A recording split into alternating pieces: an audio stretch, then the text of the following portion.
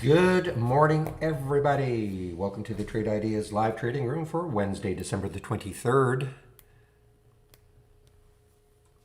My name is Barry Anderson, moderator of your trading room. Okay, William says you can hear me and you can see my screen, correct? All right. I'm going to try it one more time, guys.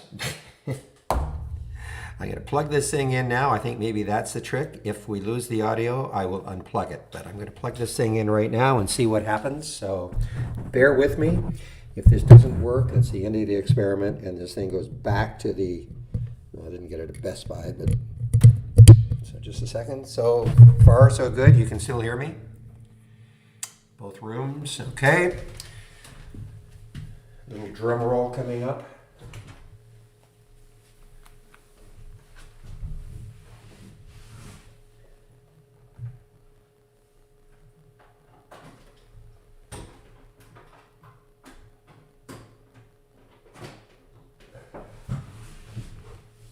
All right, how about now, guys? Can you still hear me?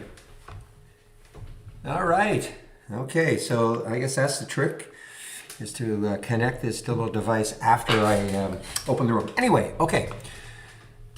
So, yes, clean energy. If you were in the room yesterday afternoon, you know that a lot of us, well, I was especially waiting for this kind of a break right there and some volume for clean energy.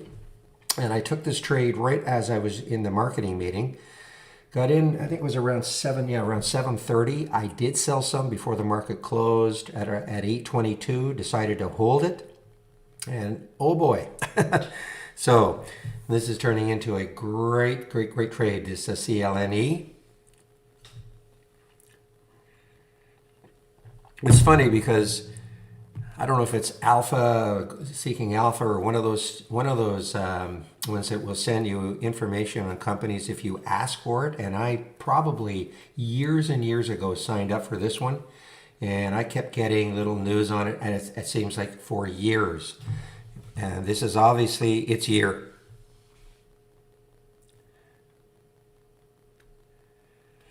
So, what else is happening? So GoEx, Go EV, sorry, Go EV.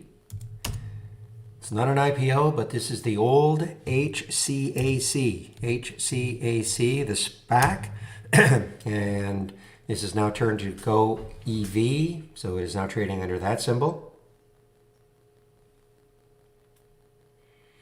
SUPN, a big pop here for SUPN, up 21%. Issues a positive ADHD readout, so there is the news for it. Big gap now for SUPN. OCGN, this had big pop after hours yesterday. Look at this big pop after hours. Continued this morning, but is starting to give it up. It is a virus play, OCGN. Not a low float either, 156 million in the float.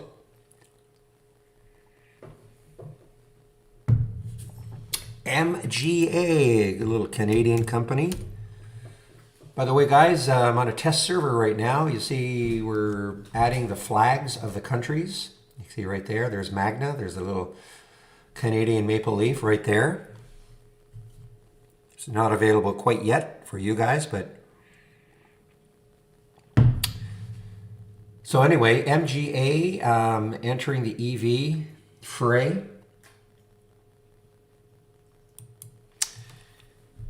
And BMO threw some cold water on the FUBO party, basically questioning their valuation. So that is the reason for, maybe there are other reasons, but that is one reason anyway, the way FUBO is a little bit weak this morning after its incredible run.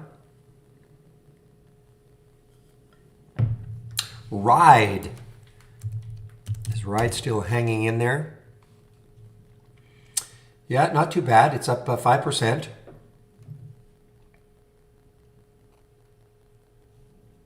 Okay, I'm hearing this one, ONTX, a very little one.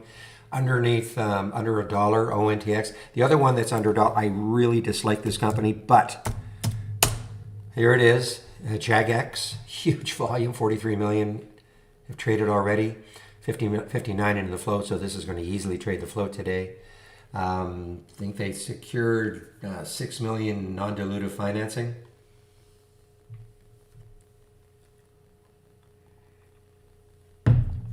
How's the stock of the week? SDC, not bad. I mean, it's still way above the entry.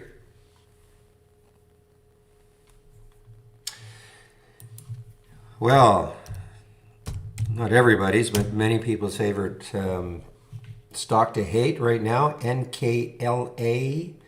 So the news, boy, when I first saw the headline, I thought, oh my gosh, it's the end of the GM partnership, but it's ending a partnership with I think a company called Republic for EV garbage trucks. So that is the reason for the downturn. But when I first saw the headline, it says ending partnership, and I thought I was going to see GM next. But it is not, but it's still really hitting NKLA. CLRB has done a financing. And it's above the financing price, so it's about 24 and change, 24 million at $1.35. So it's way above that financing price. FRSX. Don't see the news on it, but huge move for it. Look at had a great day yesterday. Look at the volume it had yesterday, 44 million. The float's 31, so it traded the float about 1.5 times. It may shatter that today. Already 8 million in the pre-market. Now, when you ask me how it looks, I mean, it looks great, but it's not a matter of just buying it now. Have to wait and see how it opens, see if it pulls back a bit, see if it bases a bit. Let's take a look, longer term time frames here. Let's start okay, so we have to go back to 54. So we have to go back to June. So about 2.5 years ago, where we see highs like this. There was the high, and it's right there, 443. So it's about 2.5 years ago, the highs.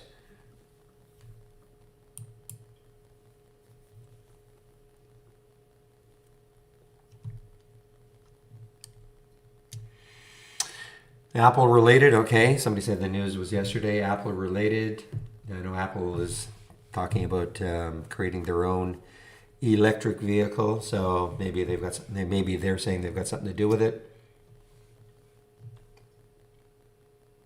Mogu, M-O-G-U, Mogu. Is it still up? Well, it's pulled back quite a bit. Well, not that much, I suppose. See if I see any news on it.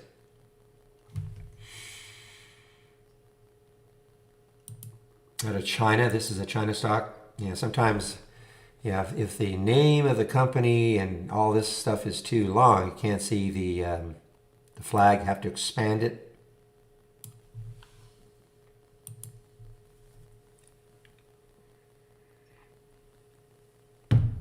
And Yalla, I'm waiting for GKK to do his Yalla. Now, this is going to be a good test, guys, other than hopefully most of you know what the Canadian flag looks like. Of course, the US flag, China, UK. Most of you probably should know what the UK flag. So this will be an interesting test. Flags around the world when we see other countries. That is the United Arab Emirates.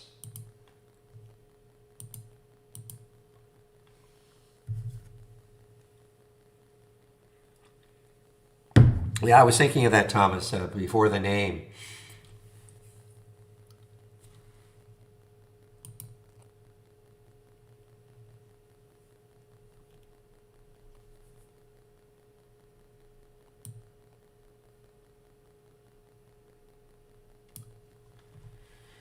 All right, what else? Lizzie, L-I-Z-I, L-I-Z-I. Let's see, is it still up? Yeah, it's fading quite a bit. 521. It's taken off a dollar.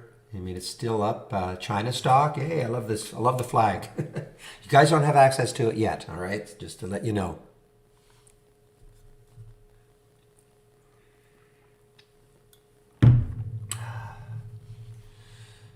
There's Grumpy with his morning zinger.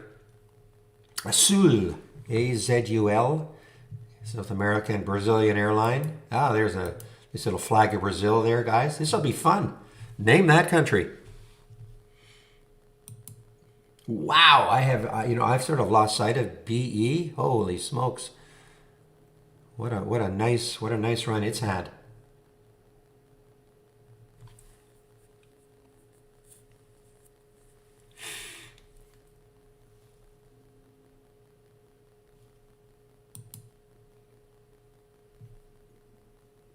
Yeah, fuel cell on the move. Yes, fuel cell is on the move.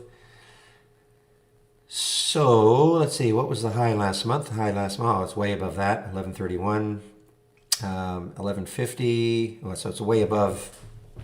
This is the high of the month and on its way. So, I mean, it has room, obviously.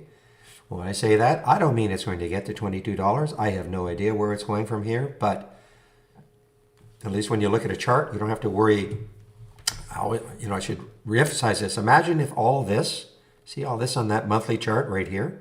What if it was sitting right above here?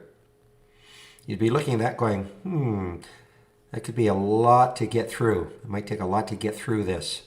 Well, you don't have to worry. You look left and look at all that blue sky, whatever you want to call it, gap, void.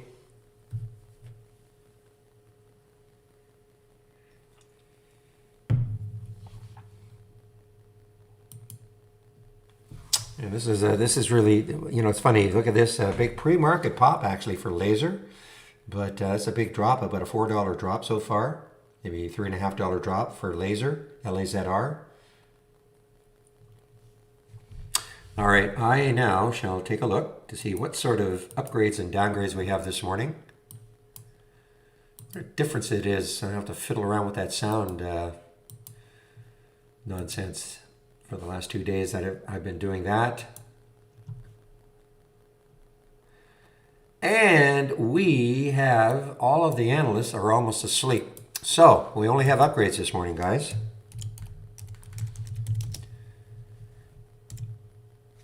ARCT, QLYS,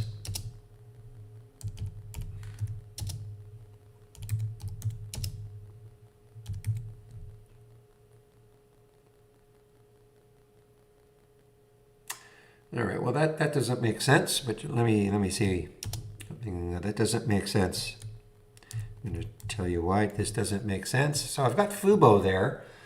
So unless I read that wrong, yeah, these are upgrades. They say upgrades, but what I read about Fubo this morning, and it does say an upgrade from BMO, but what I read was that they're questioning the valuation. Let me just see if I can, that might be a mistake. That should be in the downgrades, but it was in the upgrades. Just give me a second here.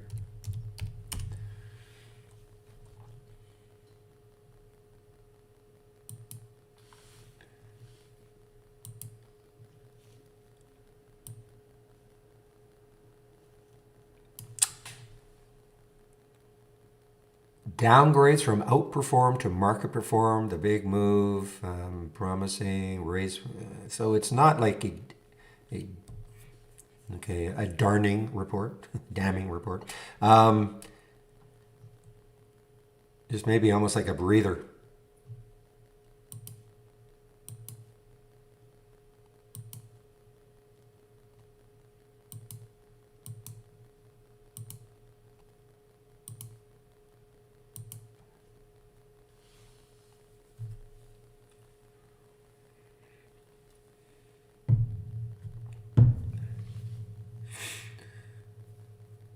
Look again. Oh, you're absolutely right. You're absolutely right. Okay, guys. So let's Just do that again.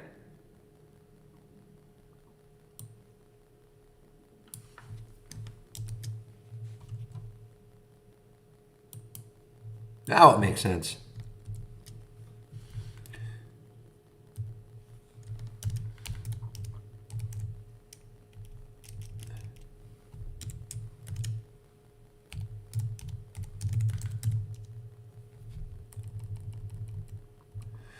All right, so those are all downgrades.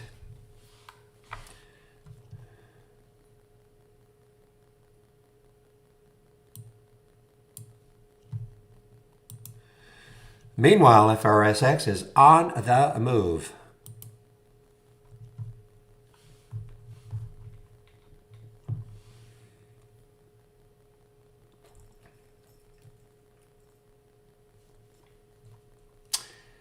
Okay, this one from yesterday, MVIS is weakening here. MVIS, what a run it had at the end of the day.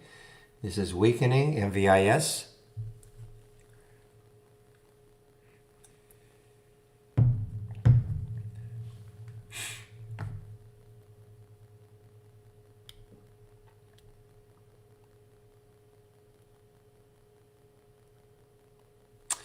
Well, FRSX is definitely looking really good so far. So again, if you look left on that monthly chart, 487, is that right? 443, so yes, and that's 445. So it's a little bit above these highs right there. So the next high looking left is about 485. So this could maybe struggle around this area and 5.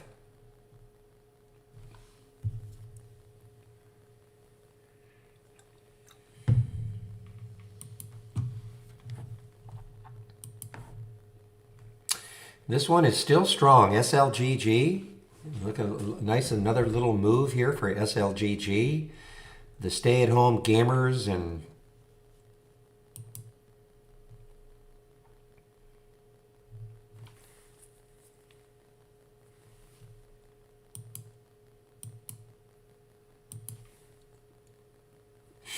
all right, so this one could still be interesting. OCGN. I mean, it's pulled back from 234. It's just underneath 2. Let's see if it gets going once the market opens. It's a big float, so this is not a low float situation, but it is up 144%. They had news after hours yesterday. If you're not familiar with our program, that is the mauve area right here, and it is a virus play of some sort.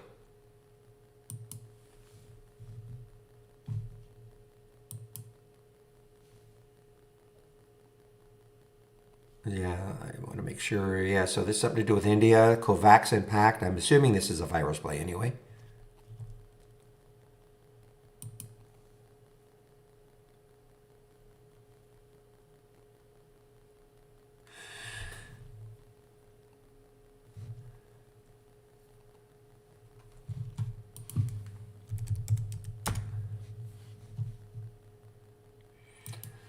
Oh boy, it's hard not to chase this one. This has just been straight up almost on the 5s.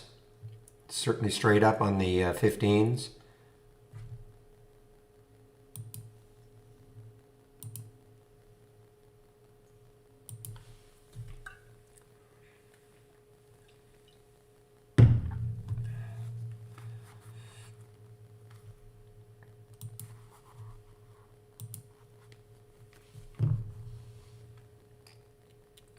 All right, IPOC is now at 14. It had a little pop in the pre-market to 14.31. I actually did get back into this one yesterday. I just wish it would settle down a little bit more. I did get back into this one yesterday at about 13.46, I think. So I just wish it would settle down a little bit, get rid of these topping tails, bottoming tails.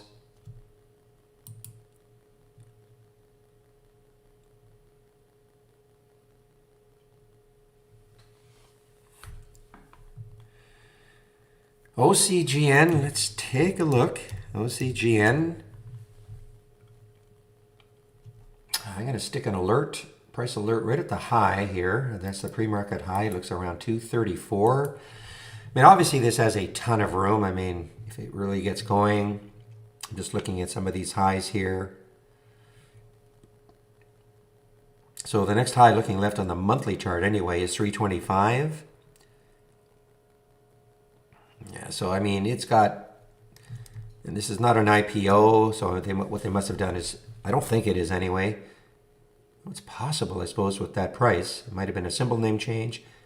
If it is an IPO, it was a horrible one.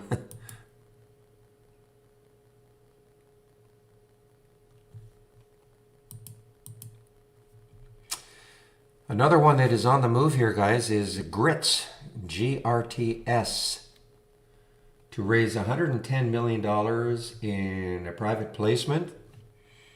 That's popping off that news. GRITS, GRTS.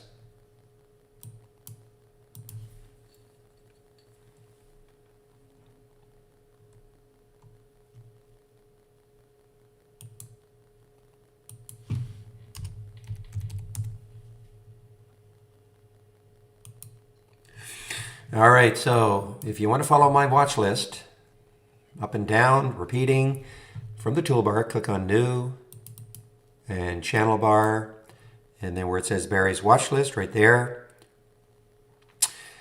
Then you'll have access to these 3 windows plus a couple of charts. You don't get everything. I mean, that's not the idea. The idea of my watch, that's why it's called the watch list, is just to focus on this. Now, remember, everything in the channel bar is a layout, so before you click on my watch list or anything else in the channel bar, do make sure that you save your layout to the cloud. You can only have one layout loaded at a time. So your layout would be replaced, which is okay as long as you have saved your layout to the cloud first. Okay, so I am now going to see if I can do something here.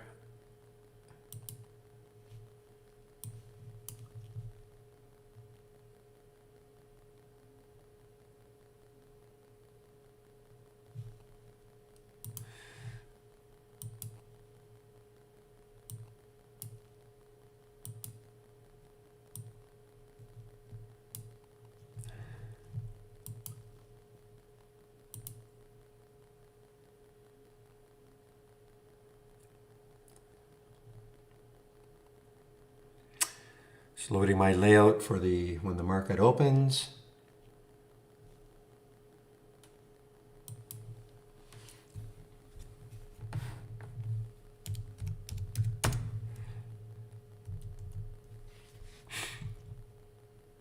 Just give me a moment here.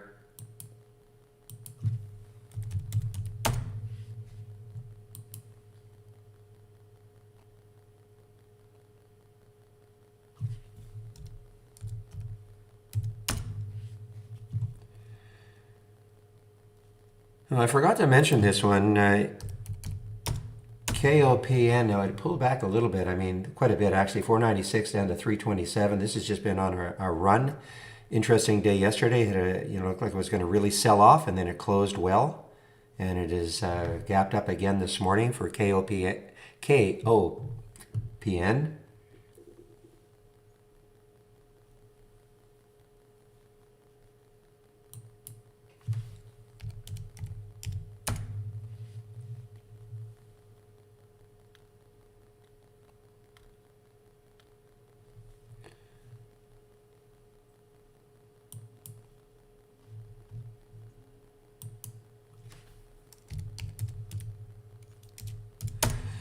Okay, so I've got things arranged on my other monitors. What is resistance for GRTS? All right, so, okay, looking at that weekly chart, expanded a bit, so it's at 377. 380, I mean, there is a high of 380 back here. That's back on in August. Another one. Oh, this is the week, yeah. So there's some resistance right around 380, 392. It really has to get through 4, in my opinion, for it to really start to run. I mean, it's already up 13%, but I think if it can somehow take out, I'm going to stick an alert just over 4 to see if it takes that out later.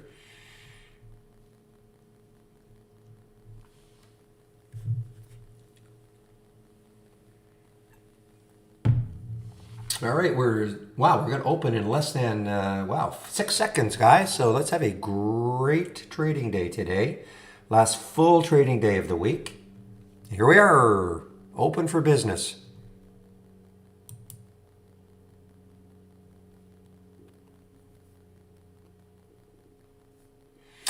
All right, give me one moment, please.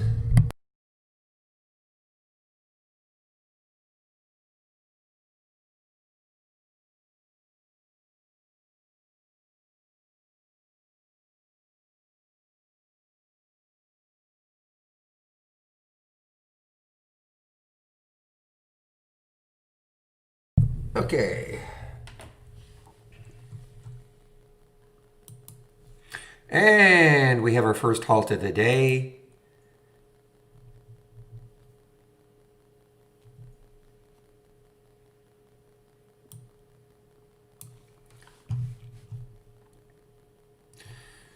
And was this a SPAC? It's not. It can't be an IPO. So is this a SPAC with a new symbol now? PHAR. Don't know. Can't see anything about it. Yeah, it is a blank. So this is a blank. Again, I can't tell now if this is the new symbol.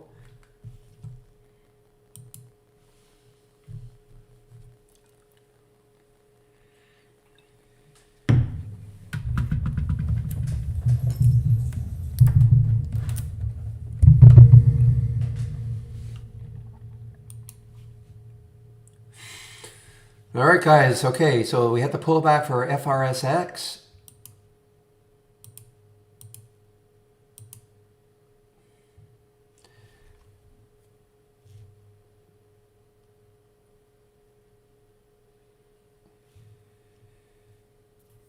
The FRSX, guys. Oh, I think so. 5. Look out. Let's see. What do we have here?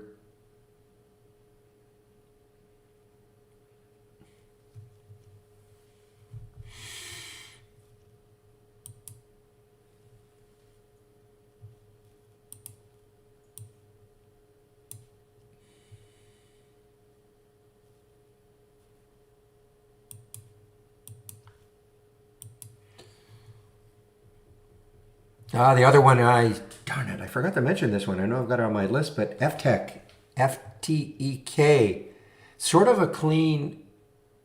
I don't know if I can compare it to clean energy, but sort of an sort of.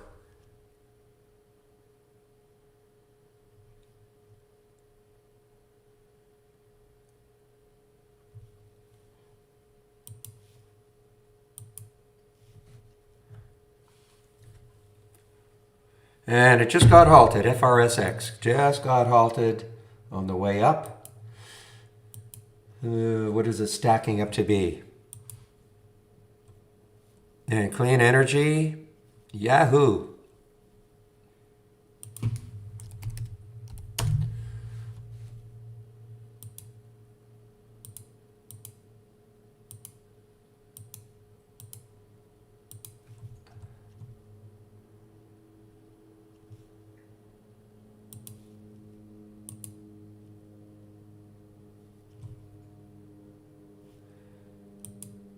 Oh man. Keep an eye on FTEK, guys. I might follow a little bit of the clean energy, CLNE.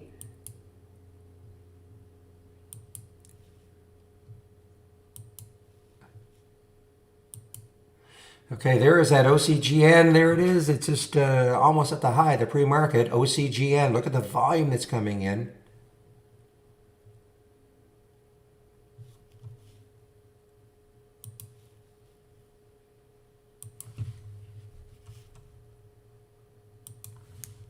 Boom, FTEK.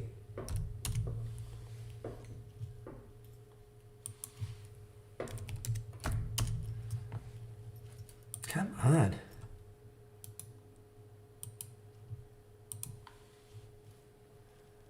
There's the OCGN. Just check out the pre-market high, guys. OCGN, pre-market high.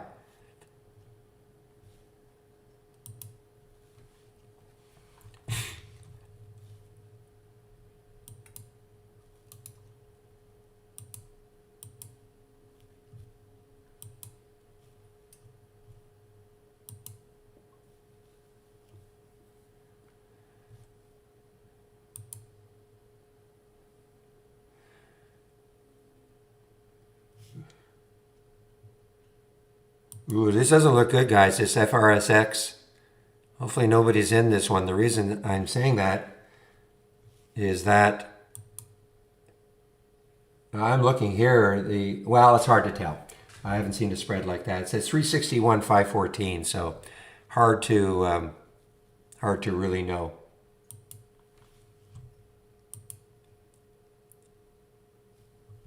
And OCGN just got halted. Yes.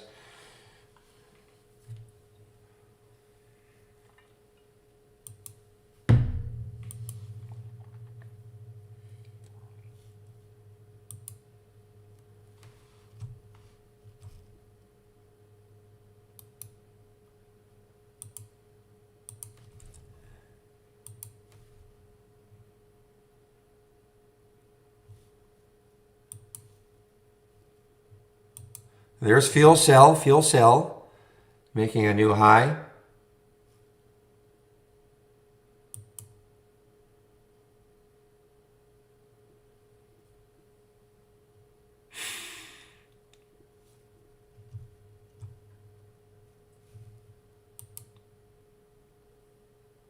Yeah, I don't know what the story is on this one is. PHAR, stay away. You can imagine this was up $50. I mean, I don't understand what's going on here. I don't even know if that's right.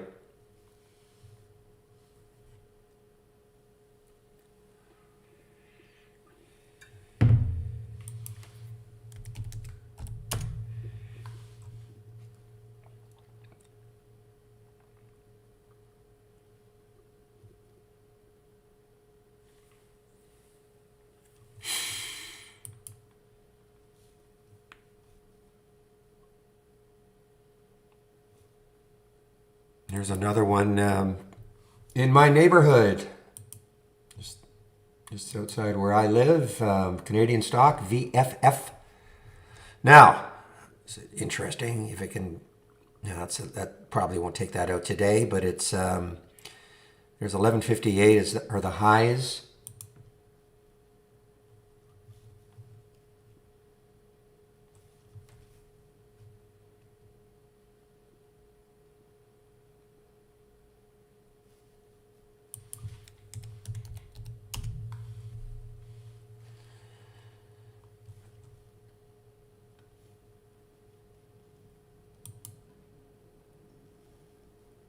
Okay, so FRSX just opened. Okay, thank goodness. If anybody was in this one before the halt, I didn't. It was not stacking up well.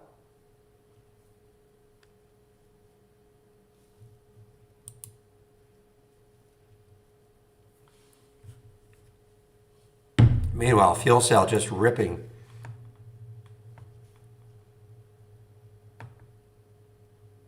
It's finally. So look at plug. Let's take a look at plug. The difference in the charts.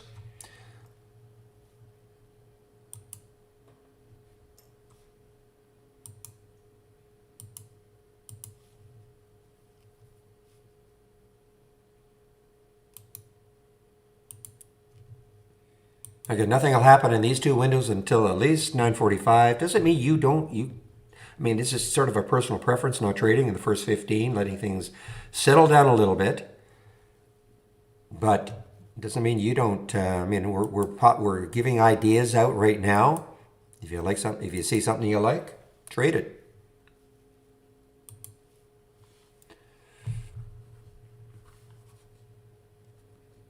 Yeah, you too, Paradox.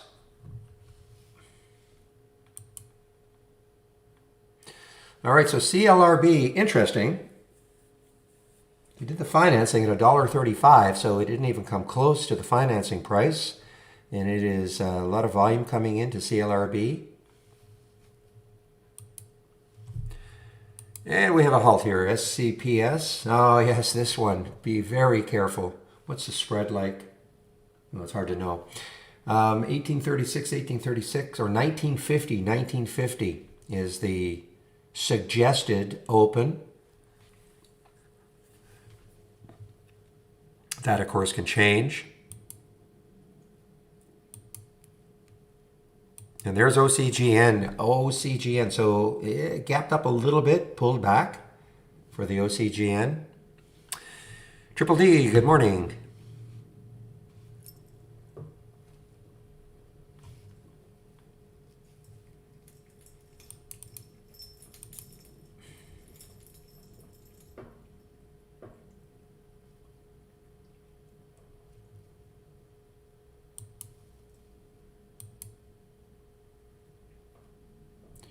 Keep an eye on the Fuel Tech guys, FTEK. I think it's trying to base here a little bit.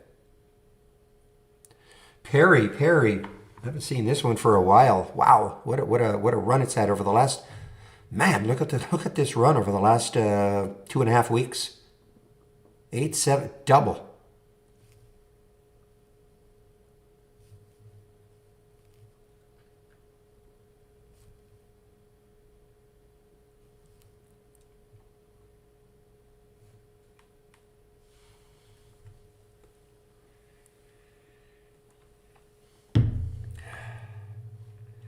Well, you have to be a subscriber to see anything. Yes, if that's what you mean. Not sure I quite understand the question.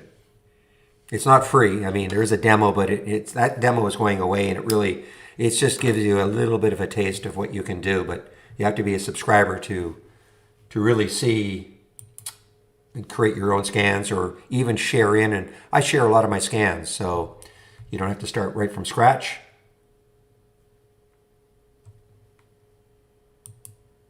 Just waiting for 9:45. We'll start getting hopefully some alerts in here.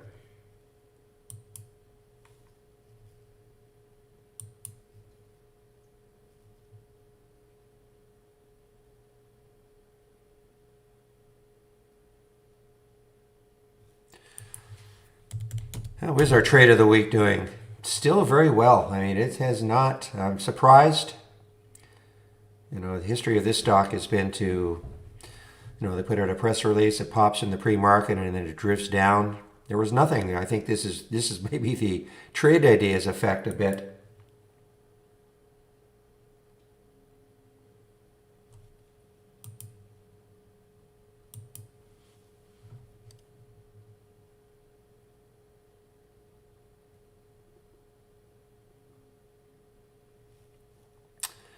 Well, Perry's still ripping higher here. Just hard. You can't chase it.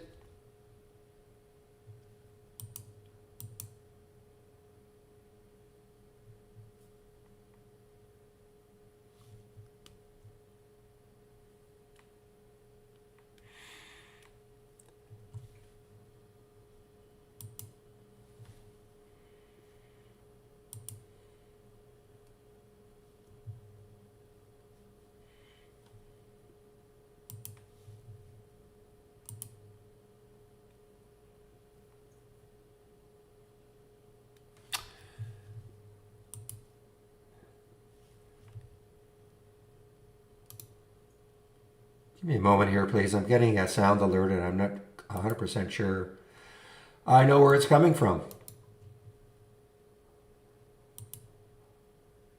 Oh, I know where now. Okay.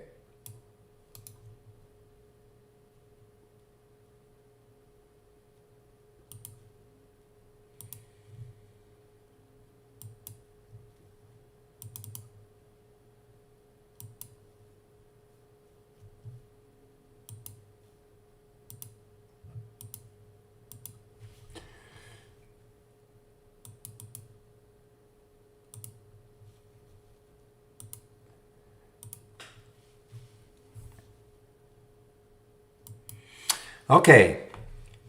Now there was one I was looking at yesterday, trying to construct something.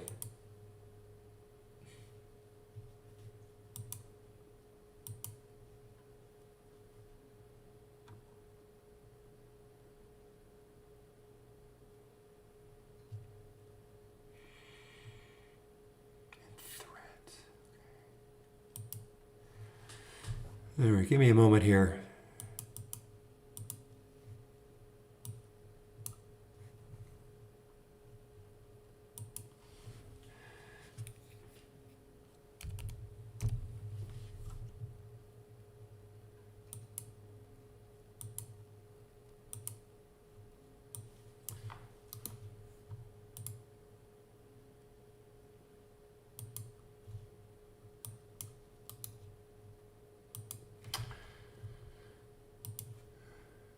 Just give me one moment here. I'm just trying to retool a scan.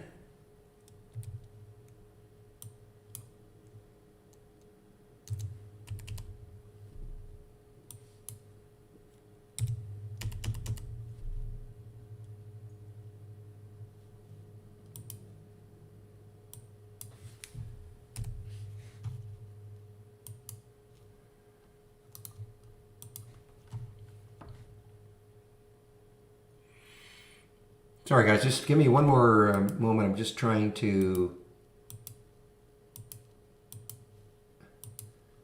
might be something I'll share later on. We'll see what sort of alerts I get from it.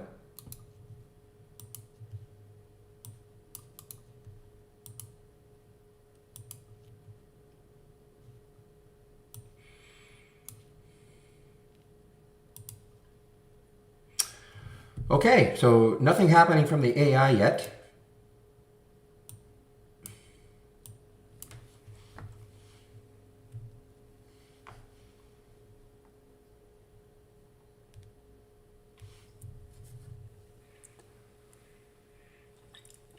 Yeah, take care, Paradox.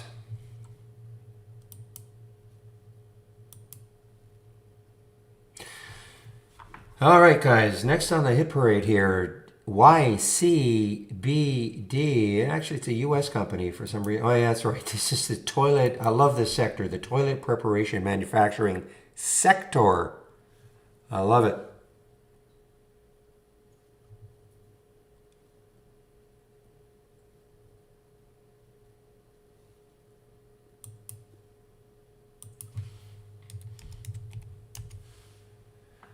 Yeah, I'm still in it. I like it. I mean, I'm in at 3, so it's not. Are you talking about the XNet? It just is. I'll make a decision later. I mean, I don't want to see my 270 odd gets me out.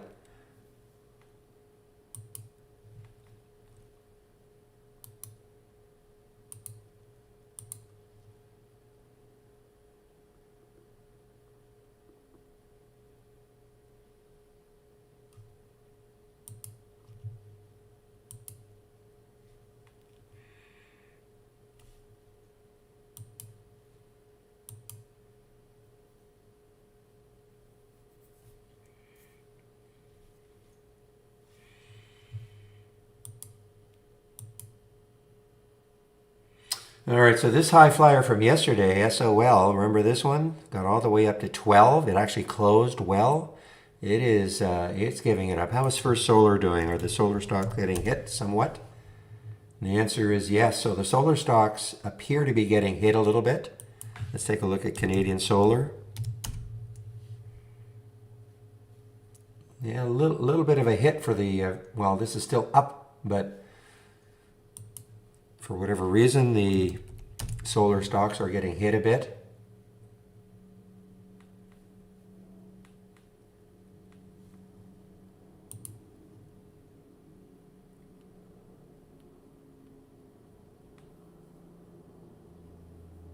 Did they do an offering? Okay, thank you. At 950? Yeah, you're right. So that's pretty good, actually. I mean, it didn't raise very much money. A little over, a little less, about $20 million, a little less.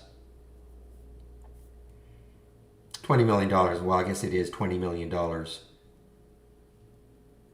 But at 950, so it is above the financing price, so that's pretty good.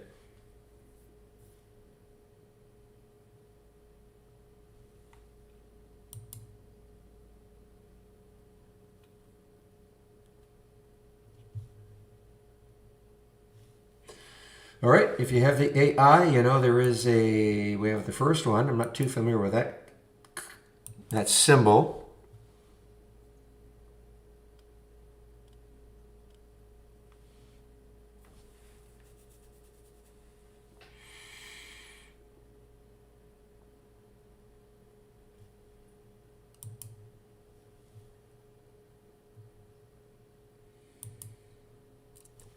All right, so it is 9:45. Nothing happening on my watch list yet.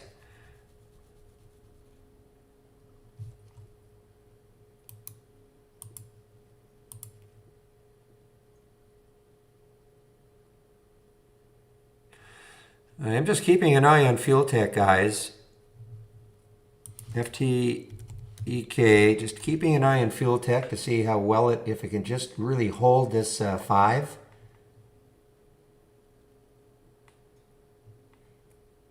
How did JAGX do? We'll do Paradox, sorry. We'll do. Yeah. This is what I think about you. Not you, Paradox. Yeah, it is. You know, you're right. I thought it was the 20th for some reason.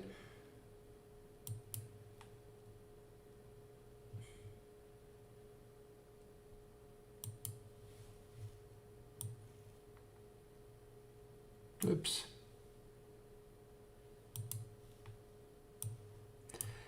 That's what I think of you.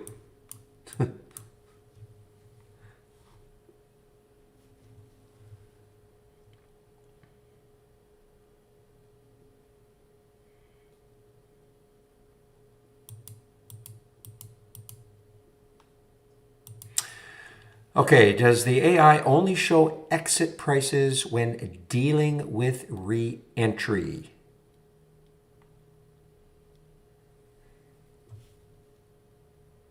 So I'm not sure how to answer that. There's no target, if that's what you mean. There is a stop. There is a stop. There's no target.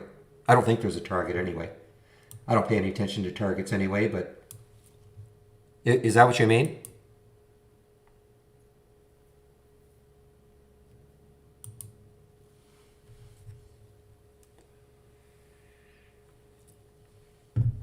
Yeah, but he's talking about their re-entry, okay?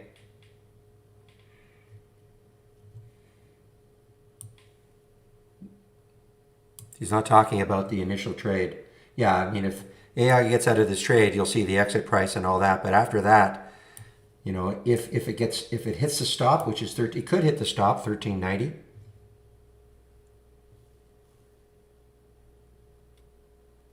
Yeah, I would not pay any attention to a target. I'll be completely honest with you.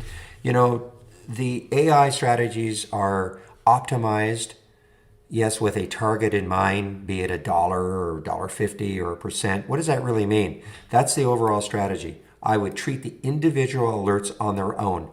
I mean, why in the world, if a trade was working, why would you get out because, whoa, the AI says the target is $1 and I'm at $1. Why would I get out?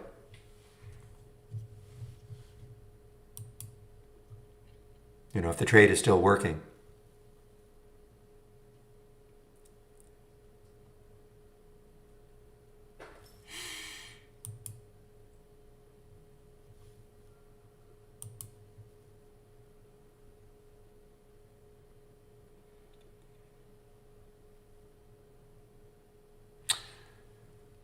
Well, I'm kind of hoping that it would hold 5. For me, a good entry would be up in this, you know, maybe up in this area here if it could regain it.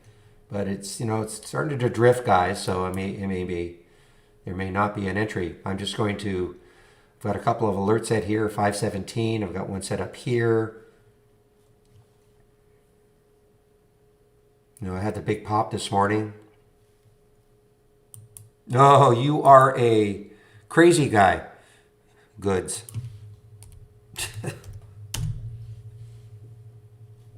What's the spread like? It's actually not disgusting. 20 cents right now.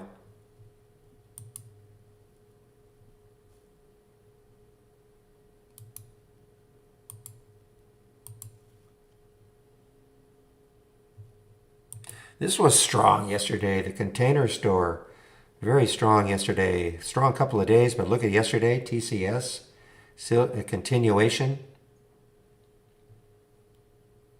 Interesting. Nothing on my watch list yet. Make sure I still have my symbols. Yeah.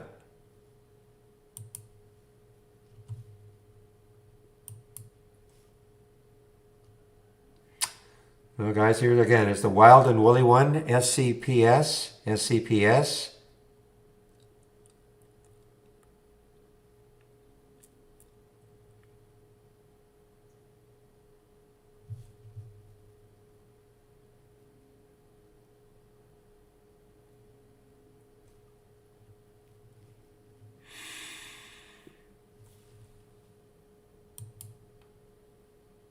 All right, well, there's IPOC doing its thing, bottoming tails. I say I'm in this one from yesterday. I'm not loving it, 1345. I just wish it would settle down a little bit.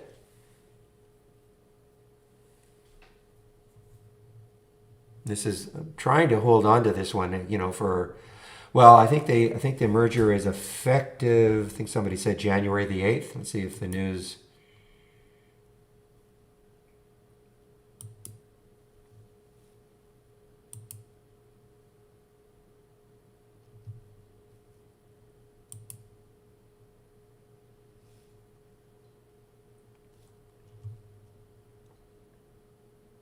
All right, so FTech is just a little bit over 5 now. January 6th, okay.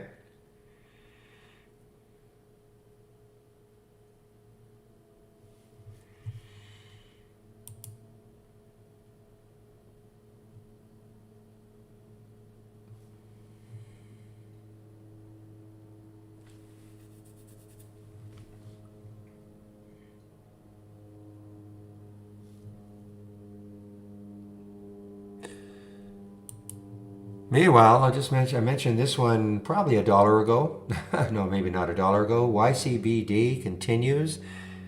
It okay, so this is a cannabis play.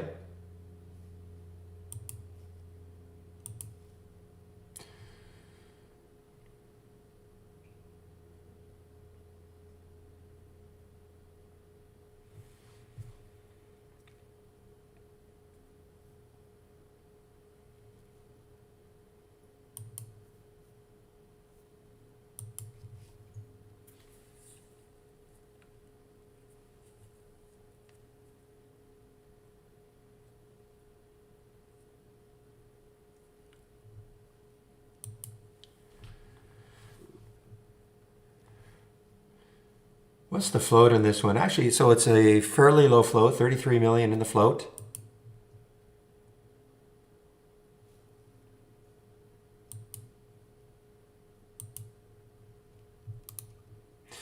By the way, guys, I think I upped a few things here. Thought I did more.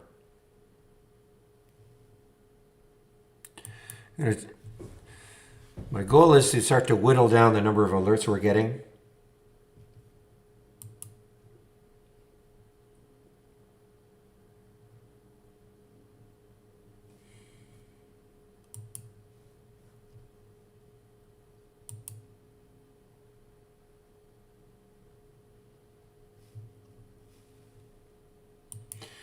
All right, guys, another SPAC on the move, GIX. Who are they looking to? I don't see who they're looking to merge with.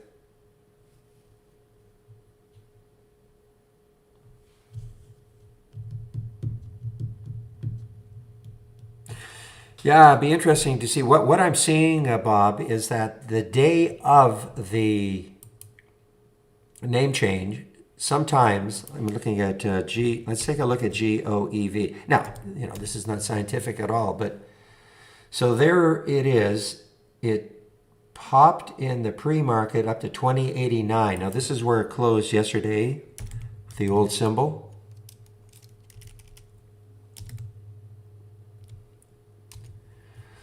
So it closed at 1949 approximately, okay? So what did I say? So 1949 GOEV. So, it's just below. It popped a little bit in the pre-market. That's why I would probably get rid of it, my IPOC, before that merger actually takes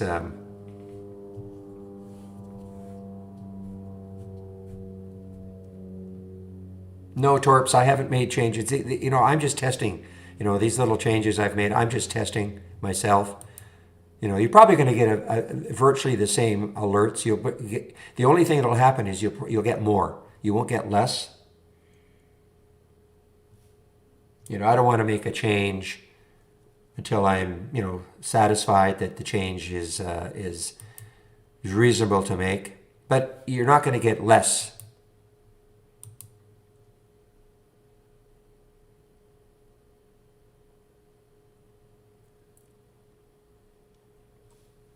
All right, one moment, please.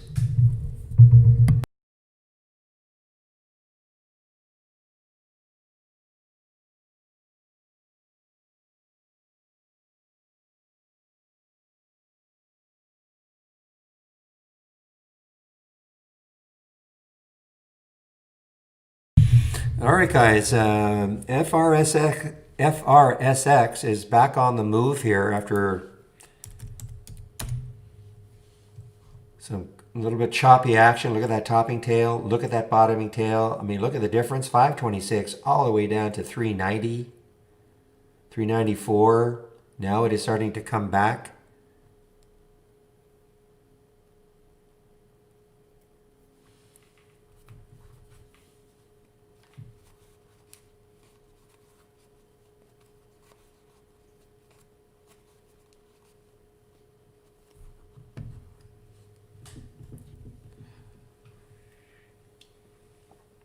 Pauline, I see your question about struggling with trade ideas using a Mac. Yeah, I don't know how to answer that. I don't, of course, I don't use a Mac. Anybody in the room using a Mac struggling on the sign in every morning or this morning?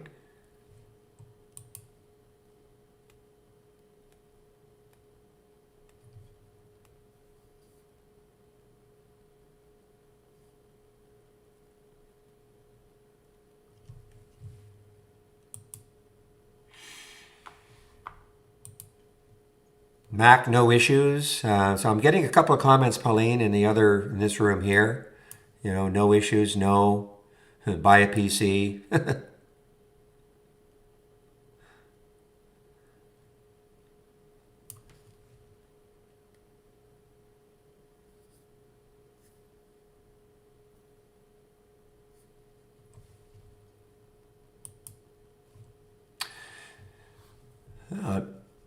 Pretty interesting. I'm not getting any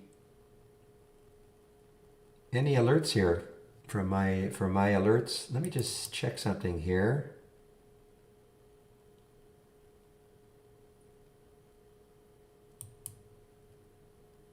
Okay, well, for instance, you know, OCGN, you know, it would trigger, but it would have to take out the high, and you know, that may not happen.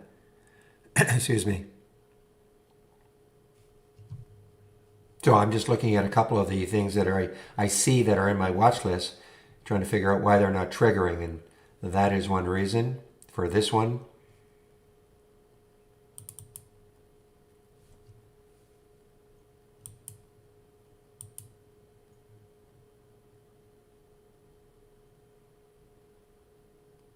Boy, this IPOC, it's just, yeah,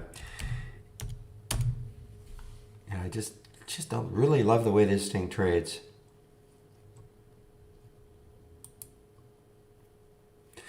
Meanwhile, the Container Store, TCS, continues its little march here.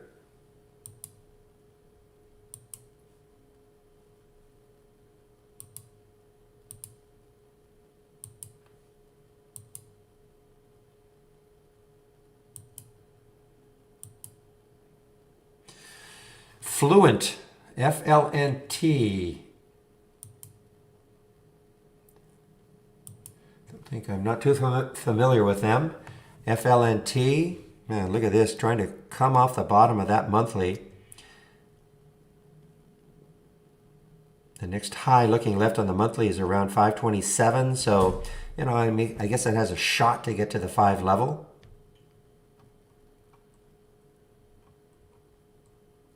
But it has come from, now I don't really, let me check that date. Yeah, okay, so should have an adjustment here because this is 2000 and, yeah, this obviously changed symbol names or something like that. This is 2010 up here, so this is not like a catastrophic drop. I'm gonna ask maybe get that chart fixed.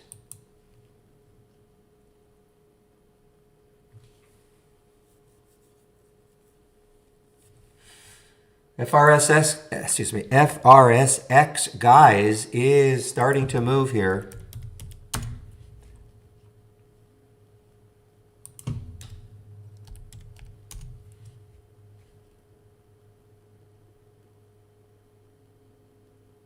All right, so Fuel Tech now over 5, guys. Keep an eye on it. FTEK.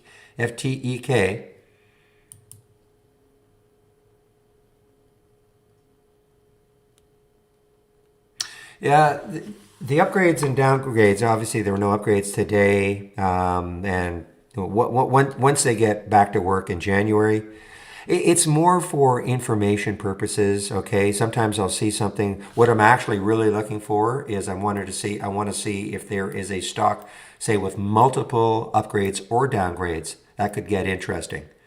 Okay, so the same stock being upgraded or downgraded by various firms. Okay, so or it could be something that we've been following, and all of a sudden you see an upgrade or a downgrade for it, and can get interesting. I also pay a little bit of attention to whatever Goldman is doing, Goldman Sachs. But other than that, it's not like I'm following it religiously the following days. I've been doing it for years now. Some people, I don't know if it's even worthwhile doing anymore. Some people like it, some people don't care. I just do it.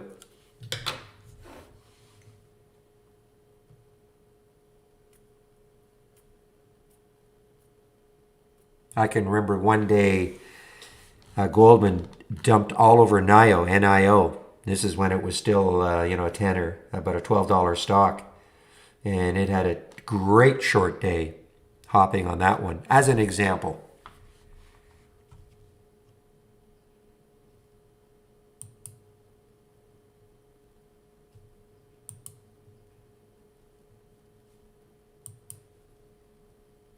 Yeah, that was a great day for shorting NIO. How long ago was that? That had to be, it would have been way back here in the summer sometime.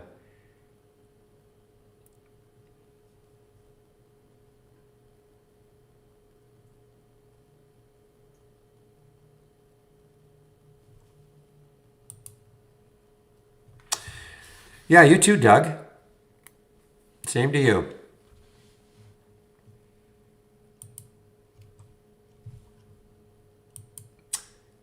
Fly leasing, Fly on the move here. Again, got some stuff to churn through on the monthly chart.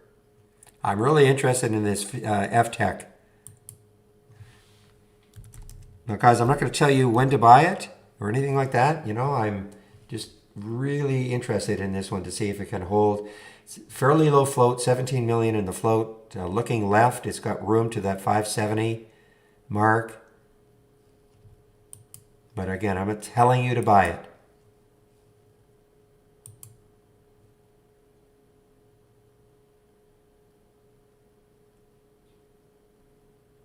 Well, you don't see any of the scans, so okay, Sam, you might have to do a reboot or a refresh if you can. If you can go find that the gear icon, and right beside it is the refresh. You might have to just do a refresh. Did that just happen, or has it been since you logged into the room?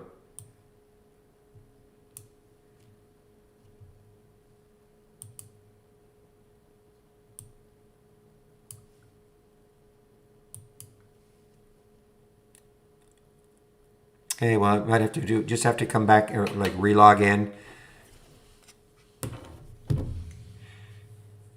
I haven't done anything differently today, so.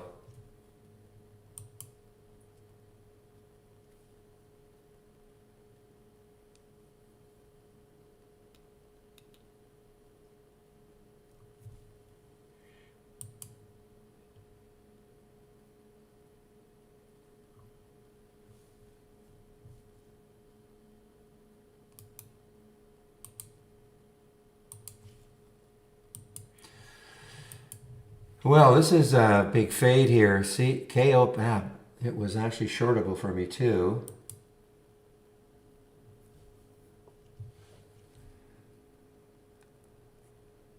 Okay, so just a word about the AI alert for Tello. I mean, it's not doing too badly, but I'd be a little bit worried about this 200-day moving average at 839. Okay, so if you did take the Tallow, T-A-L-O, it's working okay, but just be very aware of that 200-day moving average. That could stop it. If it can somehow break through that, then it's got some room.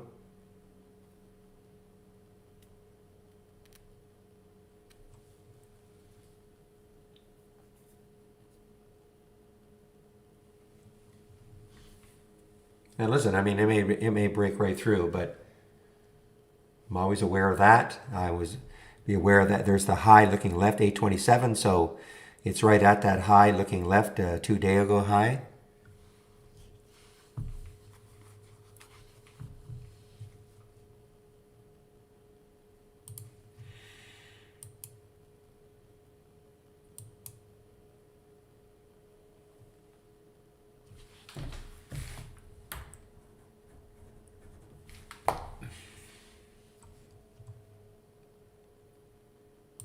It's funny, I've had Mizo almost accidentally thumbnailed for a long, long, long, long time.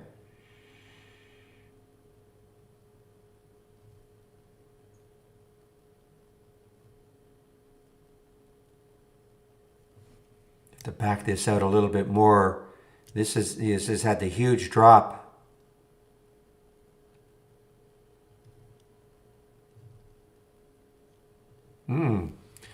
Actually, I didn't realize this. I had been waiting for a 12 break forever. I had no idea that it actually broke out, but look at this now. I don't. It got hammered again 3 days ago, 4 days ago.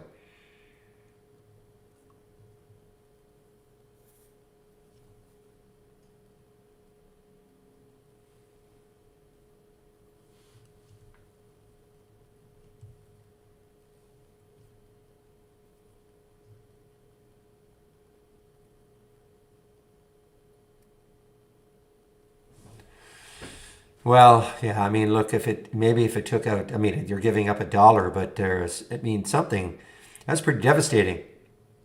I mean, I'm sure I had this one sort of on my radar from here all the way to here, waiting for that solid 12 break. Somehow I missed it.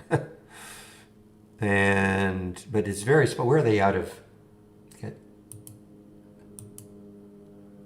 Okay, that's right. That's Australian. There's your Australian flag. Okay.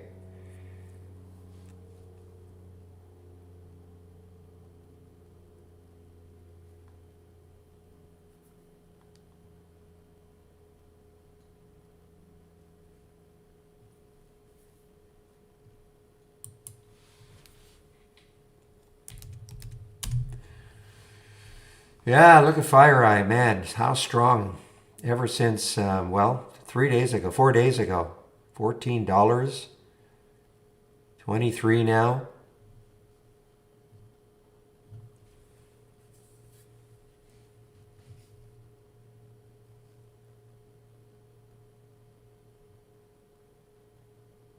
Here's one that is moving. VIRI. I don't know what sort of volume there is. Yeah, pretty good volume. VIRI. Over, what did it hit? The high today was 1033. So it's on the move. Some volume coming in. I guess this was an IPO back here. Not a great one, but it's trying to come back a bit. VIRI.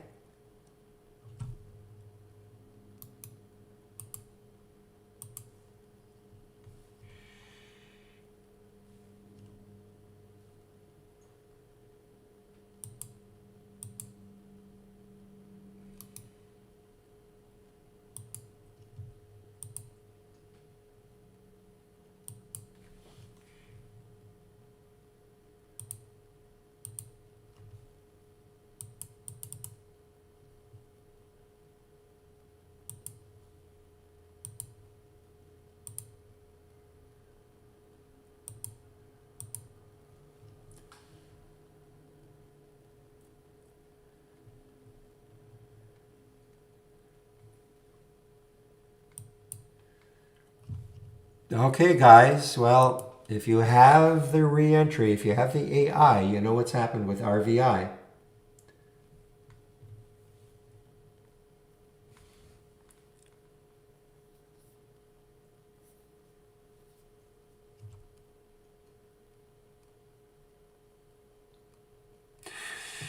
Yeah, I think if FTech can somehow take out 520, it could get it going.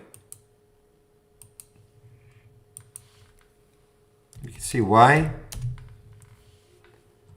You know, this area, we had two highs right there in the 15-minute chart, right around 519-ish. I think if it somehow, with some volume, take that out, it could get it running. But, you know, I just have to, that's why I have a price alert set up here. If it happens, it happens. If it doesn't, just move on.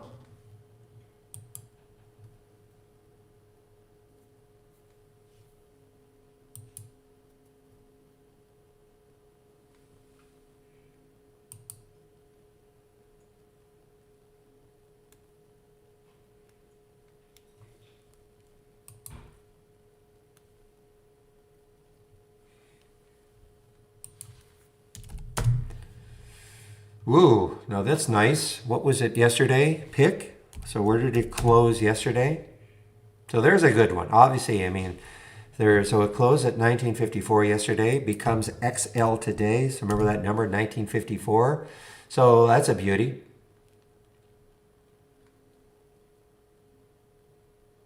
And it is halted.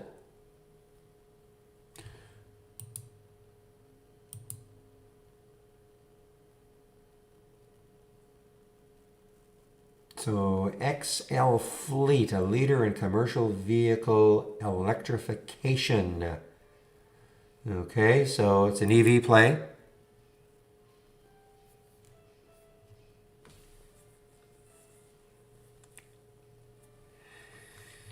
Take a look at Joe, okay, from the YouTube, traded his YouTube feed. Take a look at Joe.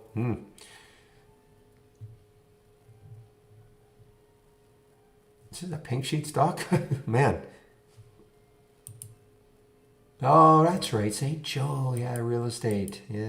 I haven't seen them for a long time. You know, look at this. I mean, they did nothing for like almost like 2-3 years, just doing really nothing. Last 3 months, though, wow, that's a big run. Now, Tango Hotel. Why didn't you tell me about it right here?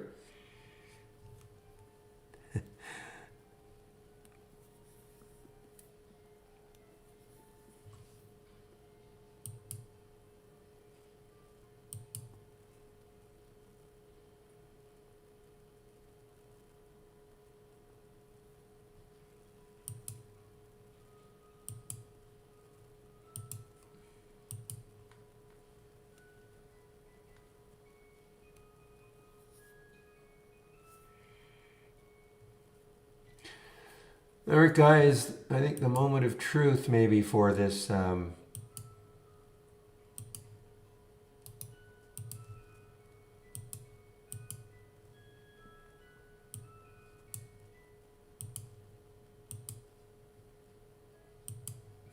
Just a minute, please.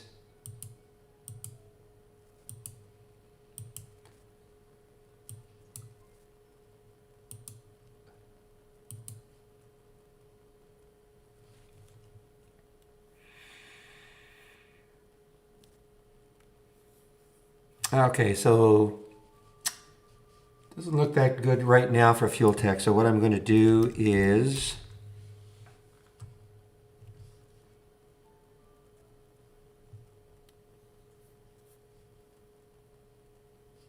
just keep my alert set up here. Maybe later on in the day it'll take that out.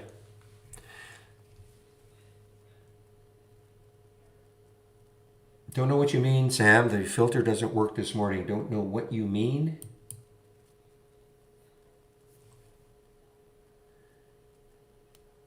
Oh, the noise filter.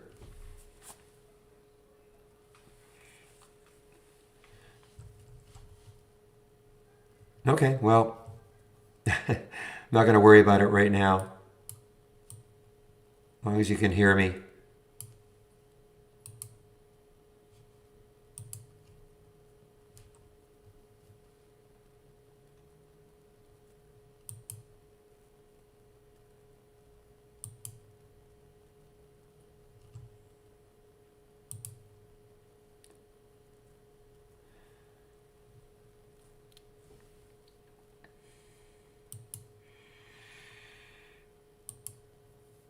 Okay, so TCS, so a little bit of a base now for TCS.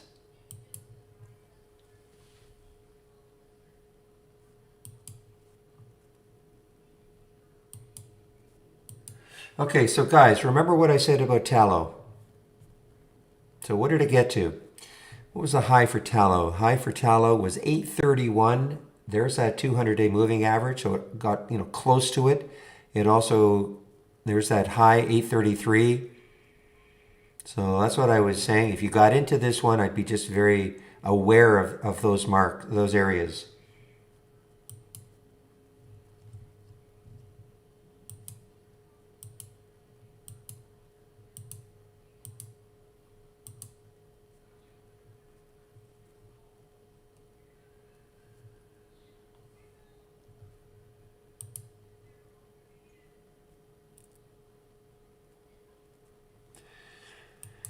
Okay, so XL halted, and now now it resumed. What a launch here! Oh man!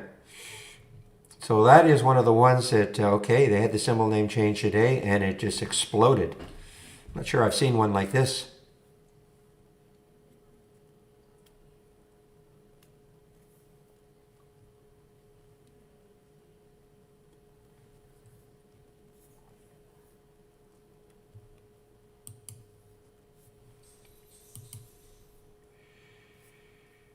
Okay, another SPAC.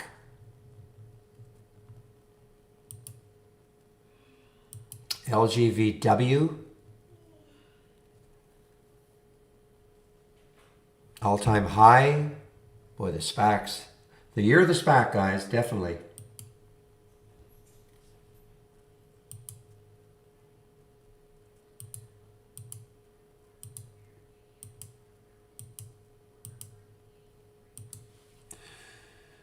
All right, IPOC.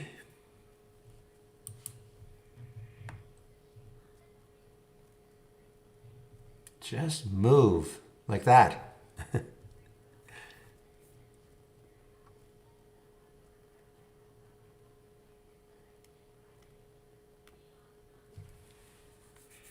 Yeah, well, Jose, maybe somebody can help on that. I have no idea. Yeah, I have no idea. So they actually want 20 in the UK. Interesting. Canada, it's not like that.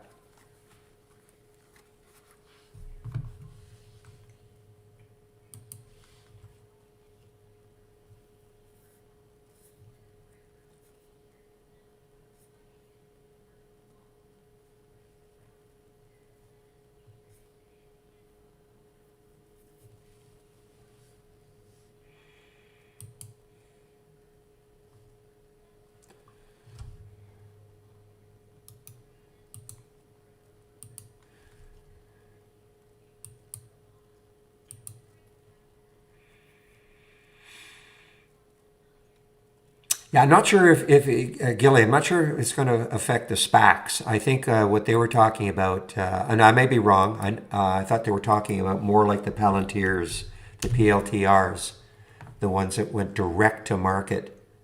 Not so much the SPACs. The SPACs, I mean, I don't think, there's no regulation right now on that. But I think they're talking more about these ones. Oh, okay, more competition, yes.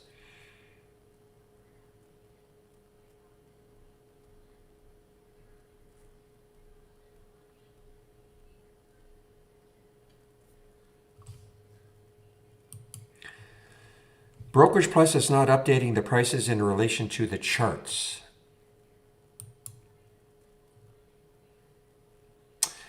You know what? I'm going to have to do something here. You see, I'm on what's called I'm on what's called a test server. I might have to get off this test server. It's showing the flags, but it seems to be disrupting my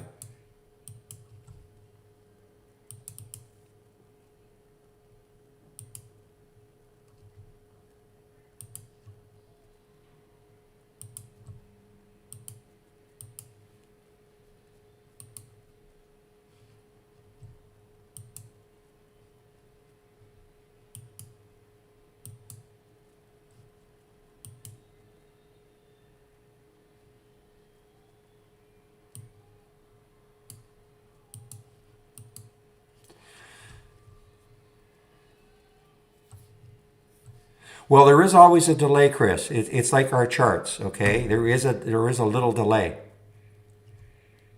Go IPOC. I'm going to shamelessly cheerlead this.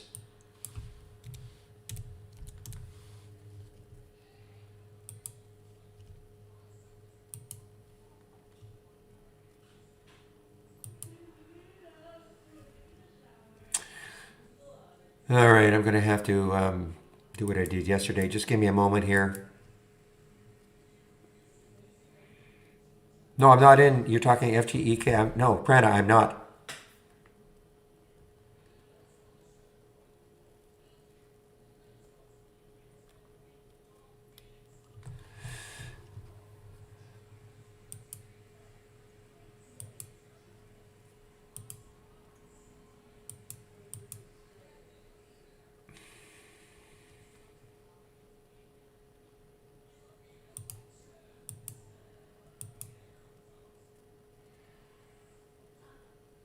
There we go. Okay.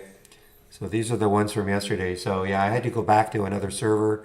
Hopefully this is, yeah, now the symbols are.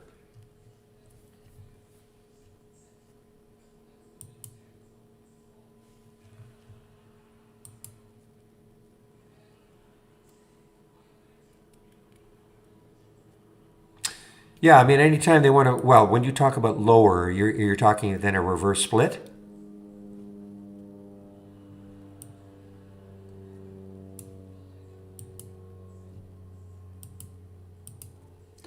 Okay, let me just check. MGA. Yeah, see, I'm on it. I had to be on this test server for these flags to work. It's going to show U.S. stocks without my being on that test server. But being on the test server did not allow me to do what I want to do in Brokerage Plus. 1028 already. I'm going to put 15. Get to 15.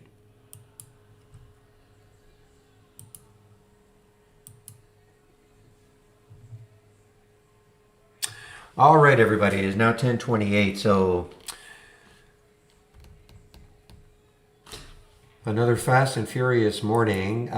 If you are new to this room, welcome to the room. This is the format, Monday to Friday between 9 a.m. and 3 p.m. Eastern Time. I share my screen live on the mic. Tomorrow is only a half day. The market will close at 1 o'clock Eastern Time. And of course, markets close Friday for Christmas Day. So,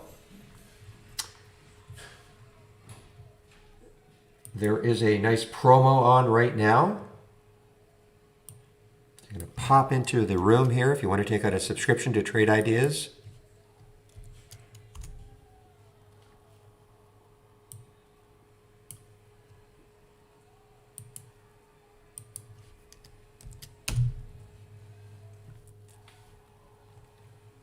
I'm going to pop in my home page. So if you click on my home, so there is the promo code to use. Happy Holly 25%.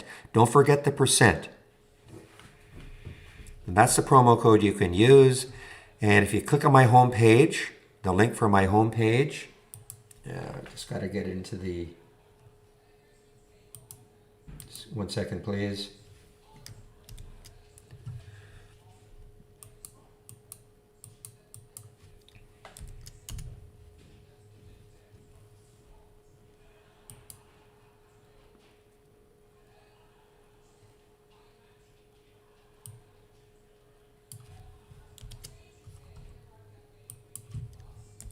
Okay, so there it is in the YouTube feed.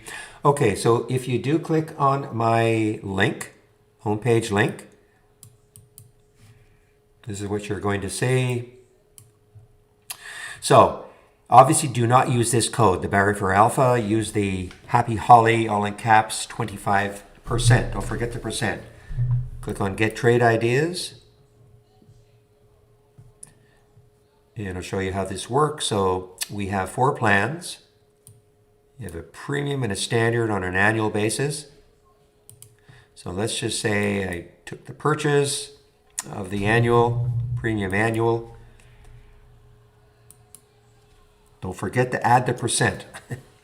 So just type that right in there. We're in the coupon box, and there you go. So there's the discount. So $22.68 a year down to $1,700 for the entire year for our premium service. Now, you do not have to start off with an annual plan. If you want to go monthly forever, that's up to you. The promo, the 25% off, is only good for the first month, okay? Only good for the first month. But this is a great way to start. If you're unsure about our program, you can always try us out. Take the standard monthly.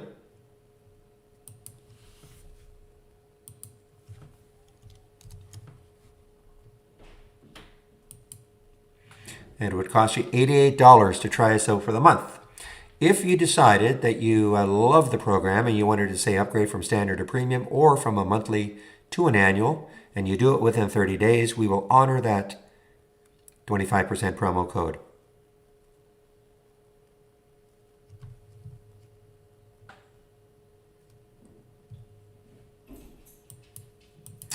So, more information from my homepage.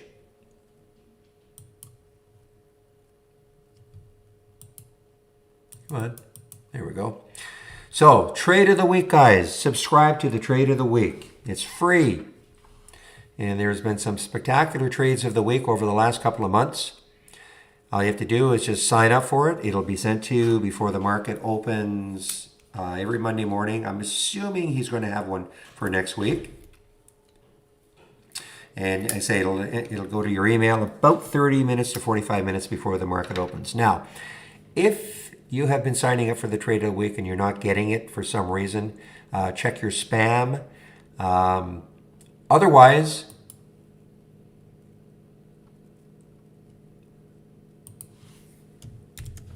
I do have a Twitter account, and I do not do anything other than I post my pre-market stuff. I post my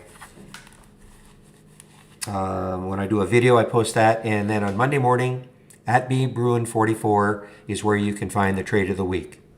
Okay, just in case you can, obviously you could come into the room Monday morning, and that's where we'll be talking about the Trade of the Week. I do a recap, what's happened in the room, right here. All the scans that I'm sharing, right there. All the scans that I'm sharing. Education, very important link. Very important link. So the 20 lessons in 20 days.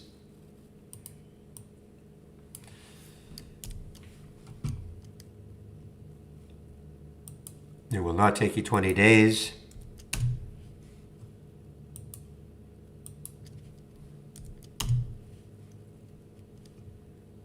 When is it ending? Probably by the end of the year. Right? Okay, probably by the end of the year. So the 20 lessons in 20 days, take the lessons, all right? So if you're brand new to Trade Ideas, please, this is a great way to start. Goes over all the basic features of Trade Ideas, what is a top list, building one, alert windows, etc. If you don't have our program, you can also take a look at it so you can see what some of the basic features are. More training here. Daily support sessions. So we have a YouTube feed that I also monitor. It's concurrent to this room here. They can hear me. They can see my screen. This room here is a lot more active, more traders, easier for me to hand out links, etc. But the YouTube feed is fine. And I take a break at noon. And what happens is that one of the other traders, I think today it must be Andy. I think Andy will be in the YouTube feed today, starting at noon. And he'll take over from 12 to 1 to moderate it. You can ask him questions. Here, of course, is the free trading room. The daily webinars will resume in January. They're on hiatus right now. Monday to Thursday at 5 o'clock Eastern Time. More educational videos here and some ebooks that we created. So lots of good information on my homepage. So there's the link, Barry's homepage. All that information is there.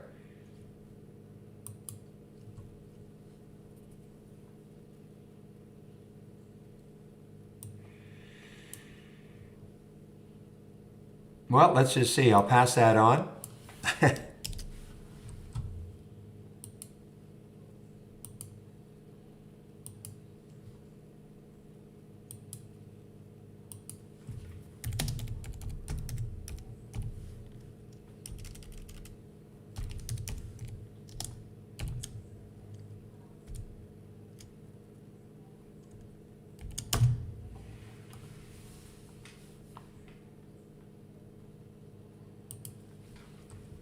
I'll pass that on, see what they do.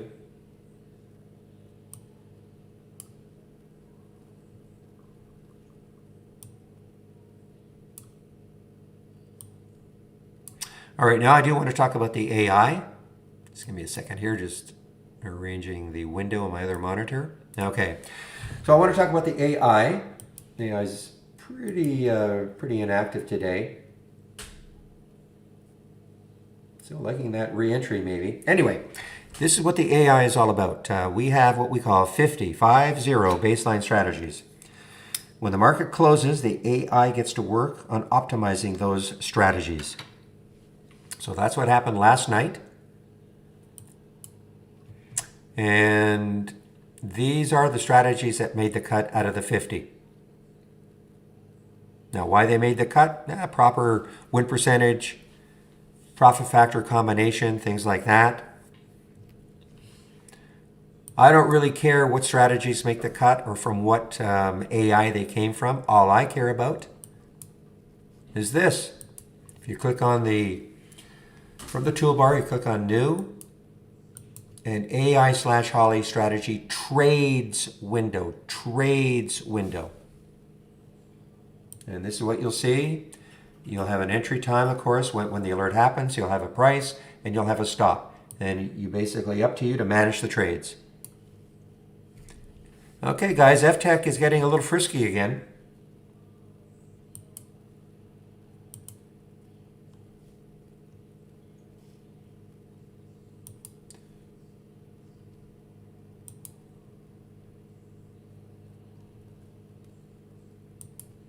Oh, what was your question? I didn't see your question. Do I answer online messages? I didn't see your question. Maybe just repeat it. Well, look at EVGN. I'm going to get to... You sent it through the chat? Where, though? I don't know where it is. What chat are you talking about? This is all I see, so I don't see your question. In the stocks only?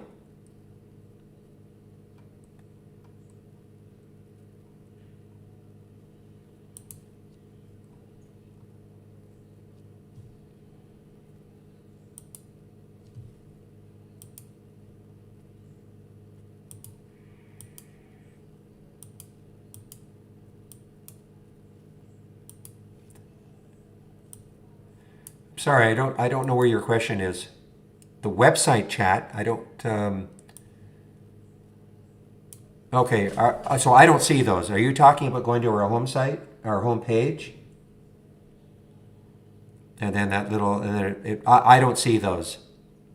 Okay, no, I don't see those. That goes to... we have account people there. We have tech people there. We have some traders there. I don't see those.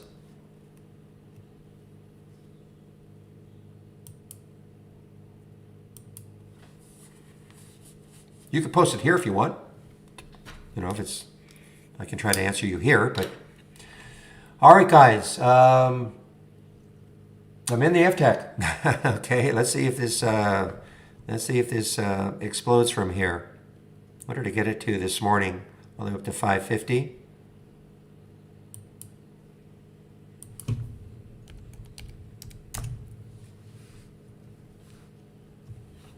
So I'm in at 518 for the FTech.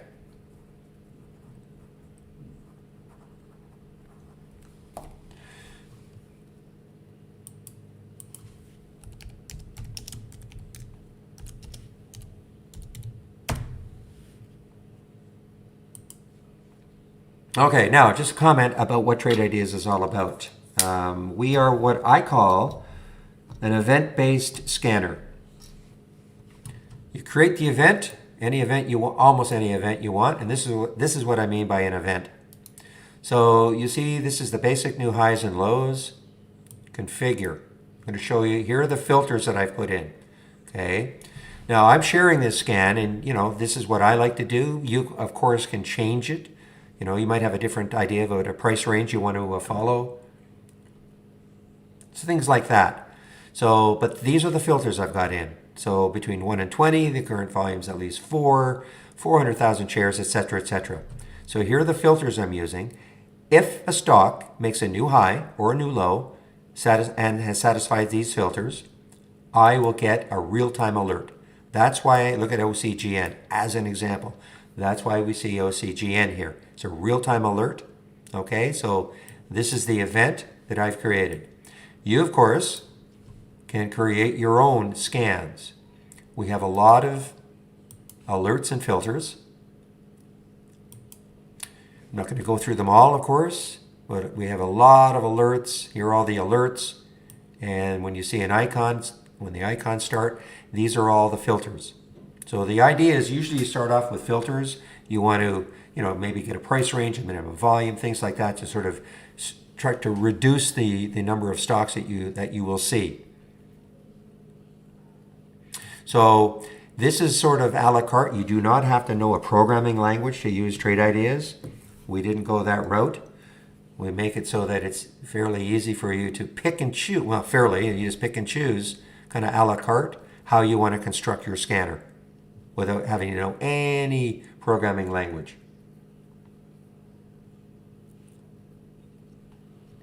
So that is what Trade Ideas is all about. Now, we also have a linking tool. If you go to Tool and External Linking, so we link with many brokerage platforms. Linking means this. If I've established my link to whatever brokerage platform you're using, instead of my having to type in OCGN as an example, I've clicked on it, it automatically loads into my brokerage platform. All right, so I don't have to. So if you're clicking on a lot of symbols all day long, look at this one, 990. What did I get up to? Wow, 1052. Pretty awesome alert, I guess.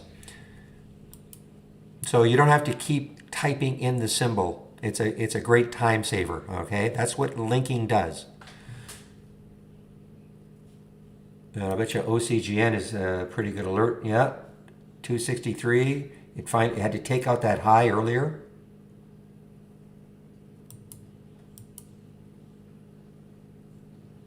I'm watching FTech. I want to see it go down below 5.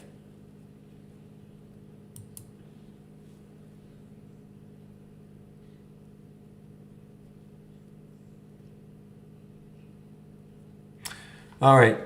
If you happen to have an Interactive Brokers account, I'm just going to pop this in here.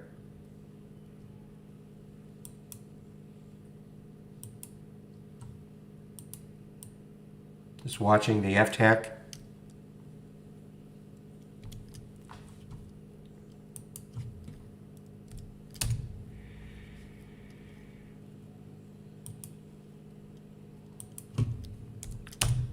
Well, as far as standard deviation is concerned, I mean, it can be bullish or bearish. I mean, if something is way outside, we always talk about mean reversion. So if something is way outside, like on top, the top end of a standard deviation, whatever you're using, then the theory is that, it could revert to the mean. Conversely, if it's way below, it has a chance to pop back up to the mean. That's kind of the overall theory of it.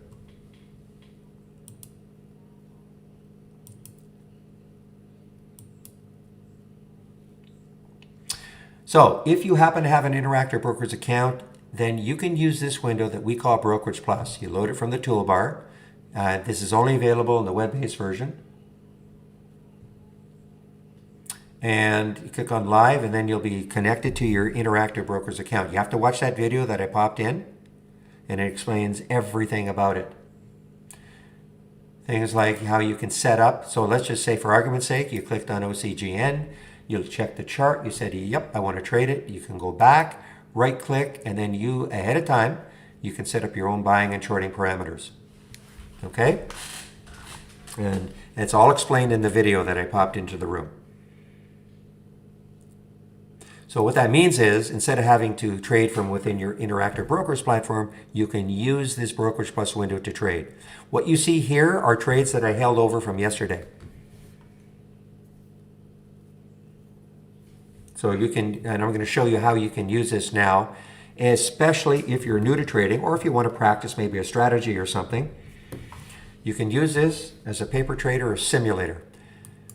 If you're new to trading, please, please do not commit money to the market until you've practiced trading.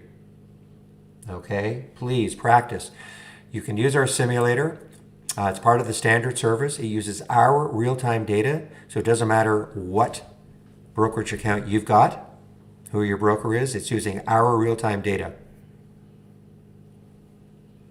And it's really simple to do. So what you see here, these are some simulated trades that I took yesterday. And if you don't close out a trade, then it'll carry forward. So this is how you can practice swing trading also. Okay, you can see, and you can, you know, here's your profit and loss. Everything is all clearly laid out for you. Here's how you can do a trade. You just click on the alert. You see the symbol will show up. You pick how many shares you want to trade. You pick the price you want to get in at. You can either, if you're going to go long, you buy it. If you're selling it, you short it. No, Pauline, no, not yet. I mean, we're looking to add, the question was, can you add, can you use it with any other broker? Hopefully in the new year, I don't know. Thinkorswim, TD Ameritrade, maybe E-Trade. Hopefully in the new year, it's still being tested. I have to make sure it's completely bug-free. So, cannot tell you.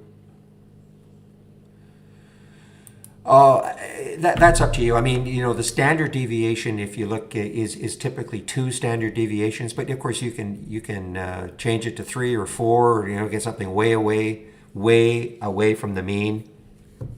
But I think a typical standard deviation is 2. I'm not an expert in that, okay? But I think if you did some reading on it, that's what you would find. No beta testing, no. It's all internal.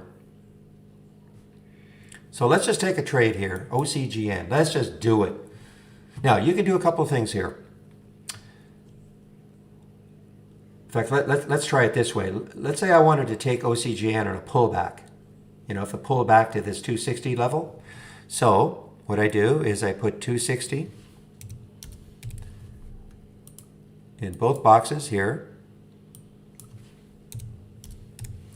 Click on buy, and look what's going to happen right on the chart. Right, there we go.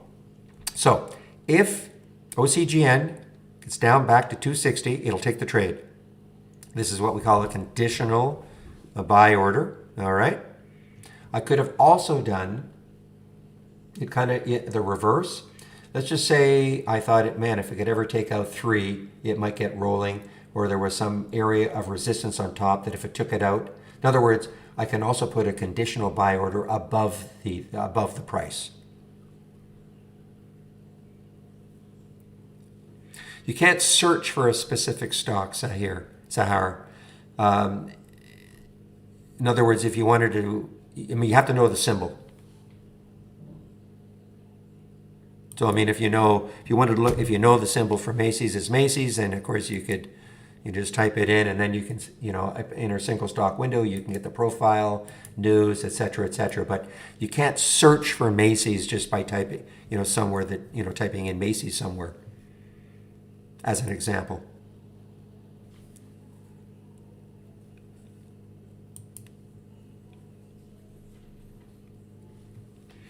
So let's just take a trade. I want to take one. I'm going to take fly. Okay, would I take it? No. Normally, you know, it's extended. There's probably some resistance close by. So maybe I won't take that one. Just find one a little. Hopefully it's not my little sound thing, Torps. Okay, I'm going to take it. Okay, I just want to show you how you can do it. I'm going to take 200 shares. What's the market? It's spread is 2 cents right now. I just bought it. Okay, just bought 200 shares. And William's going to short it. Always have to have, always have to have a stop. Now, if I want to get out of this trade right now, flatten. So I just took a very quick profit on that trade, okay?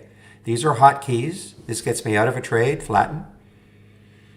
This gets me out of half, and this will double it. But I just wanted to show you how that works.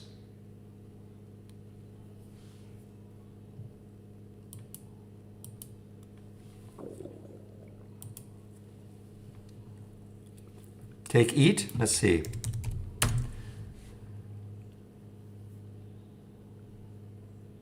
Meanwhile, I guess I shouldn't have got out of fly. But now it's coming into resistance maybe, right? That 950 mark, you can see right there on the daily chart. We have a couple of highs, 945 and 944. What did it get to? Got to 940. So that might block it right there.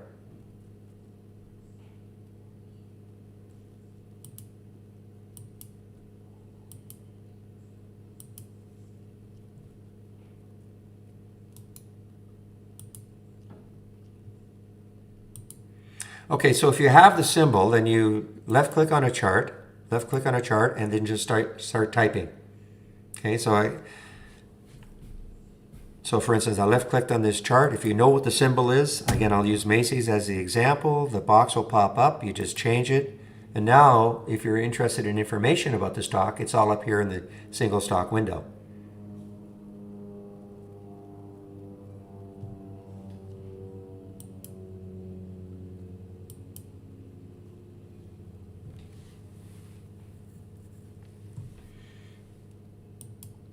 Okay? Talking to somebody in the YouTube room. Okay, I want to take a trade. Boy, fly. I'll take fly. It's breaking through. I'm just going to take it again. Okay? Now, always have a stop. Always have a stop. So I'm going to put my stop at, say, the bottom. I want to show you how this works. 925, I'm going to put as my stop. You're going to see how it's going to show up right on the chart. Before you get into a trade, you have to know where you're going to get out if it works against you. It moves against you, okay? So if this goes down to 925 and I don't do anything, it'll take me out for a $68.98 loss, okay? If this trade started working very well, I could start moving this line up like a trailing stop. Okay, I'll just leave it there. And you see what happened? It just took me out. It just took me out of the trade. So if you're somebody who cannot deal with it emotionally about putting stops, and then you start to play around with the stop, thinking, man, it's getting close to my stop, I better reduce it, maybe it's too tight, then this is a great, now listen, I know it popped right back, but this is a great way to control your emotions. You get out of the trade, you just move on.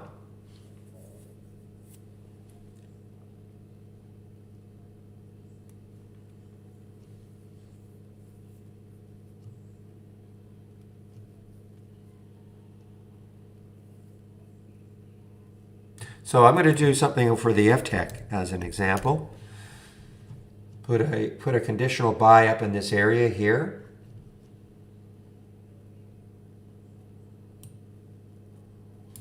Say 520, just to show you how you can do it the other way.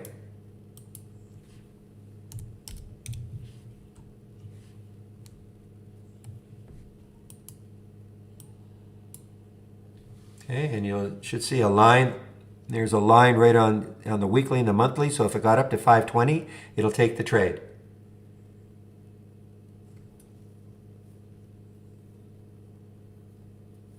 I didn't I didn't enter the stop before the order. You know, what you want to do, I mean, if you get, that's where you can start doing these sort of things where the stop is automatically, you have your, but what I did is I knew where my stop was going to be. I didn't enter it before. I took, you know, I placed the trade and then I put my stop in, but I knew where my stop is going to be.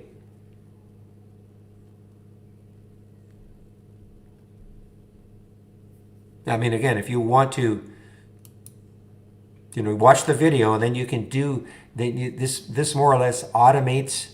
You can set up your own how much you're willing to risk per trade in terms of a dollar amount, where your stop is. You can more or less automate all this. I'm just trying to show you a very simplified way of using the simulator, you know, without getting into, okay, creating your own strategies. That's where you have to watch the video.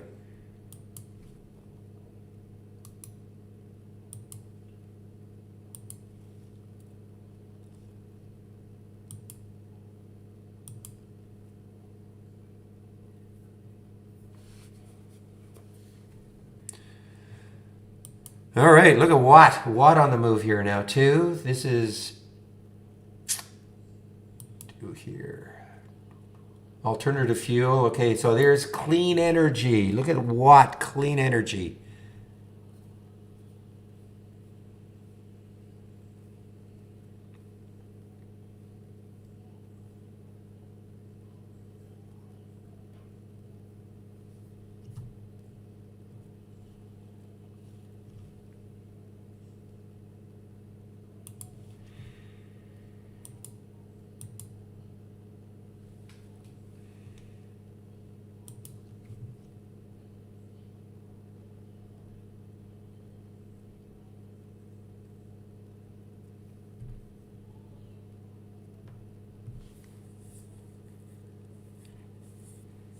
All right, it's probably not bad to watch.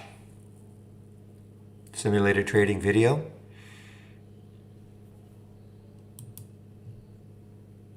I think Chris did it. I believe Chris may have done it.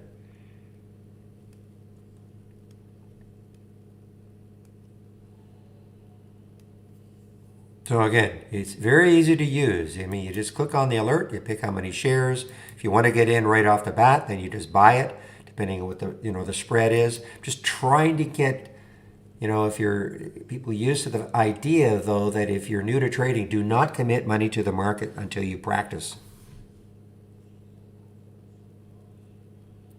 I know I nag every day about that, but it's so important.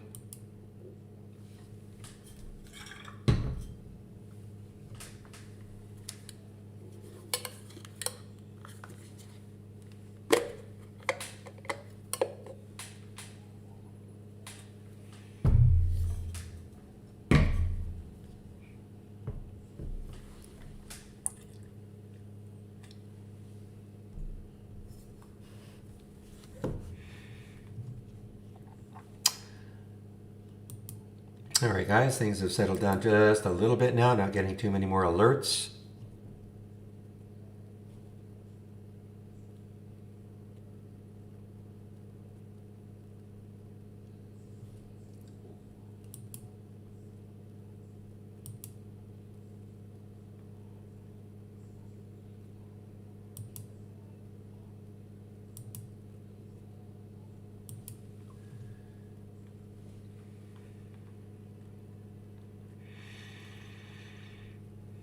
Yeah, PSTI, that's the one that was really beaten up. Yeah, I mean, it's trying to come back, but I really have no thoughts. I mean, it's had a nice week. It's trying to come back. It got totally hammered here. It's trying to curl back. I mean, there's the next high looking left. So I suppose it has a little bit of room to there. There's the 200-day.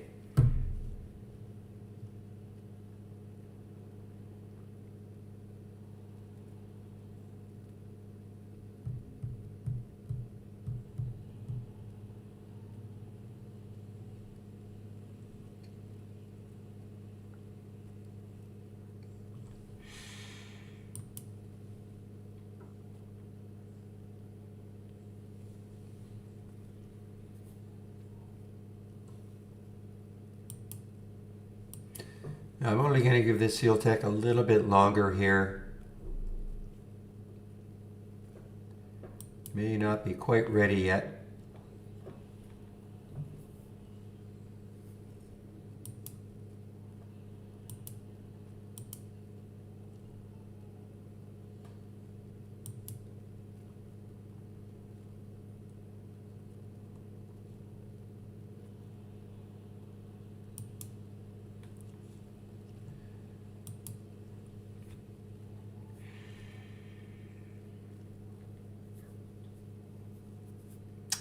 All right, guys, 11 o'clock now.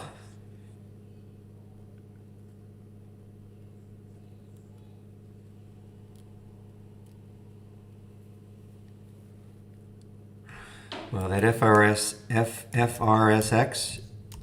definitely, that's probably should have taken that one instead of the Fuel Tech, but there's the high, 526.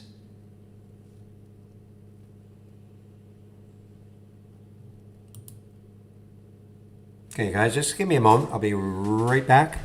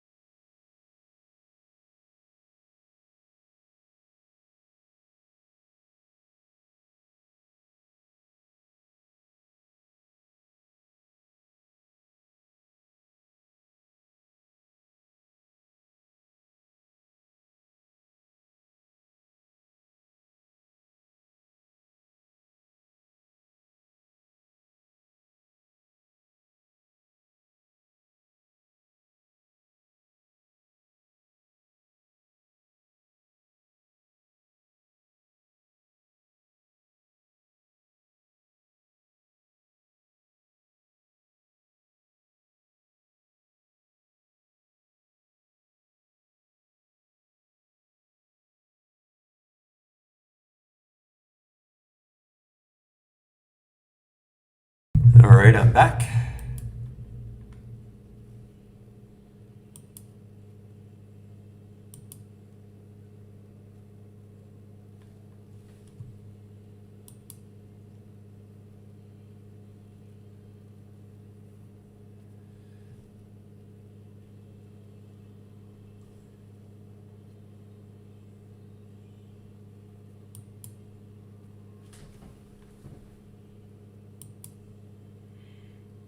Okay, guys, so a word about the AI. You notice that the tallow has come back.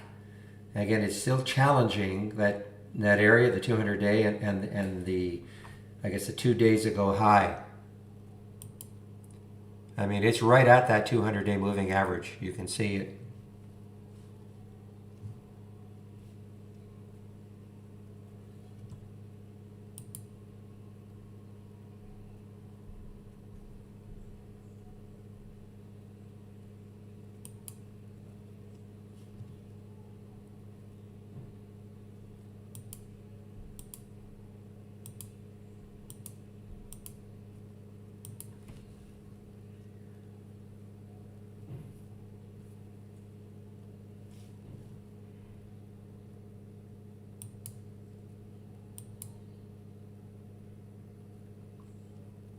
Well, again, you know, it's up to you to trade it if you want.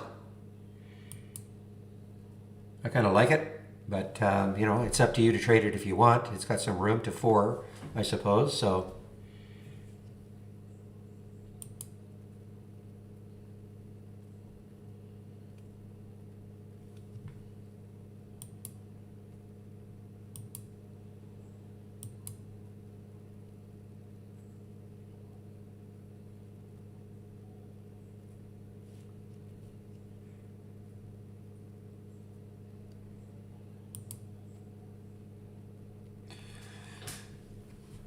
can I show it right here on the daily chart? There it is. There's the green line right there. Okay, on the daily chart, if I look at TALO, you can see exactly where it is. You see, there's the green line coming down, down, down, down, down, and it's sitting right there. So it's basically right at that level. Of course, I always have it here too. You know, as the actual number in my single stock window.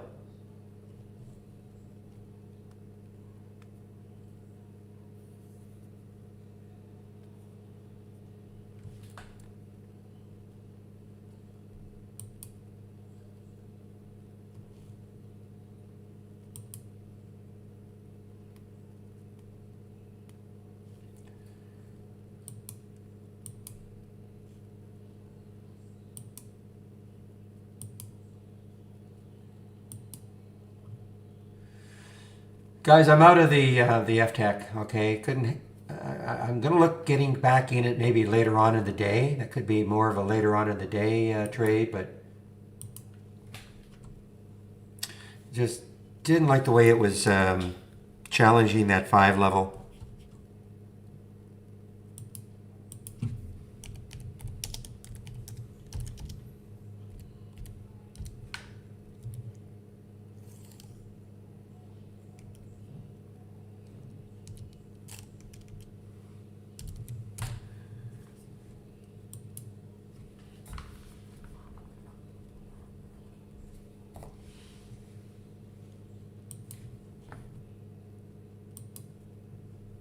So this may turn into one of those plays that later on in the day, you know, taking out this level on some volume. Kind of like what happened with Clean yesterday, CLNE. If you remember the run it went on, take a look at on the 15-minute chart.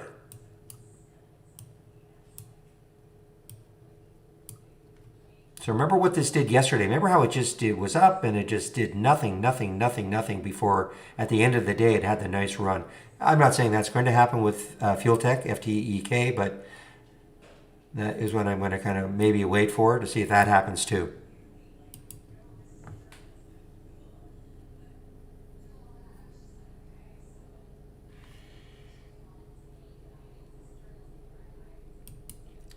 Well, the 200-day moving average has nothing to do with whether a stock is going up or not. It just means it's an area that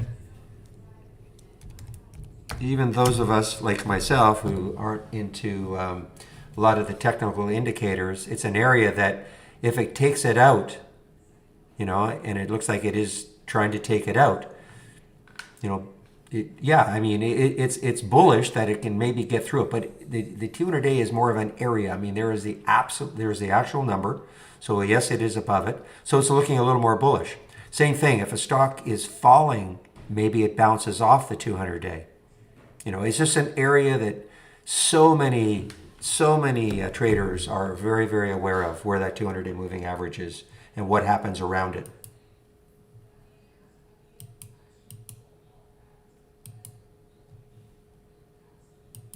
So it doesn't absolutely 100% mean if it breaks through that it's going to keep moving up.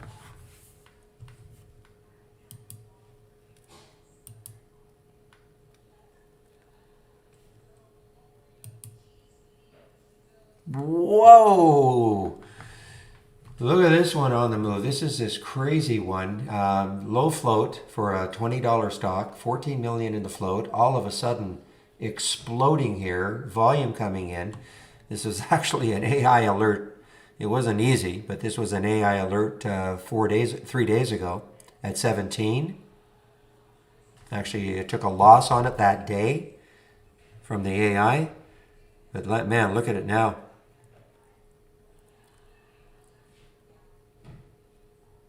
And it is halted.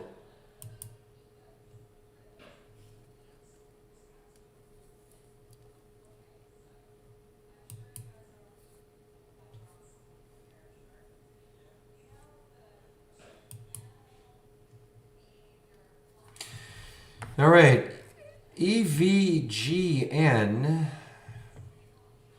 straight up though. Can't chase. What's the high looking left over here is 530. 530.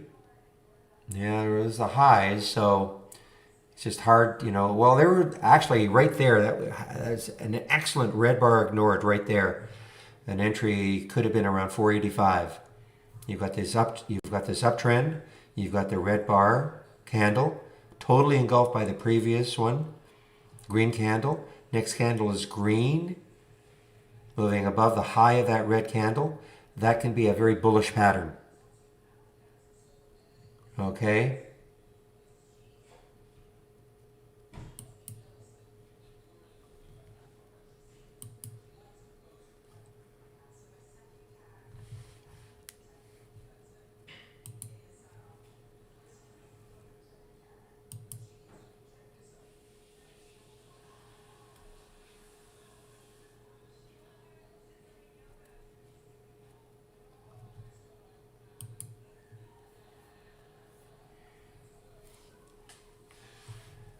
EXO.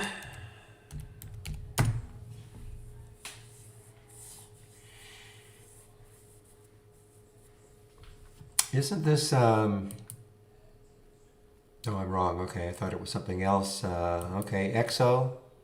Wonder why this is in medical, dental, and hospital equipment.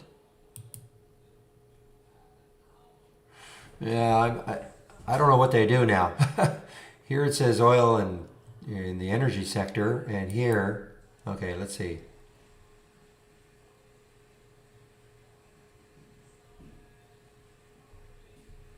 So it looks like it is more medical. I don't know why our profile talks about this.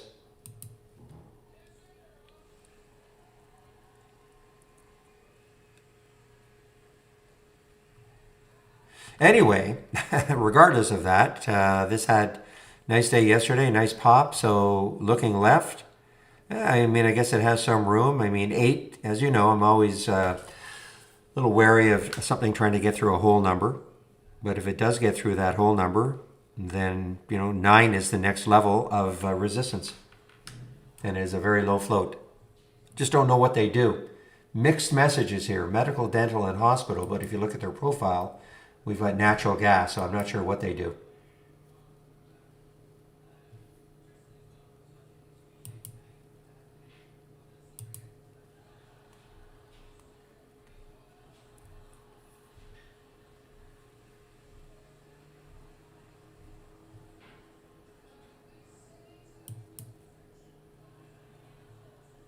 It is medical?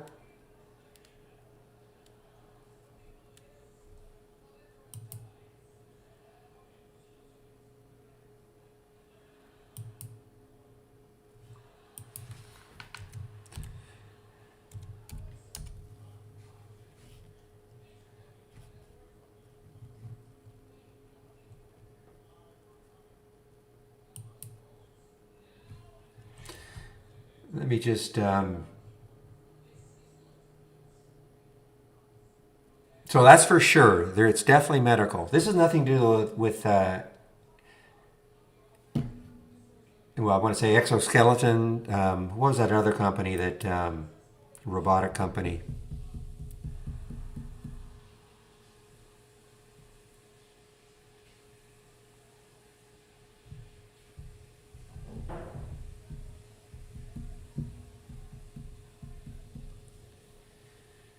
We see it every now and then. It has a big pop. The one that helps. I think it's a robotic company of some sort.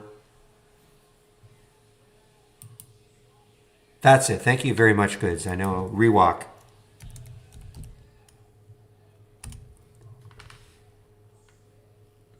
I thought maybe EXO was in this, but maybe they're not. Maybe they're not.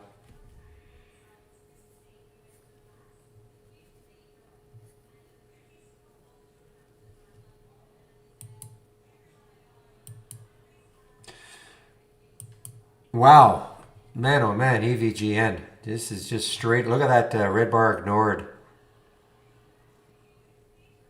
So again, looking left, we have what 550, 531 or so. Well, thoughts on FireEye. I mean, obviously, in the news. I don't know what else I can say. I mean, it's had a tremendous 2 weeks because of the hacking. I don't, right now, I mean, I don't know where it's going. It's taken out that high over here, I think. 2248, yeah, so that high in that month. I mean, this still has room. I mean, it's just got a ton of room still. I'm not saying that doesn't mean go ahead and buy it. It just means that, at least on a chart, you can see where it could, in theory, without any chart resistance, get to.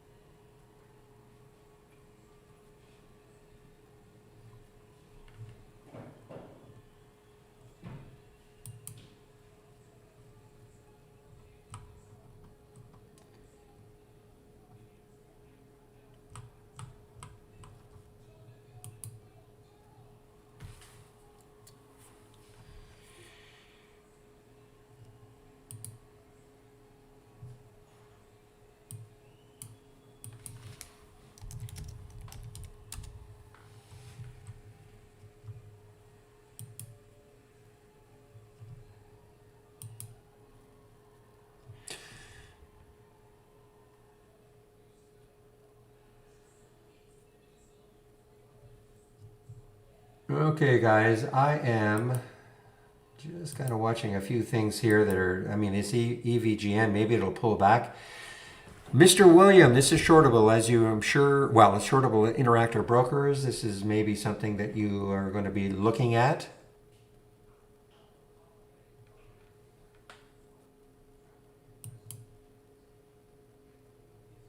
There you go.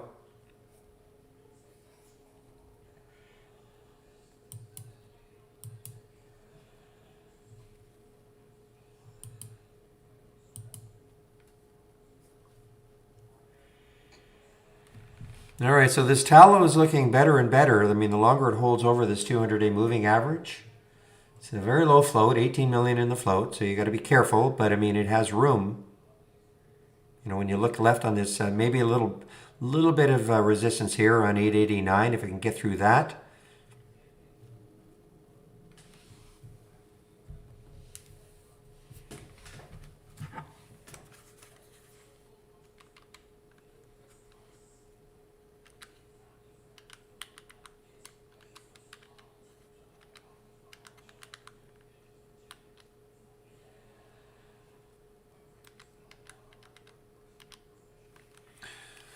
So again, this is an artificial target. So you see there is a target there. It's $1.50, I mean, that's just not scientific. They're just putting it there.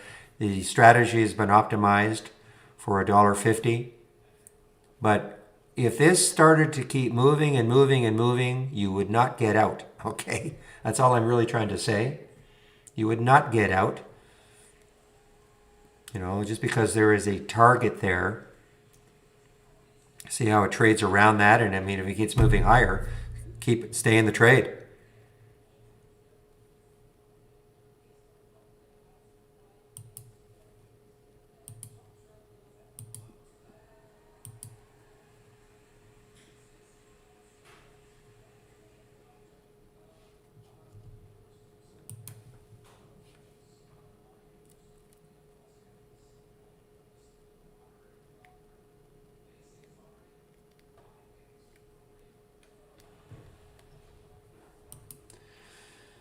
Ooh, boy, I know I mentioned this one a little while ago, this Longview LGVW. I mean, choppy, but I mean, look at this. I don't know who they're trying to take over.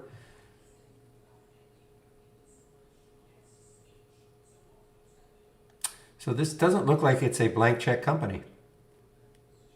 Sorry, even though it's, business associations has typically been one of those SPACs, but I guess it is not.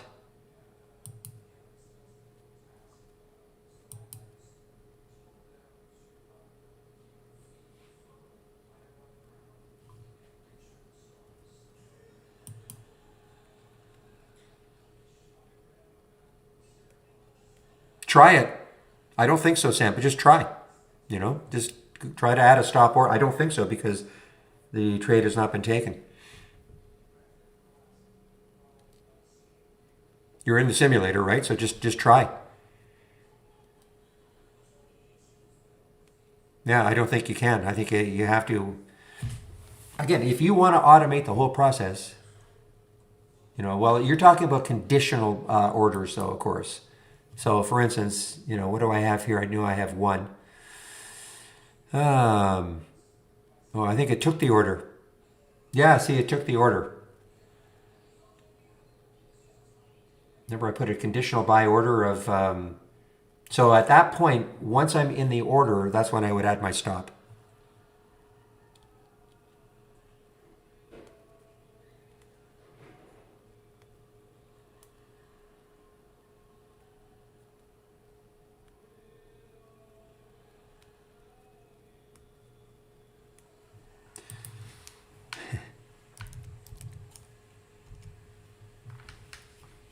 Okay, then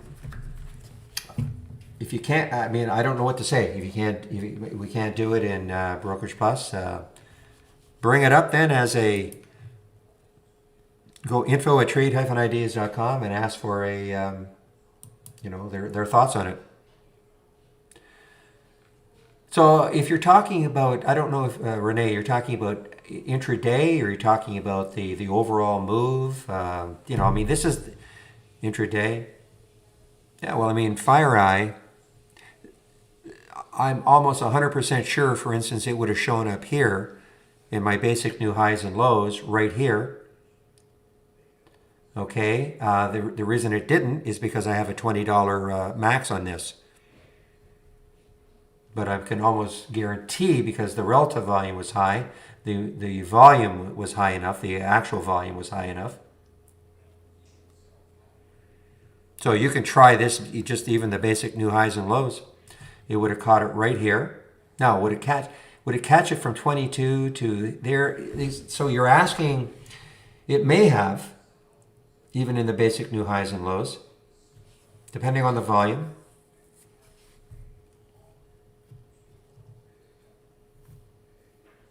But, again, I have a $20 max on here. So you can take this, go to my home page.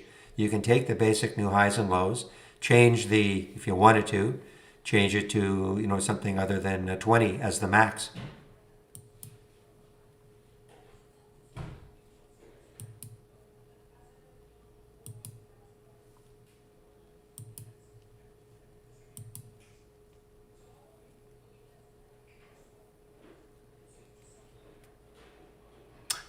Don't understand the question. Is that for the day or overall? Well, that'll be, I mean, that's every day.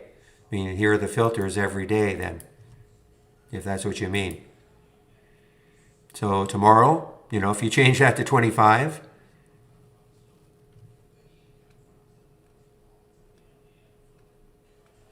then it'll be like that tomorrow.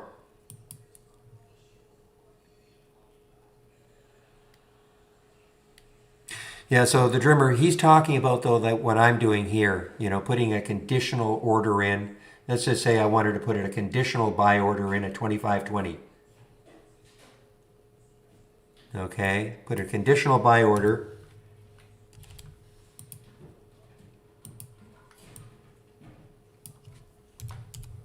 $25.20.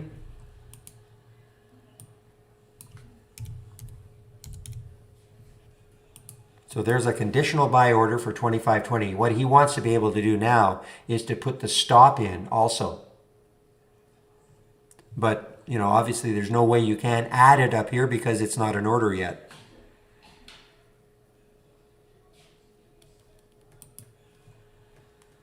Exactly. Add it after you get the fill. Exactly. You have to know.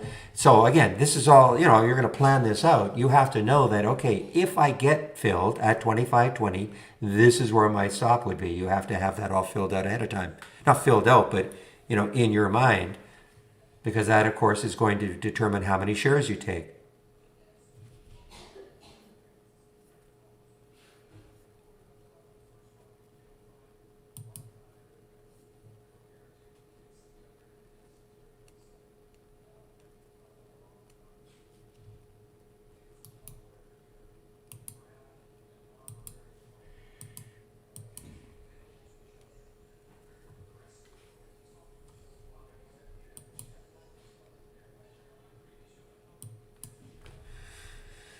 And again, not paying attention.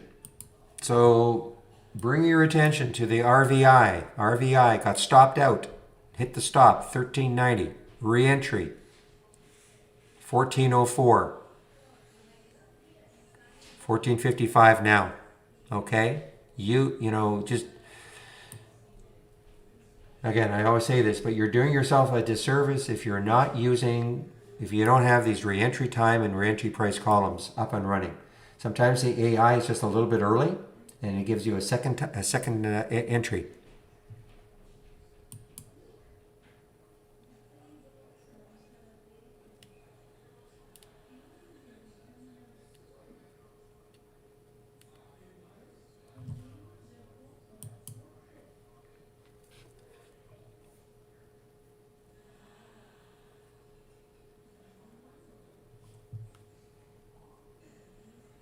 Hope everybody understands what I'm talking about, so I should re-emphasize this. You notice here there is the re-entry price column, okay? Then we have numbers that are automatically generated when you get the alert. It is just halfway between the entry price and the stop. Sorry. Well, yes, halfway between. So there's the entry was 1417. There was the stop. Halfway between, which is 1390, halfway between that is 1404.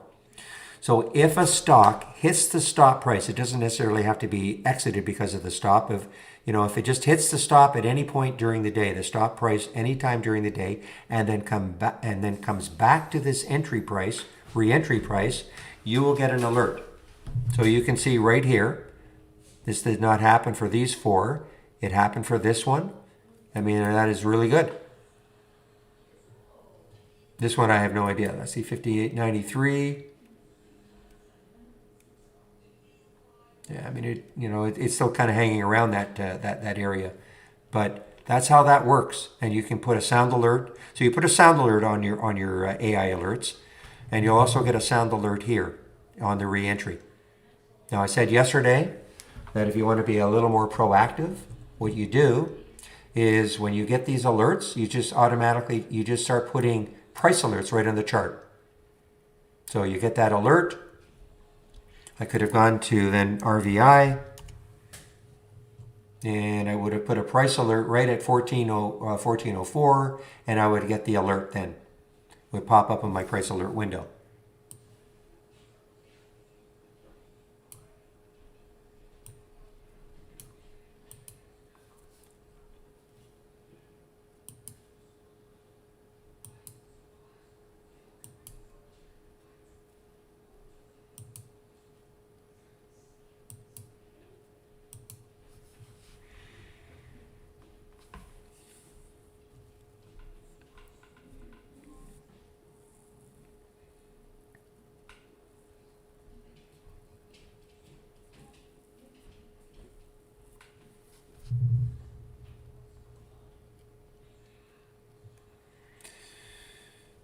And this one, CYC, wow, yeah, hey, it's just so much happening. Remember this one? We were talking about this one yesterday. If it could take out, and I think it's here, yeah. If it could take out that level right there, 584. If you remember what it did yesterday, it exploded through it and came right back down to that level underneath it. And then at the end of the day, it was just above it. Now look at it, CYCC. Why is that interesting? Look left. Look at that weekly chart for CYCC. Look how much room there is. You know, we're talking $19 up there. Now, it doesn't mean I'm saying it's going to get to 19, but there is no chart resistance. And that's what we're all about, finding situations where, okay, great, you've just made a new high for the day. How much further could you go before you encounter chart resistance?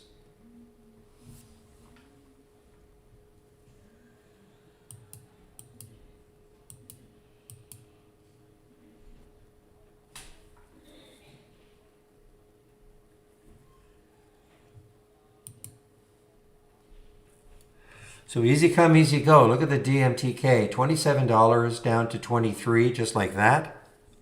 It got halted.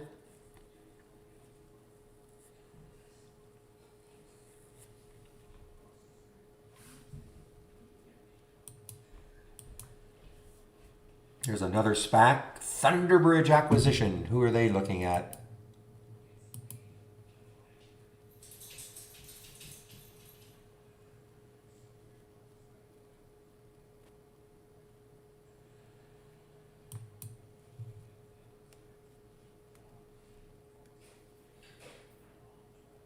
Yeah, Poe, I got distracted myself. I made a note to myself. In fact, I'm reading it right now. Don't lose sight of CYCC.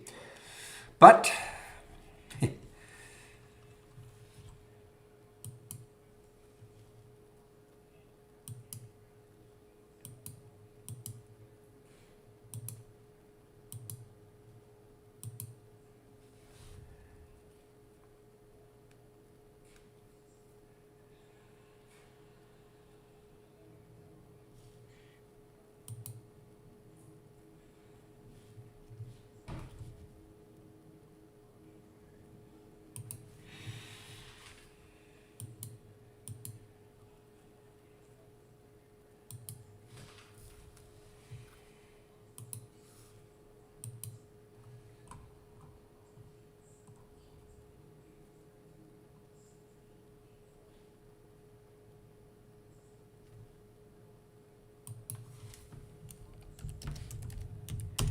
all right, well, it's Michael Noss actually in the YouTube feed today, guys. So load up your questions. Those of you who are interested in using Brokerage Plus, and if you have an Interactive Brokers account or you just want to find out more about auto trading and things like that, Michael will be actually in the YouTube feed today, not Andy.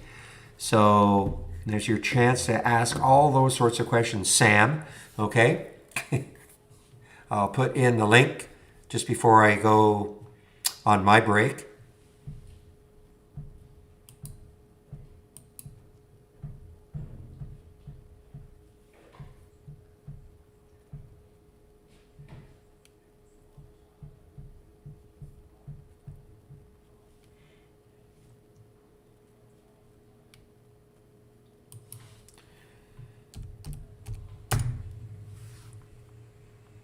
Okay, so this is obviously an IPO today.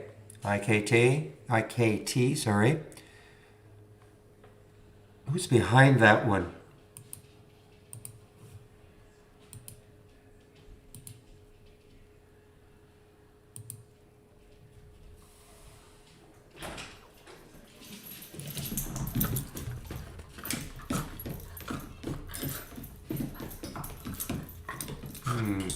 Nobody big.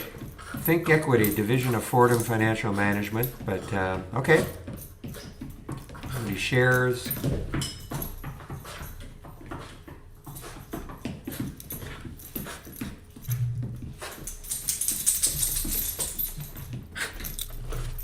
$1.8 million. Yikes. Okay, 1.8 million.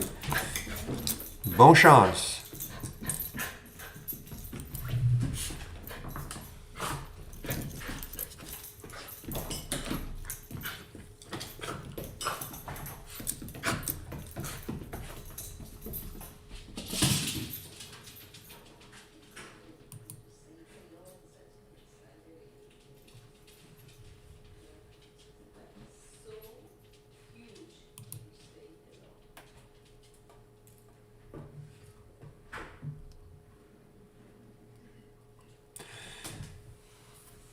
Okay, guys. I know what Sam, you know what? You're fixating on this.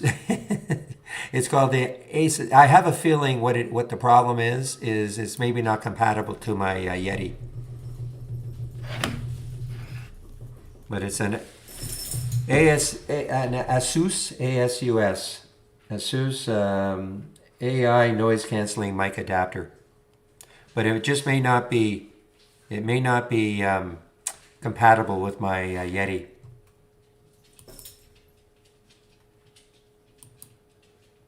Which is crazy, but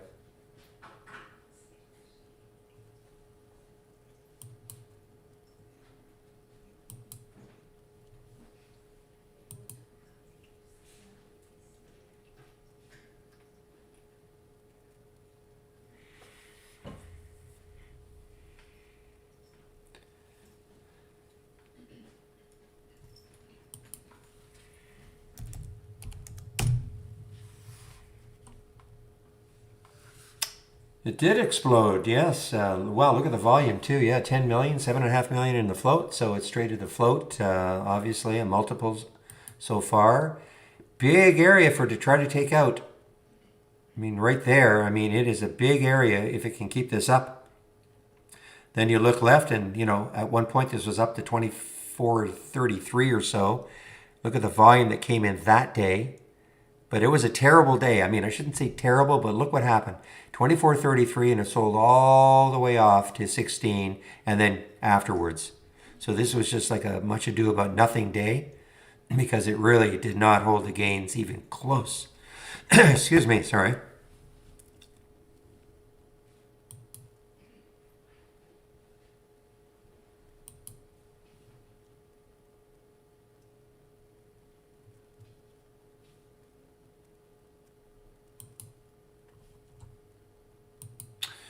All right. SPAC alert. It's just opened. Another SPAC. HCARU. Guys, if you don't know what I'm talking about, look it up. SPAC, that's the acronym. Basically, these are companies that have. Well, wait a minute. Yeah, I don't. This has to be wrong. What's going on here?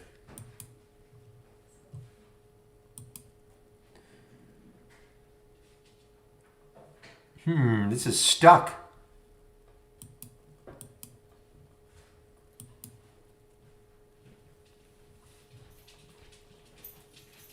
This is a bug or something. This is stuck on the clean energy.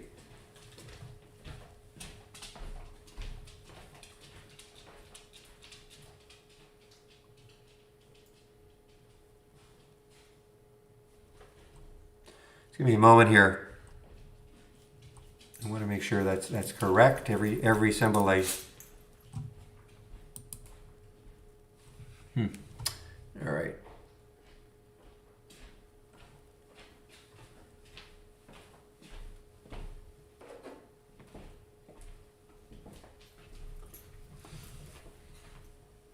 Just a moment, please.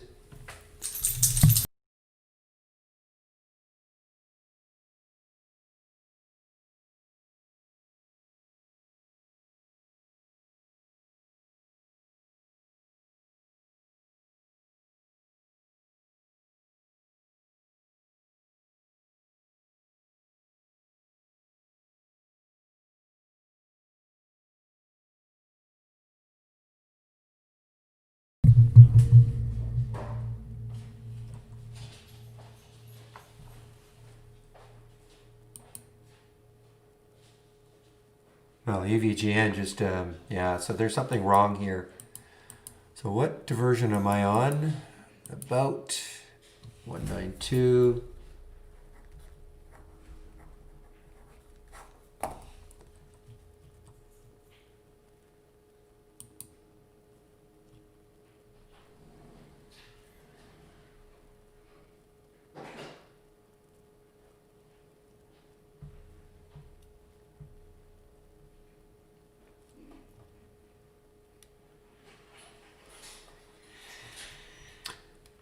Okay, just give me a sec. Where the heck is my... There you are.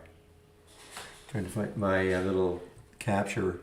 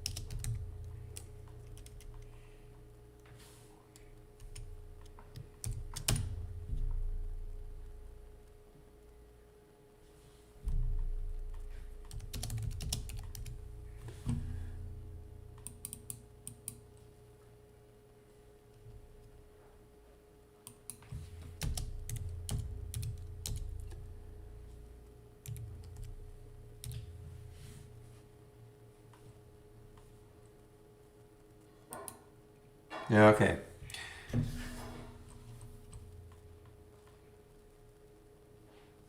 It was just something that Real suggested I try. That's all, in terms of the ambient noise and all of that. We might be having some work done in the house next year, so I was thinking, okay.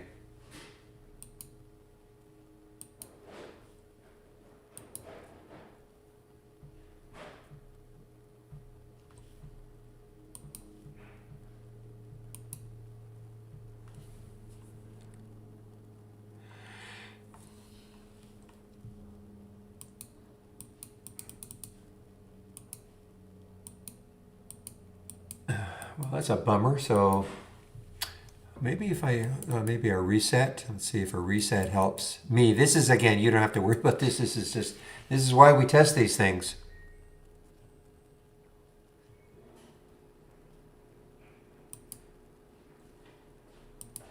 Nope.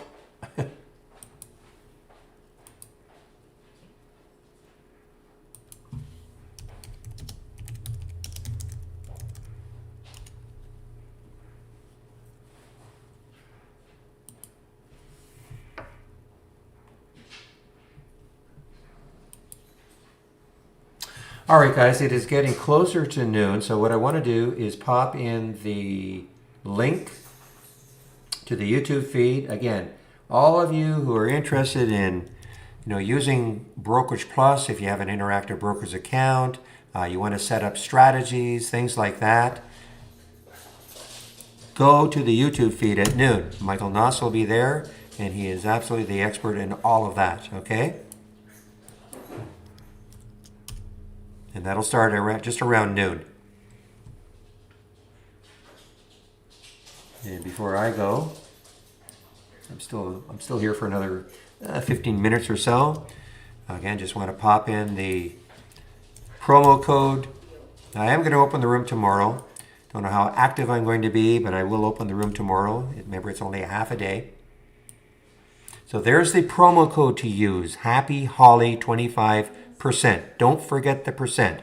I keep saying that, but the reason I do that is because people are forgetting the percent, saying, hey, the code doesn't work. So to click on my home page, and again, don't use that code. Use the Happy Holly 25%. I'm going to go to the monthly. You can always try us out for a month. The standard monthly, just try us out.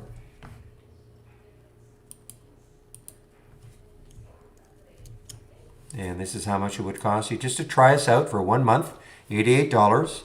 If you don't like it, you just basically say don't renew next month. It's not really a subscription. It's just month to month. And as always, though, if you loved us, you said, you know what, I really want to get into this premium, or I want to go from a monthly to an annual, just let us know within 30 days, and we'll upgrade you using that 25% promo code.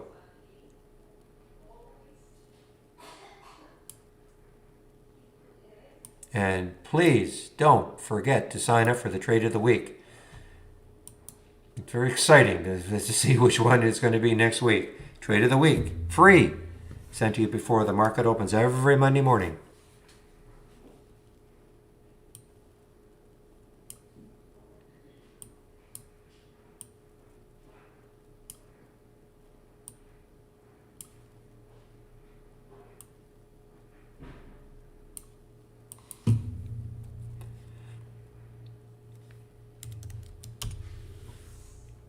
Still doing well. I mean, it's going to, what is it, up, just up a little bit today.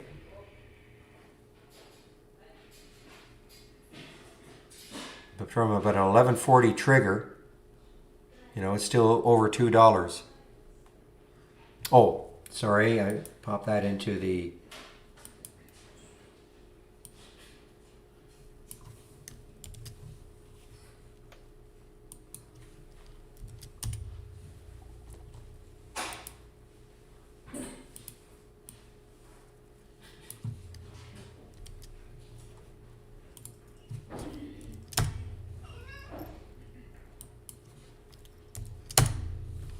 And then you just click on my homepage link and get trade ideas, and then you can put that promo code into the coupon area.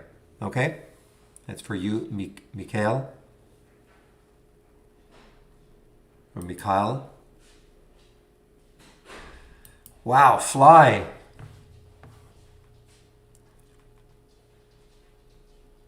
So to all those who think, Christmas week, or holiday week, how it's going to be really, really slow.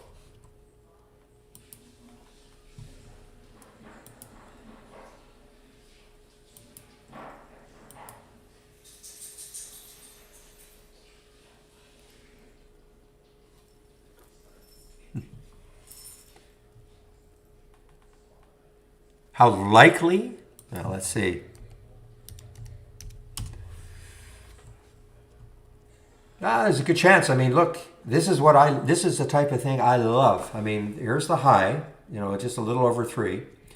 But later on in the day, if this keeps basing like this, just like this, and then later on in the day, all of a sudden, you get traders interested again. We see a big volume pop and taking it right through 3. I mean, I don't know if it's going to happen, but I mean, that's a great looking base right now. So, what I'm going to do is just I'm going to stick an alert at 307. I'm going to hope that it just keeps doing what it's doing for another hour or so.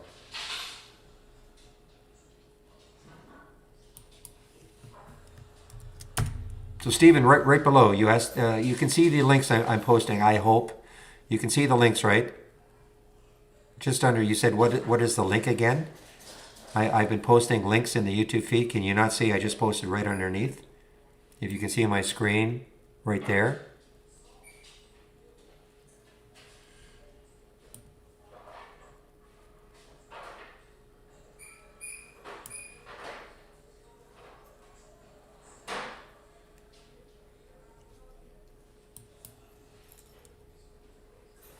Okay, one moment, please. Just a second.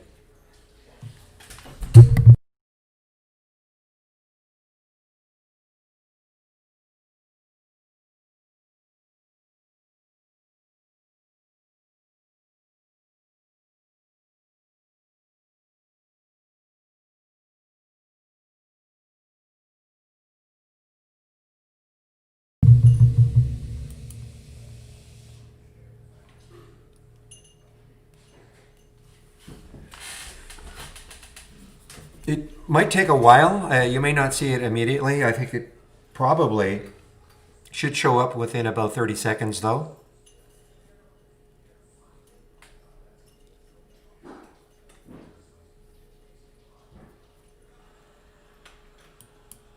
It'll never be instant.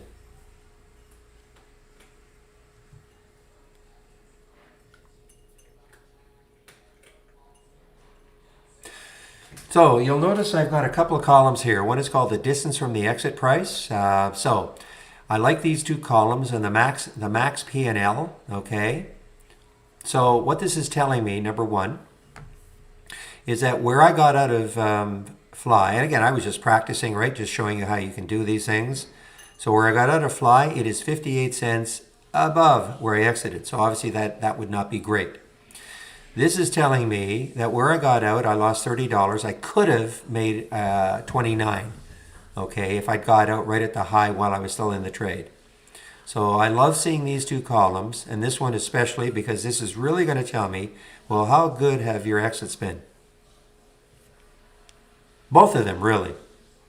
You know, you never want to see like a max P&L of something and, you know, say just for argument's sake, just say this IPOC, I had a max P&L of 312. So if I got out at, you know, right at the top, and then I didn't, and then if I finally got out of the trade, you know, maybe I made $50 or even a loss. You know, you don't want to let that happen.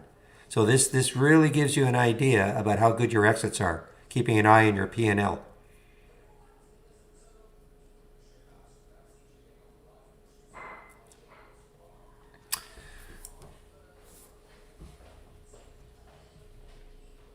So Stephen, did you get that link? Can you guys see in the YouTube feed, can you see the links that I'm putting in here? If you can help me on that. I know there, for some reason, there seems to be a problem every now and then. I put links in and you guys can't see them. So I just want to make sure you can see those links. You can see them? Okay, great, thank you.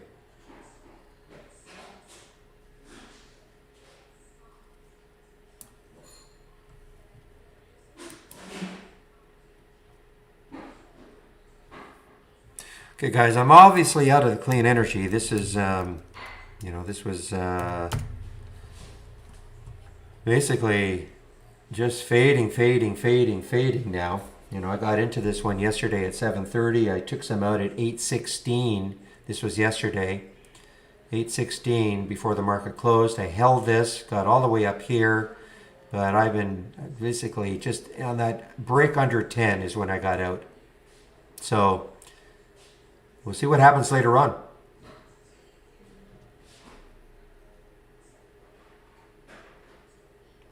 Actually, there was the price already, $9.90. I do this for my video.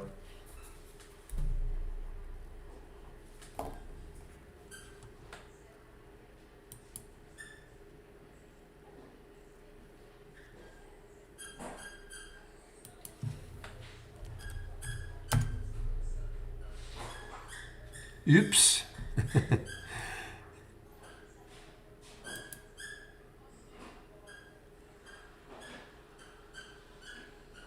Well, I had a nice pop up to 1180.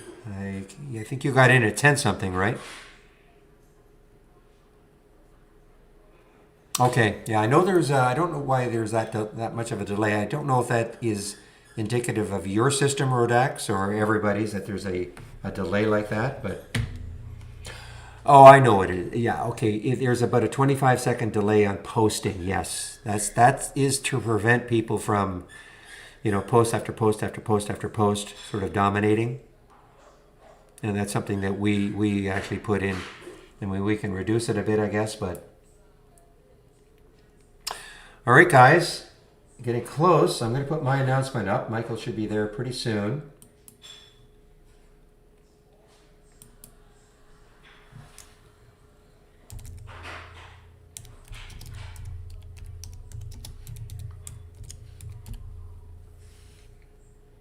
Okay, I guess you can read that. Back around 12:30. I'm just waiting for him to show up, and I'm going to stop the stream, and I'll take a little break.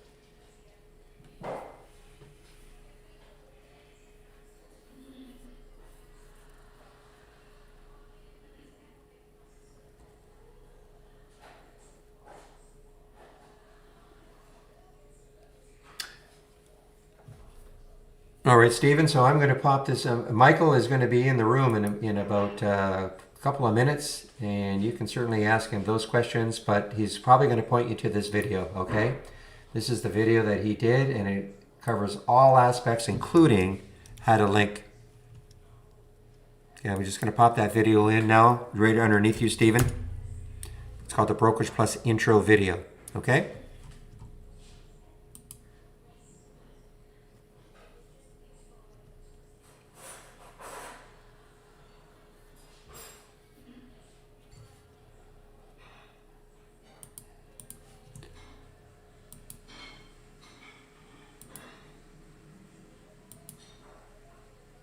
And I'm just waiting for him to show up. Oh, he's streaming. Okay, thank you, Michael. You probably can hear me.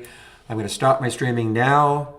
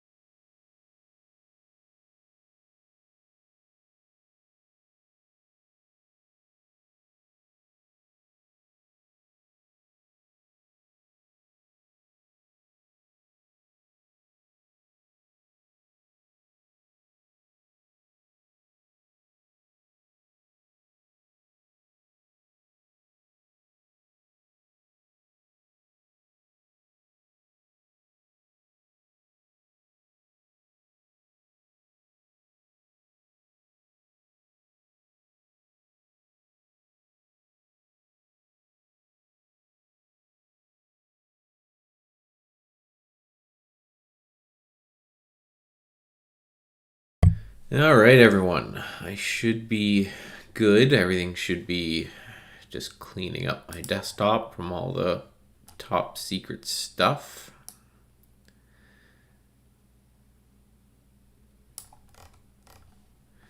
And if I do that, you guys should be able to see my desktop here.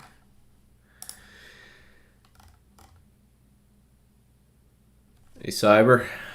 All right, so just looking on the stream here, and everything's coming through fine. So again, if you guys are new here, we give Barry a much needed hour off.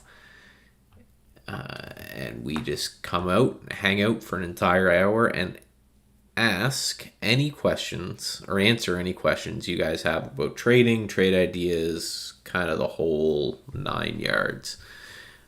So feel free to fire away, and we'll get into all the questions. Sam, congrats on your marriage. Oh, thanks. I'm glad talking about the back to basics theories, Sam. I'm glad you like it. We had another one actually come out this week sometime, and we already have one in the hopper that will go live next week. So keep an eye out for that. It's past the education phase, and now it's more of like kind of a mentoring type of a thing. Let's add that. Get rid of that.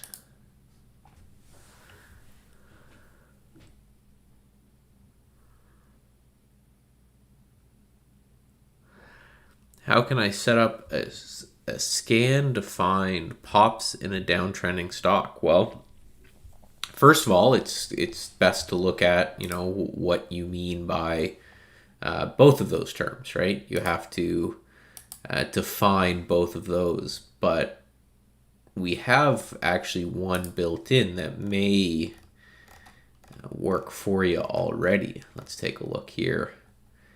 In the channel that we call Experts Only here, we have what's called the biggest bounce on losers.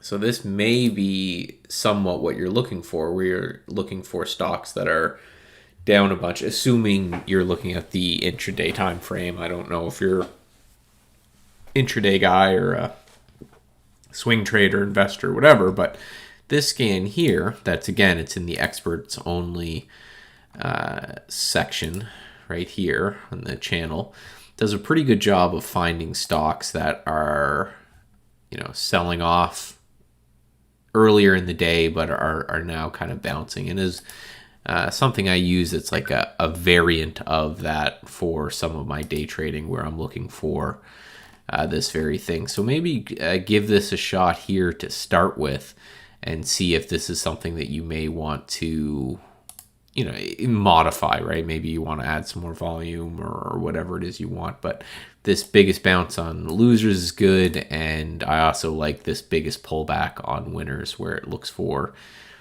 stocks that did very, very well off the open, but are now coming in a bit. And for, more of a chill trader, I guess, like me, it's a good to get these kind of pullbacks as opposed to just chasing the initial breakout there. So give that a look and see if that makes sense.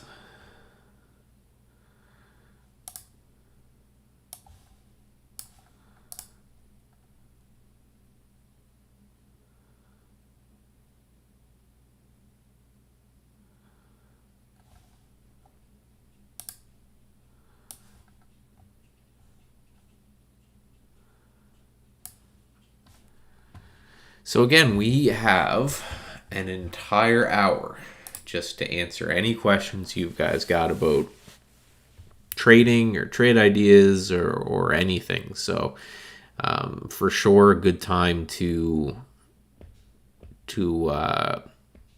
utilize this, right? It's not, I think this is something great that Trade Ideas does, where it gives you access to actual, people that trade for part of their living. And then, you get a full hour to ask whatever question you want. And I would have kind of killed for this way back in the day.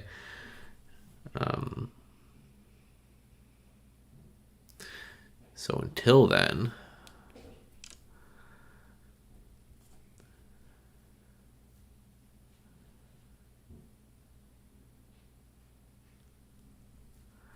when E-Trade will go live, will we be able to use both E-Trade and IB? Yep.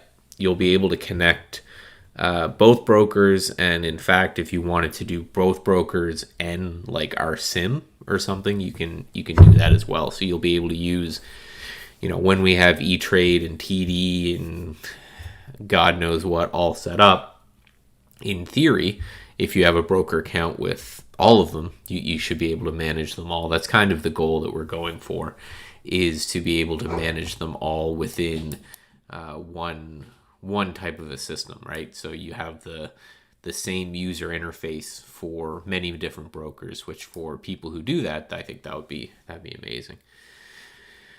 Some questions about setting up Brokerage Plus. If I'm using a fixed loss, so you're using a fixed loss of XXX dollars. So basically you're saying I want to risk $100 on any given trade, right? If I'm reading that right. Should I also enter an offset stop, target, and trailing stop? So I'll get you to check out our video here. I know Barry posted above, but I go over some of this. So first of all, you never use a stop and a trailing stop together. Part of the reason for that, and this isn't just with our system, I don't recommend you do this with any system. And the reason is you're basically putting out 2 stops per position. So there's a few things that can cause. So say I put out, I buy a USO just because it's up here, and I put out a stop, and then I put out this thing keeps moving. Hold on. All right. So we're changing the trade. So I'm going to buy some Bed Bath & Beyond here, and I'm going to put out a stop and a trailing stop, right?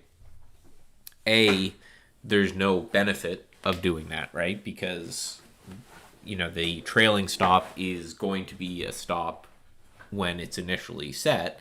But if I'm doing this with 100 shares, then I just basically I bought 100 shares and I just put out 200 shares worth of stops. So a couple things. One is if you can't short, or that stock is not shortable, it will just reject your order because you're trying to, you're putting out orders to sell more shares than you're buying. The other thing is if Bed Bath & Beyond reverses quickly, both of them could get trigger, right? So you could get triggered twice on the same position. So you've gone from being long 100 shares with a stop to protect you to now being short 100 shares with no stop at all to protect you. And again, there's just you don't get anything by using a stop and trailing stops. That's the first answer to that, is always just pick one. I personally don't like the traditional trailing stops. I'm going to trail my stop by 25 cents or a few percent or whatever it is. I've just never met a trader that used those successfully. And I've never been able to figure out myself. It's just too standard. Now, the second part of your question, the limit offset has to do not with your stop, but your entry, right? And again, all of this is covered in the video above. So the limit offset is basically saying how much more are you willing to spend for the stock. So Bed Bath & Beyond here, it's at $19. If I'm willing to buy it, if I want to buy it now and I'm willing to pay $19.10, then I would want my limit offset to be -10. And the more negative the number, the more aggressive the order type. So the more I'm willing to pay up. So that has nothing to do with your stop loss. In risk management, again, it's going to be whatever it is you decide. Now, an offset is basically just going to be the same thing, is how much you move your... so for example, if I put in a $1 stop, my offset is just going to be $1, for example. Right? That's just how many dollars my stop will be away from price. So you should just put in here whatever your written trading plan says you should use as a stop, right? So, you've taken all the time, you've written down this trading plan, you've got a stop loss in mind. So what this offset box here is just what for both percent and dollars is how much, right? So if it's a 5% stop, you'll just put 5 there.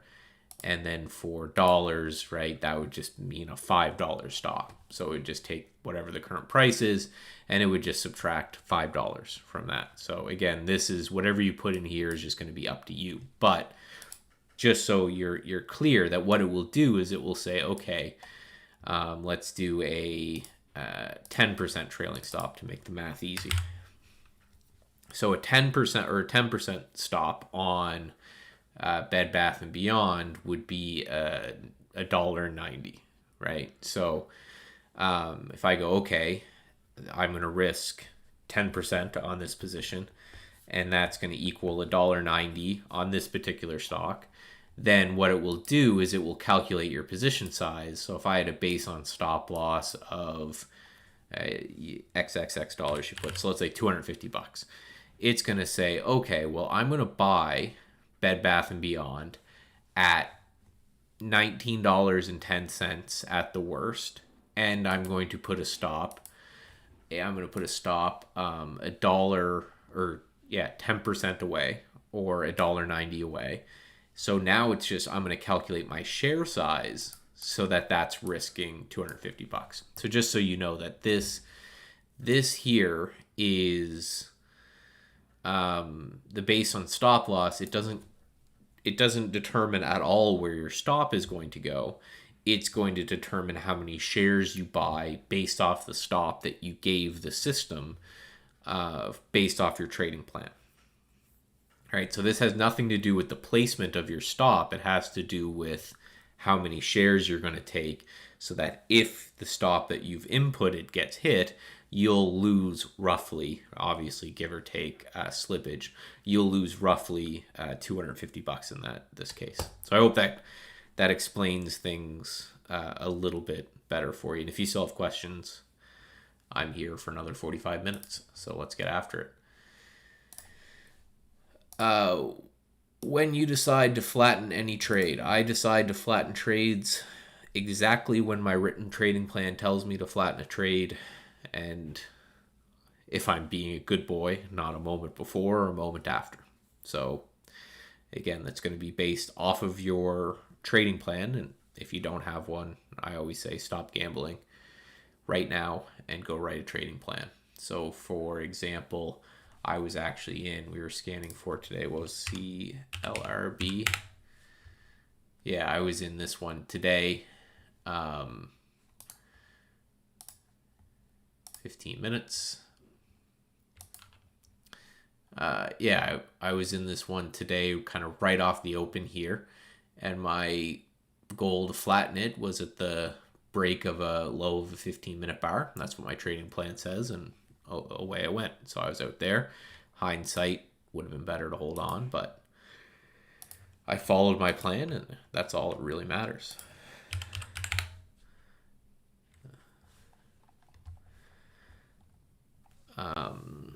Is there a scan for swing trades 1 to 3 days? There's tons of scans for swing trades. The question is, what does your trading plan look for? And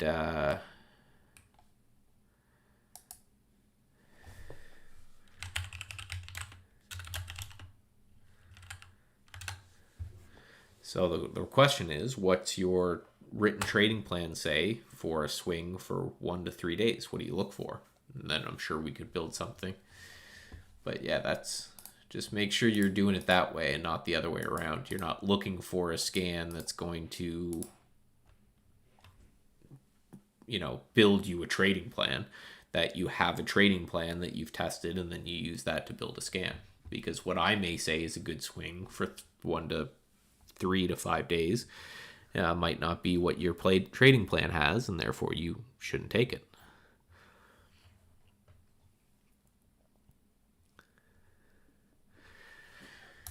So swings, I see no questions right now, so we can talk about the swings. I was in OPK yesterday, and that burnt me today. What else did I do? Angie. I'm still in. I got in some Angie here, out some here yesterday, and still holding on to the rest. I was finally stopped on LI, this Li Auto. I had some in here, and it was holding on forever, and today it broke, so got out of that. LX. LX I actually just picked up today. So this triggered in, where did I get filled in LX? $6.66. Uh-oh. That's not a good thing. Just curious, how do you set up a trading plan? So I'm going to do a little bit of plugging, but I've actually just done, here it is. So here's a series I did with my wife when we were in lockdown, teaching her how to trade. She was interested in kind of learning what I did, and we were all locked in, so we couldn't really do anything anyway. And we just took that time and did this video series. Now, if you've been trading for a while, you could skip ahead a bit, because we start as simply as what is a stock, but from there it goes to technical analysis, statistical analysis, fundamental analysis, kind of the whole 9 yards.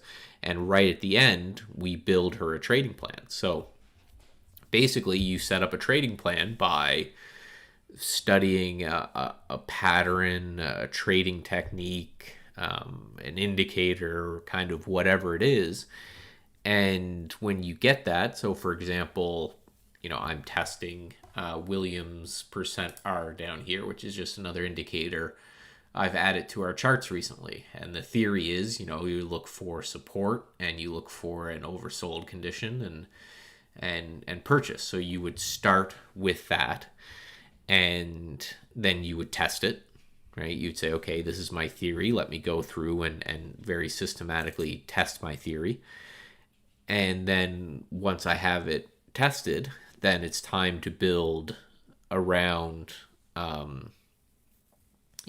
build the rules around it. So when do I exit and why? And when do I enter and why? And when do I exit and why? And how much do I risk per trade? And what do I do if the trade gaps down against me, or what do I, and until you have a plan written down that has all of these contingencies and scenarios and things, you're just gambling, right? So you're basically just shooting from the hip. You're just saying, oh, I like the look of this, let me buy it. Or so-and-so person told me to buy this and I'll buy it. And I can guarantee you that no great trader was ever born from that. So this is what we go through in that video series, where we kind of teach her about trading and then set up a trading plan.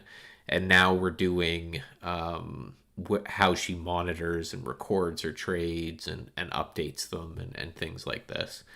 Again, it's understanding technical analysis and charts and stuff is probably like the easiest part of, and the simplest part of trading, right? The rest of it is building a trade plan, managing that plan, all of those things. So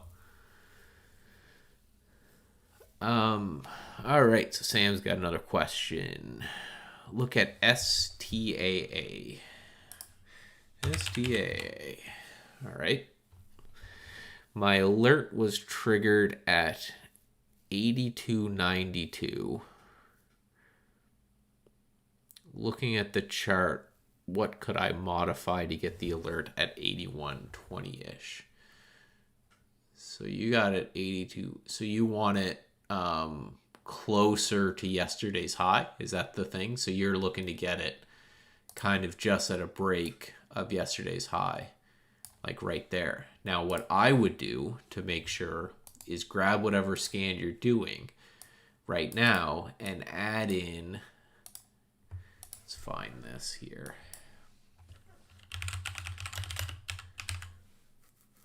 Position in previous day's range, right? So what this position in range filter does is basically, let's say this was yesterday's candle right here, right? Trade Ideas will note this at the top at 100 and the bottom at 0. And then, so of course the mid will be 50. And it kind of quantifies all of these numbers for you. So for example, if you want them at or near yesterday's high, you could put, say, a min of 80 and then maybe a max of 110 or 105. And then what would happen is the alert that you already set up would have to trigger, it would have to be somewhere in this end of yesterday's range, right? With this being 80, right? So it takes yesterday's range and it just quantifies that. Instead of having to say the actual price of yesterday's range, it's just where does the current price exist in that range. So if you added this filter and then something like this, again, based off whatever it is you're looking for, then you know that it won't trigger way up here anymore. It will just kind of trigger in this type of area. I use this quite often, actually, when I'm looking for things that will break the high or low of yesterday's range. Cyber asking if there's a repository of swing scans. We actually have a swing trading channel that I think is just called Swing. Yeah, Swing Ideas right here. So you can check that out, see if any of them match your written trading plan. But, again, I always suggest doing it the other way around. Here is my plan. Here's what I look for. Now let me build a scan to find those. That might be a good way. Can you set up multiple alert windows? Yeah, you can have, within reason, as many alert windows as you want. I always have to say within reason, just because, there's going to be one guy who tries to build like 1,000. But if you have a bunch of alert windows, you actually may want to look at a multi-strategy window. And what you can do inside this window is you can actually build as many strategies as you would like in it, and it will all be contained in one window, assuming you need the screen real estate. But yeah, you can have as many alert windows as you want. Do you fish for stocks that are only below the smallest SMA? Again, it's going to depend on which particular trading style I'm doing. The smallest SMA would be 1, which, would just be whatever the closing price is. So that would, have to do with how you define what the smallest SMA is. Now, I personally don't do a lot of revision to the mean stuff. I know this LX that I just showed you is a little bit of that, but there's a fair amount of support here, and then there's the technical pattern that I'm looking at of this kind of descending wedge here that we just broke. But I really, for this, and I've mentioned this a few times, this moving average that you see here is really just a trailing stop for me. It's just if I'm in a position and the position is working, I'll get out if it breaks that type of, so like ADP, I think. Yeah, ADP, I'm in from around here, and if it closes below this moving average today, I'll be out of that position. So I use this more of a trailing stop than anything else. I need to make a different scan for this watch list. Yeah, I actually do a lot of that myself, Sam, where I will scan at night. Well, I'll show you. This is my trading layout. And the only thing you guys aren't seeing, let me slide this over to show you. It's right over here. I've just got a bunch of extra charts.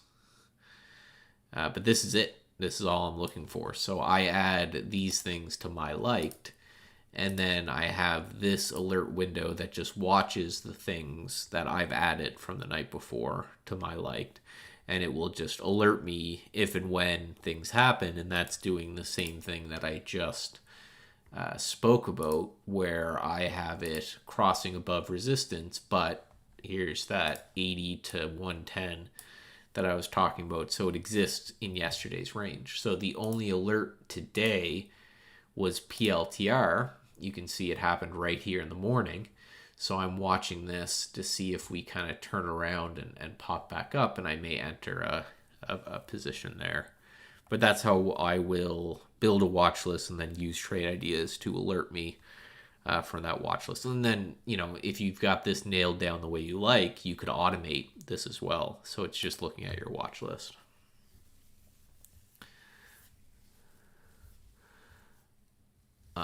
What's my prefer average prices for my trades? I don't care of the value.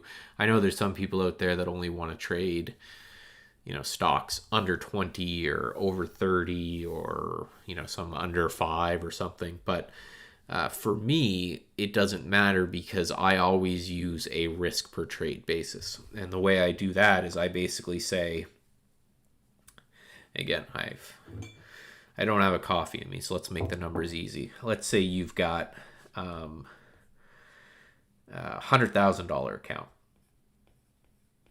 Right? You would say something like, I am going to risk 1% of the value of my account per trade. If you're day trading, that should probably be smaller than that, but really I wouldn't ever suggest going much bigger than that.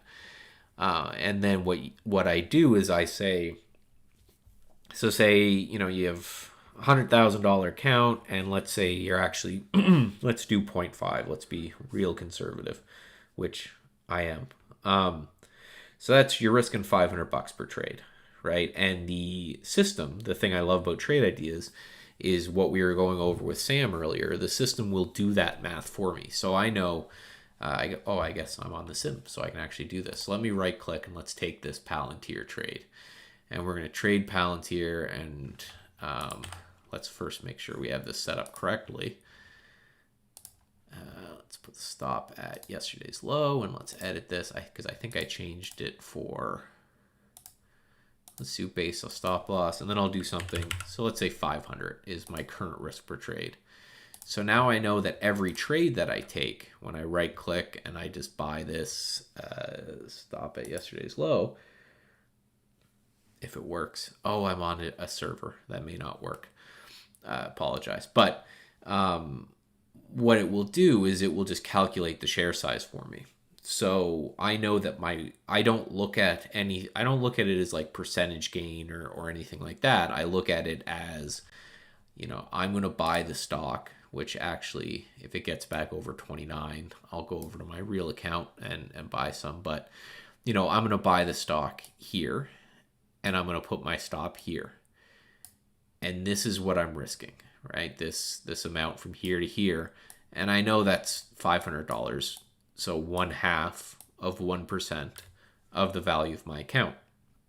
So all I look at and say, well, what are the odds that I can get double that? So just to do it in numbers, say I'm going to get in at 29 and I'm going to stop it at 27. So I'm risking $2 a trade. So then I have to say in my head, well, do I think it's possible that I could get to 33, which would be kind of right at highs here, because that would be $4 trade, right? So I'm risking $2 to make 4, which means I'm risking $500 to make 1,000, hopefully more, but at least what's the probability that that's going to occur? And because of that, I don't care about the value of the stock. If it's a $1 stock, I'm just going to take way more shares for my $500 risk than if it's a $100 stock or a $30 stock, right? And that could be easily just shown by, let me just go through some of my more recent trades. Well, yeah, so I'm in LX, which is a $6 stock. And then I'm also right now in Frog, right? Which I bought about here today on a break of highs. Actually, get you the exact 68.55. Oh, so way higher than I thought. So up here. So again, a $70 stock and a $6 stock. Right. To me, it doesn't matter. The question is more, what's the math risk, right? Are you keeping some stocks overnight? Yes, I am primarily a swing trader, which means my hold time is a week, maybe. So, for example, another one that I've been in for a while, I'll bring this over here, is Alarm, where I was in right here. And at this point, I'm just waiting for the break of a low to get out. And this is quite a longer term hold for me. But, if it's working and it's going crazy like this, well, I'm going to stay with it. So for me, my hold time is in that 1 week-ish period. But, if the trade wants to keep going for 2 weeks or 3 weeks or 4 weeks, I'm not going to get out. It's all going to be based off my rule-based exit, which is going to have more to do with, where is the stock relative to this moving average that I use as a stop loss or something like that.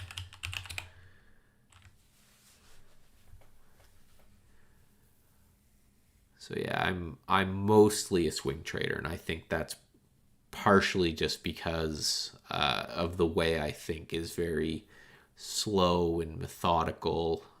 So for me, the fast-acting day trading, I did for years, and I still do some day trading, but most of my money comes from the swing trading, just because every now and then you can get, like an Alarm, something that just goes, right, absolutely wild, like 20% up in 4 or 5 days.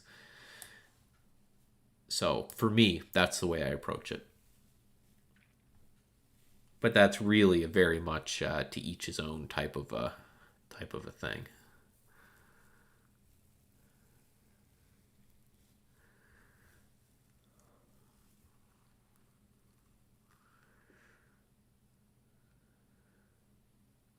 So what do we think LI now to stop me out? He's going to go to the moon. Stop looking.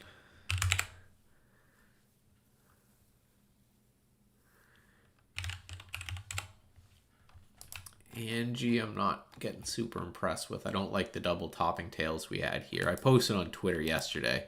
I got out of a chunk of the position yesterday at the close, just because these two topping tails are kind of got me a little unnerved. We're right at this prior resistance right here, and we keep putting in topping tails. So I'm watching this, and if we close kind of down here today, I'll exit the rest and just call that a very small winner from $12 to $12.50.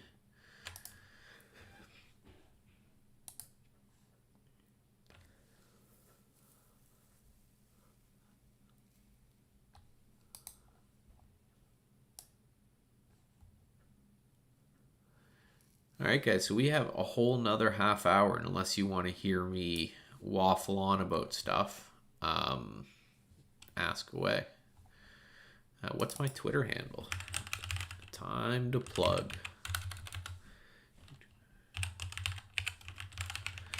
So there's my YouTube, and then my Twitter is just that.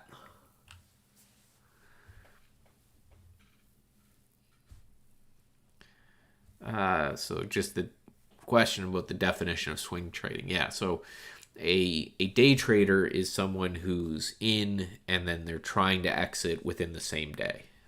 That's how the AI is set up and things like this, right? So if you're a day trader and you're short the stock, you would try to exit this by the end of the day. The benefits of it is, of course, no overnight risk. The downside of it is that you're getting way less of a move, so you have to use bigger size and bigger leverage from there. A swing trader is kind of anything over 1 day that goes to, like a month, right? Between holding over a day and going to a month is what most people would define as a swing trader. So if you hold for 2 days to a few weeks, that's about a swing trader. Anything over kind of a month or so is more of a position trader. And then if you measure your time horizon in years, that's more of an investor. And it's just different people focus on different time frames. And I just think it should have a lot to do with your personality. Like, for example, an investor is going to have to be very patient, and their returns can be phenomenal, but the turnover of those returns is going to be way lower, right? You could, Apple is up, I think 80% or something year to date. An investor who bought at the beginning of the year and is going to sell at the end of the year, that's great. But it just takes longer, right? A day trader is going to turn over a lot faster, but is going to have way less of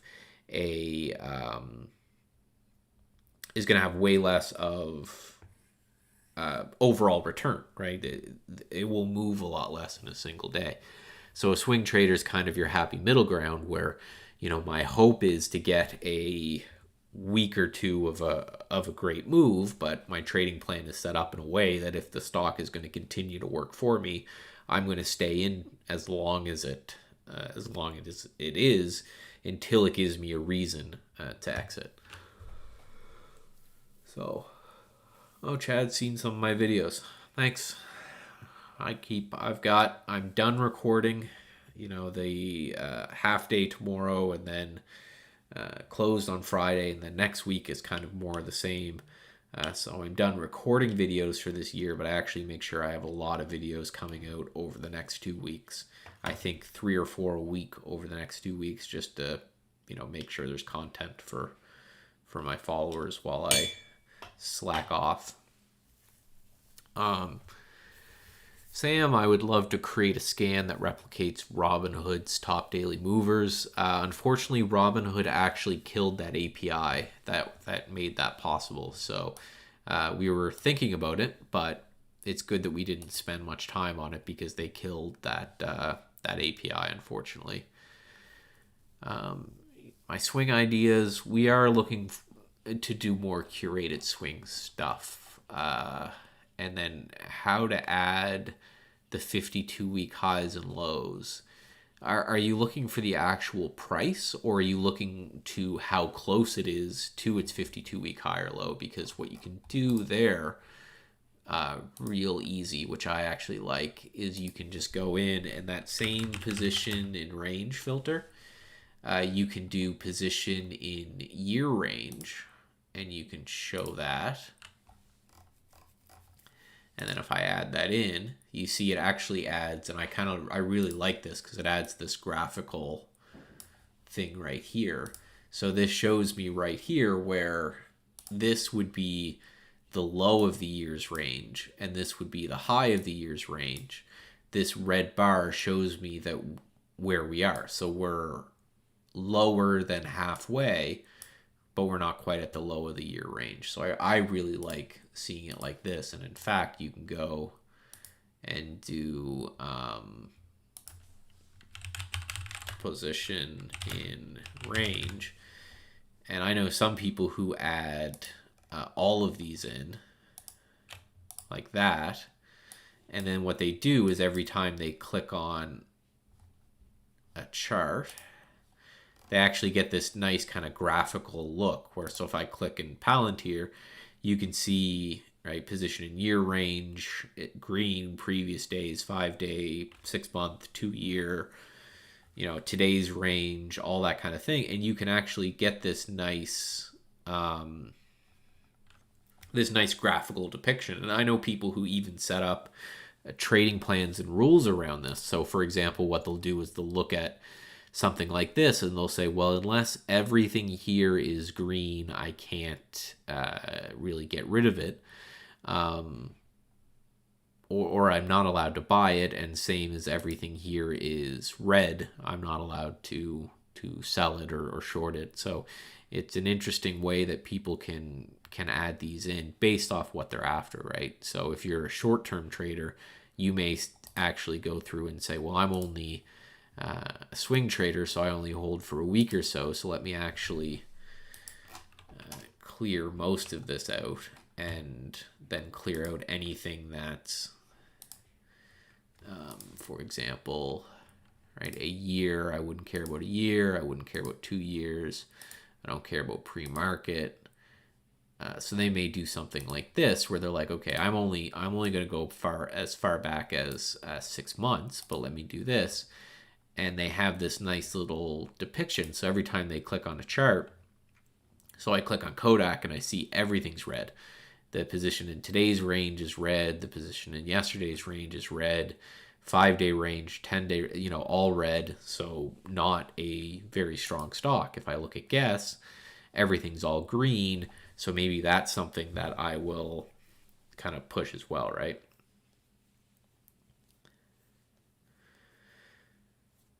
So again, it's just a way that you could use it. Which VWAP do I care about, if any? I'm actually following and studying a lot of Brian Shannon's anchored VWAP. So Brian Shannon from Alpha Trends is a trading mentor of mine, and he's kind of developed or popularized this. And if you hover over it here, it actually says at Alpha Trends anchored VWAP. It actually shows the VWAP from whatever. So now that I've clicked on it, my arrow has changed and it shows me the VWAP from whatever price. So for example, Frog, which we talked about that I'm in, the reason that I'm in is that from the IPO, we are sitting right near the anchored VWAP from the price. So the long short of it is, what this means is that the average price that everybody is in, if you sum up everybody who's trading Frog, the average price of that person's entry is this purple line right here. It's like $70, give or take. So right now, the average participant in Frog is losing. But if that switches, then all of a sudden, the average participant could be winning. And you see how well it respects this line in through here. So this is what I'm playing with as a VWAP. Just like anything else, I don't like standard numbers, right? Like a 1 day or a 2 day or a 3 day VWAP, but I like the concept of anchoring these things at two very important points. So, how he'll do it is he'll anchor a VWAP to the highs and the lows of securities. They'll anchor them to large gaps, large volume spikes,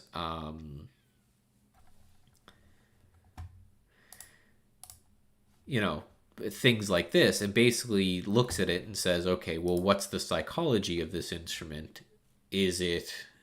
Are people on average doing well, or on people on average doing poorly? And from that, you can get kind of a sentiment of the stock itself. Right? So PLTR, I remember him showing this off on Twitter, where if you took from the breakout point and you anchored the VWAP there, that when it pulled back right to the tick and then kind of exploded higher. So this is the VWAP that I'm kind of studying, just because I've seen from Brian Shannon just so many times that it is very interesting, not as a trading plan, but as something that you could kind of do. So like on Solo, I'm watching, if I anchor it to the highest candle, right, I'm looking to see, and this is why I have it on my watch list, if over the next week or so, this comes down and evens out, and then price breaks it, then I may take a trade there with a stop just below, kind of thing. And then Angie, the reason I took Angie was, if you anchor up here to the highest point from this crazy move, you're basically asking the question of, from this move, all of this price action, so from this bar here, where is the average participant, right? And you can see Angie respected here and here, and then it respected it again here, and now it broke out and it's kind of basing above. So that was my theory of why I took it, as it broke this area, and my stop would then just go kind of right under it. So it's this dynamic support and resistance level based off of the same concepts an intraday VWAP would have, but just based off kind of a longer term synopsis, I guess is the best way to put it.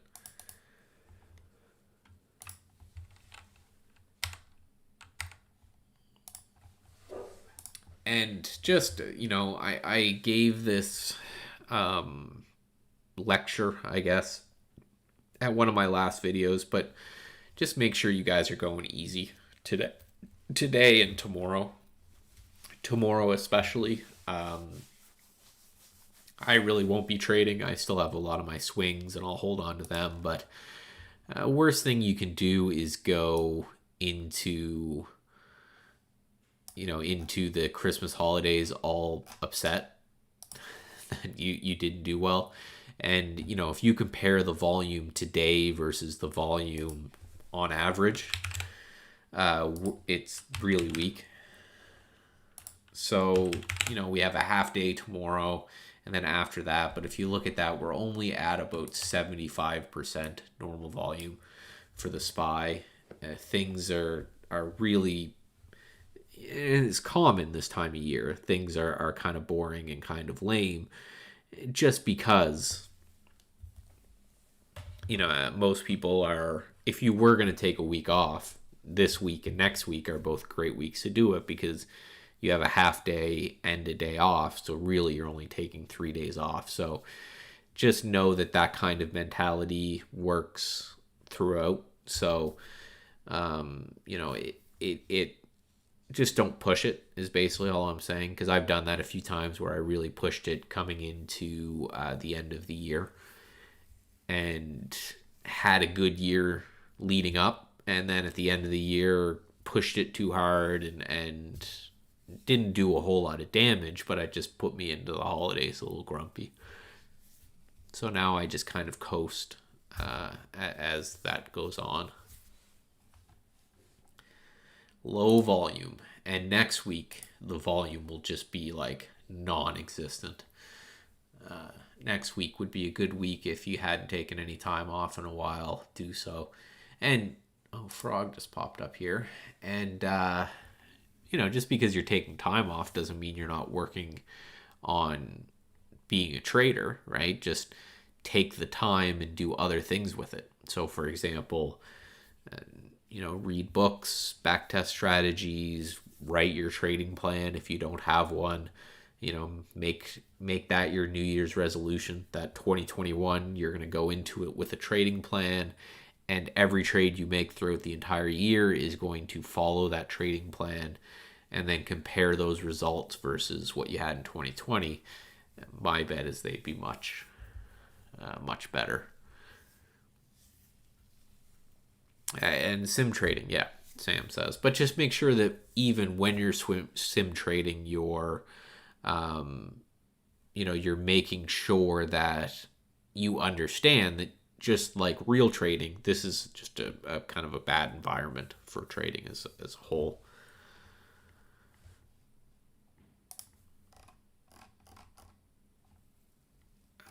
So, question. I don't recall in one of your videos if you have a plan for digging yourself out of a hole. Well,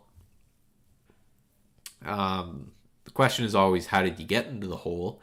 And is the hole deeper than it should be? Right? So, your personal P&L shouldn't matter at all, right? It should just be, what is my trading plan, and go.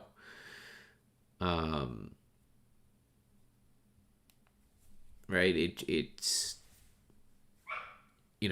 it should be the same regardless of what it is you're doing. Is just, it should be just follow my plan.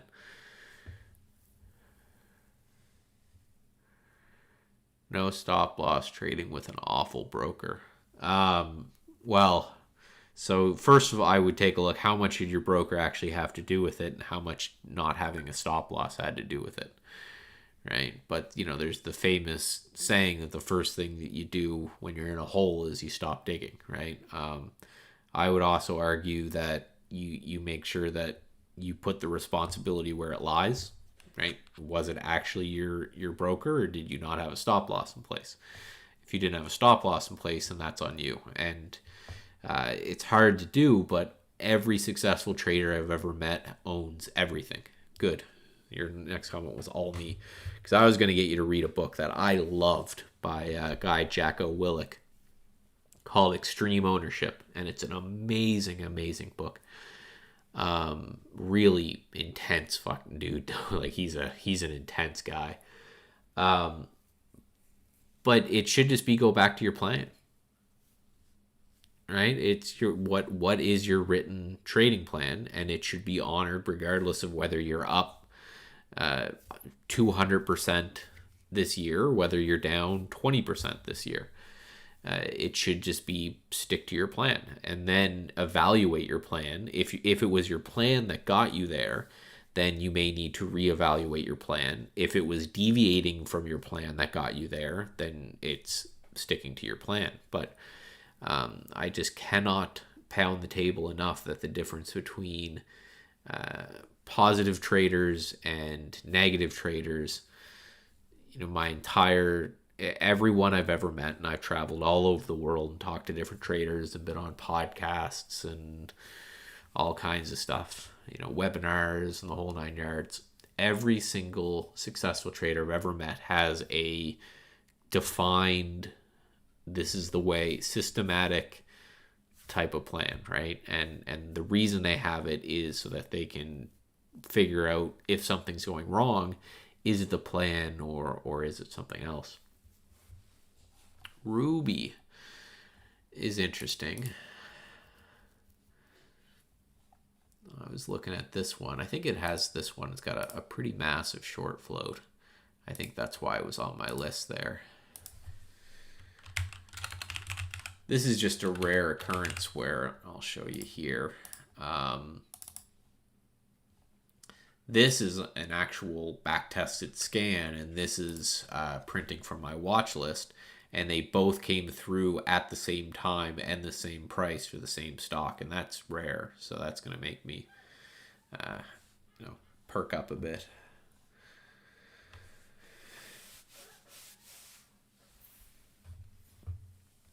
I made a mistake switching from swing trades to day trades. Yeah, and that's another thing is I would always pick a single style, whatever that style is, to begin with. I've seen too many traders who say I'm going to try swing trading and day trading and long-term trading and options trading and all of these different styles kind of right off the bat, as opposed to I'm going to pick one style and master it. And the equation that I give is basically, imagine if someone was going to be a doctor and someone said, oh, well, what kind of doctor? And they said, well, I'm going to be a foot doctor and a throat doctor and an ass doctor and all of these different things. Is, you'd say that guy's crazy. You'd say pick a specialty, get really good at that. When you're really good at that, if you wanted to then pick another specialty, that's fine.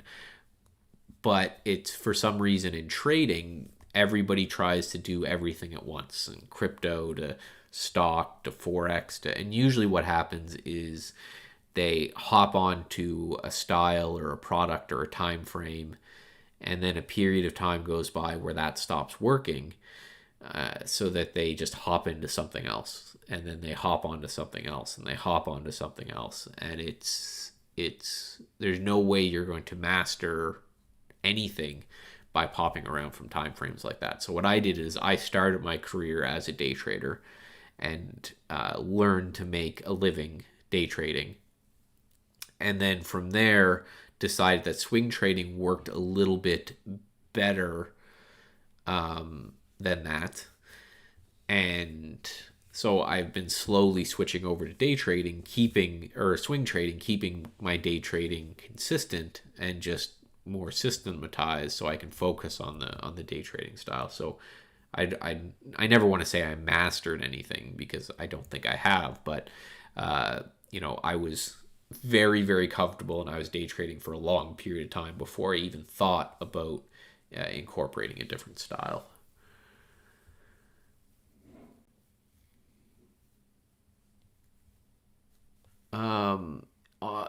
Is there a document that provides a baseline definition on how channel strategies? No, we try to make them as self-sufficient as we can. Just because we change it so much, it would be an almost impossible document to keep updated. But, for example, Barry's watch list is going to just look at that. The SPAC channel is just SPACs. The EV channel is EVs. The blockchain or blockchain. So, that we try to keep them somewhat consistent. Like momentum is looking for momentum, and social media is looking for social media stocks.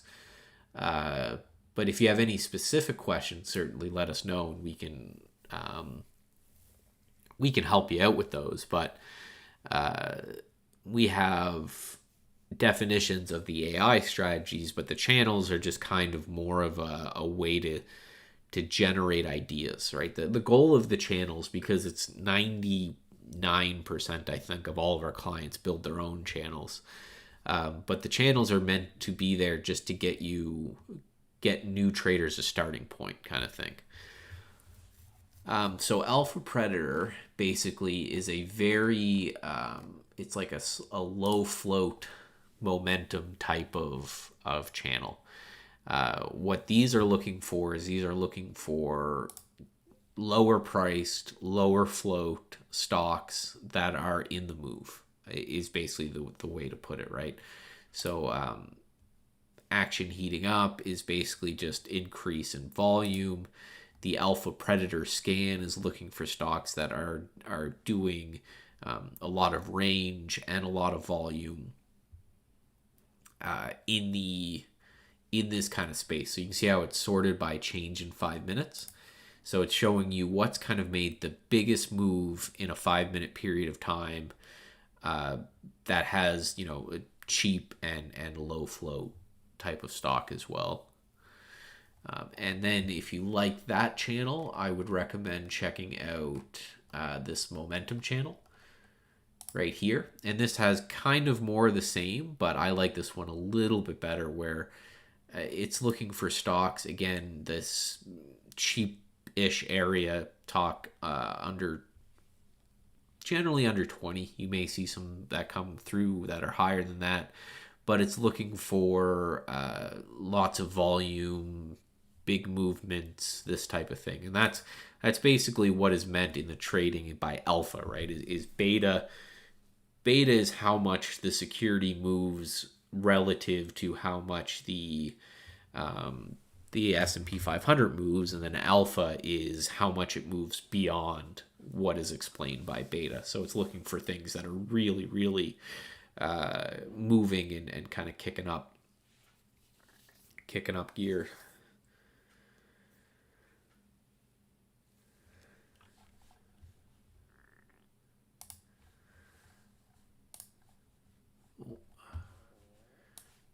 Second, there we go. Just moving some things around to check.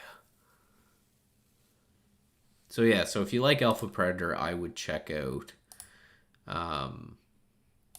the other.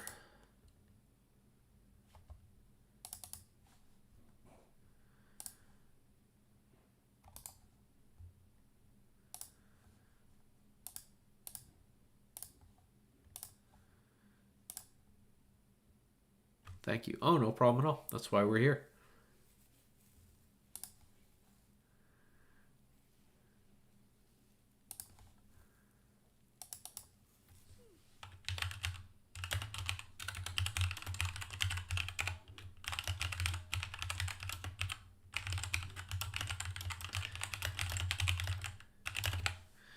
Primarily been a swing trader. I don't know.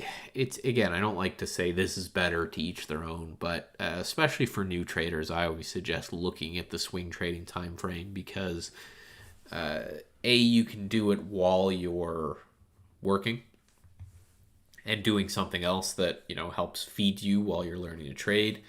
And then the other reason is that you can get some really explosive moves on the swing time frame that are much harder to get on lower time frames like the day. But that is time. It's going to be time to give Barry back his room. I don't think there'll be anyone here tomorrow. There may be. But if it is, it would be 1 until the close. So remember, half day tomorrow, and then Friday is closed. So be very careful. Make sure that you're understanding that if you're holding anything Thursday afternoon, that you're holding that thing until Monday. So just be careful, and I'll talk to you.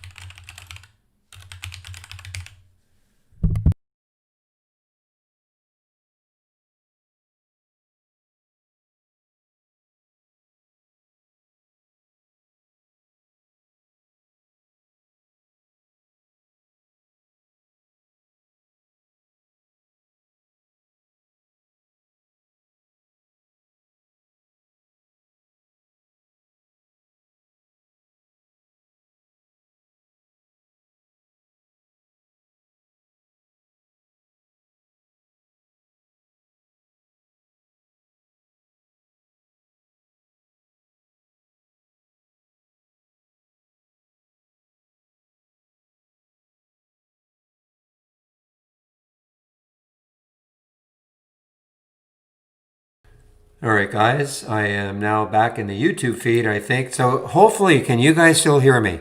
This is why we had the problems yesterday. OCG, thank you, Cam. You guys can still hear me?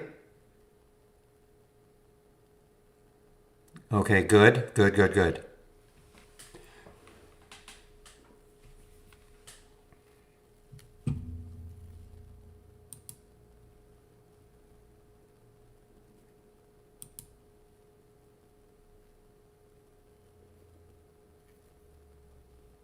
Nazir, okay, great.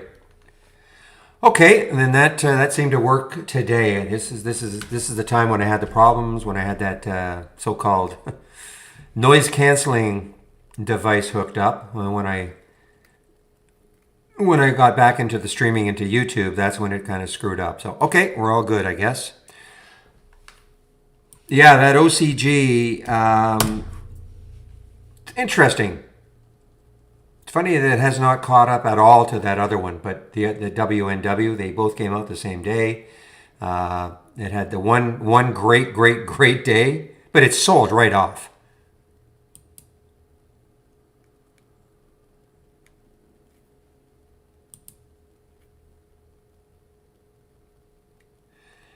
So is it possible that you just can't see it, Brett?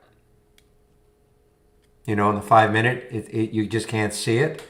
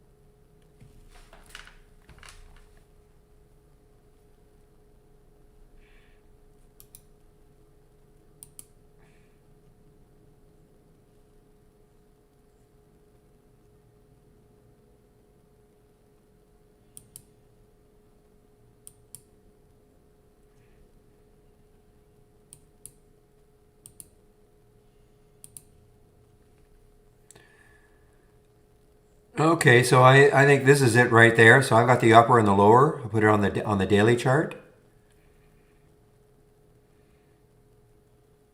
These are the Bollinger Bands right there.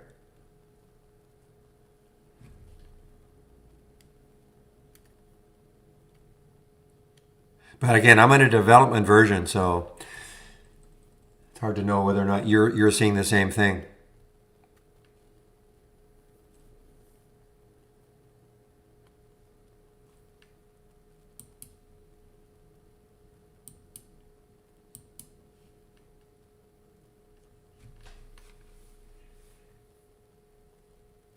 Let me put them on the 2 minute chart. See what it looks like. So I've only got two indicators. I'm going to have to make sure I change the color.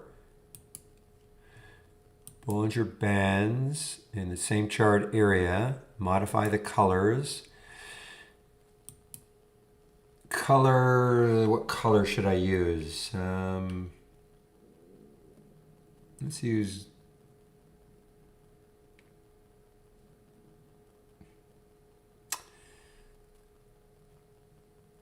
I'll try that one.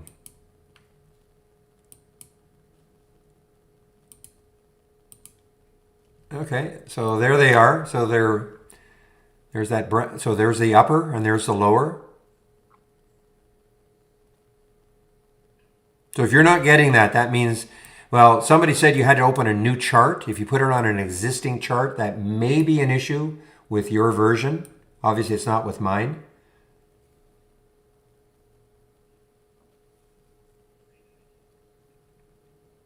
So those of you, okay, somebody take a look at, say, on a 2 minute chart for EVGN. Somebody who's going to look at. I see. So it's definitely here. What do you guys have, say, for Thinkorswim?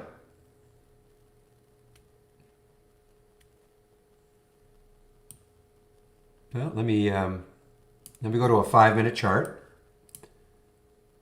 Expand it a bit. Indicators, Bollinger Bands in the chart area. Yes, I'm going to also do it. That color there. Okay. Okay. Now on this particular one, I can't see them. So I don't know if that means they're way up here and way below. Or did I add them? Did I forget to do the add? Let me just see.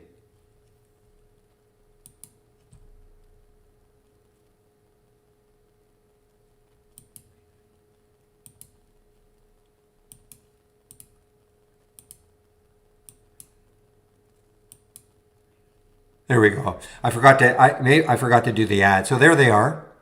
So they're definitely working with my version.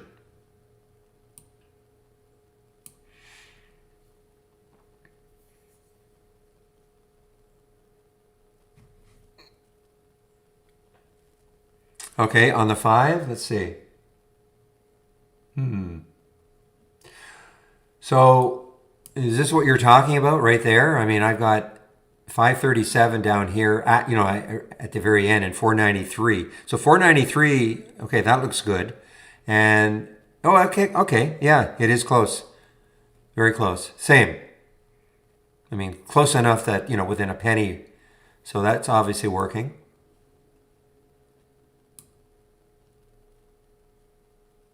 So William, if you have our charts, you could use these.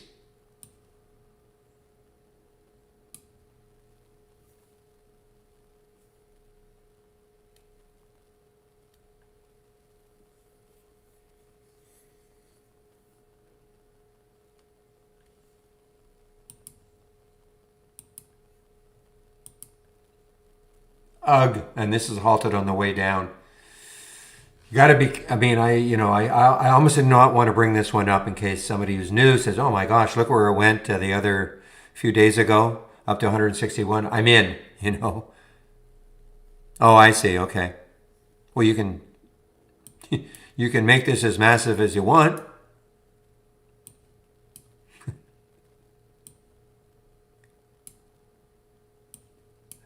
It's okay. I'm just teasing you.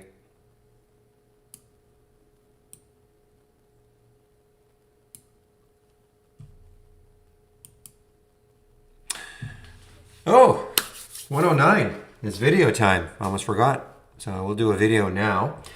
Okay, so let me get the announcement in.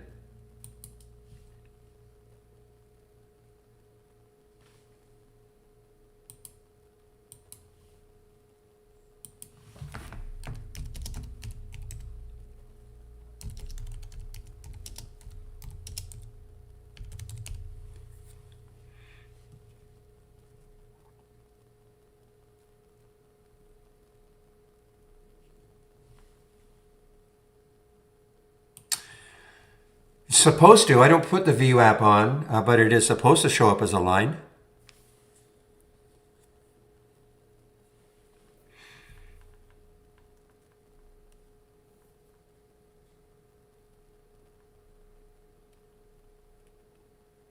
When you say a line to appear, you're talking about, yeah, it's supposed to.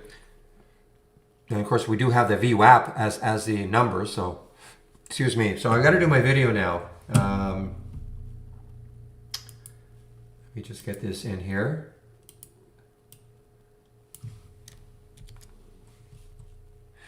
Yeah, congratulations, proud papa. No kidding.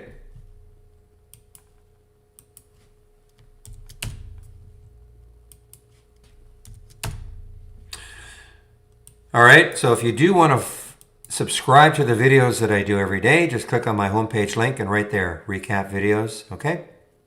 So I should be back. Forgot to add the...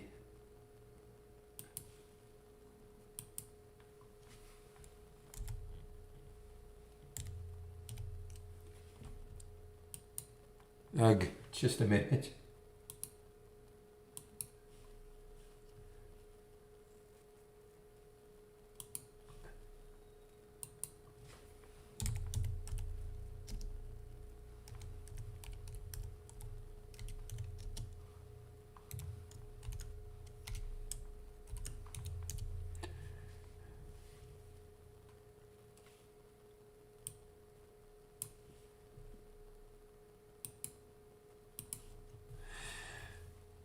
Okay, guys, I kind of screwed that up a little bit, but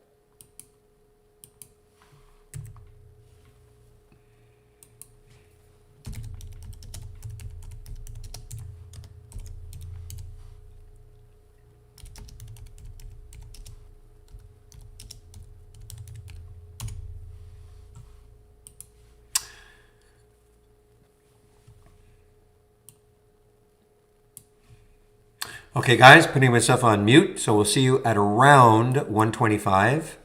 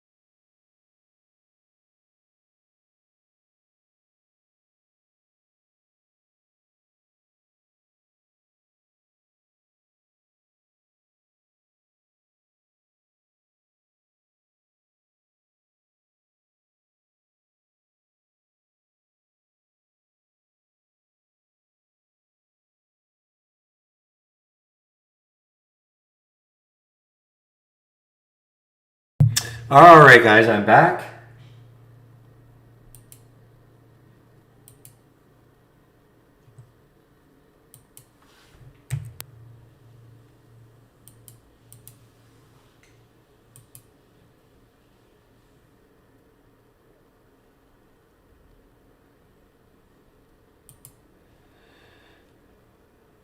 Okay, so want to make sure you can hear me. I did press a button accidentally, so I just want to make sure you guys can hear me.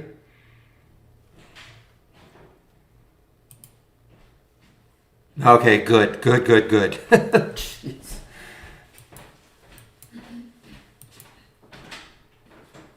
Now I got another issue. I can't get rid of this. Escape. No. Okay, guys, I'm going to have to do a task manager.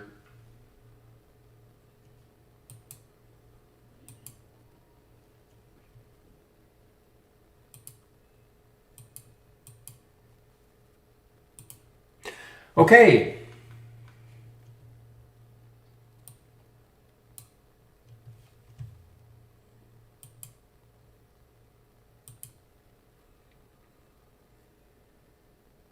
Okay, so I see some questions.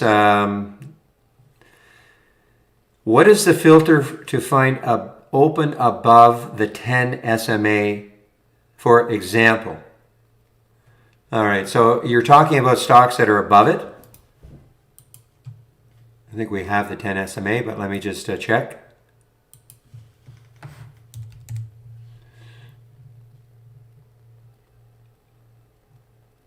Okay, so here's the 10 SMA. So you're wanting to have stocks that are above the 10 SMA? Yeah, we don't have the cross. Okay, there's no cross. You can only show stocks that are, if I change from the 10 SMA, add the filter, and put any positive number in 0.0001, it's going to be above. Okay. But we don't show the actual cross.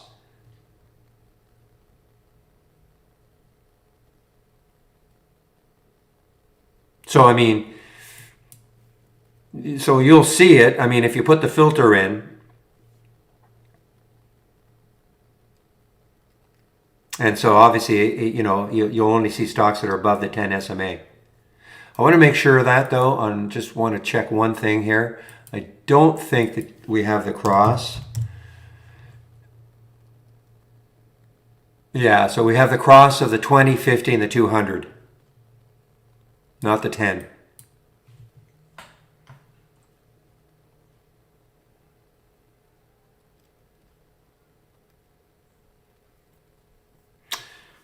And is there a filter that can detect an intraday low and not necessarily an all-time low? Trying to catch stocks that are hit new lows of the day? Well, this should be fairly simple if this is what you're talking about. We have a new low alert. A new low alert. So if you use that, for instance, here, these are why we see these here. With all these filters in place, and a stock makes a new low of the day, then you get an alert. Is that what you mean? You need market data. You need real-time market data. If you're trading your IB account using Brokerage Plus, you're using IB's data.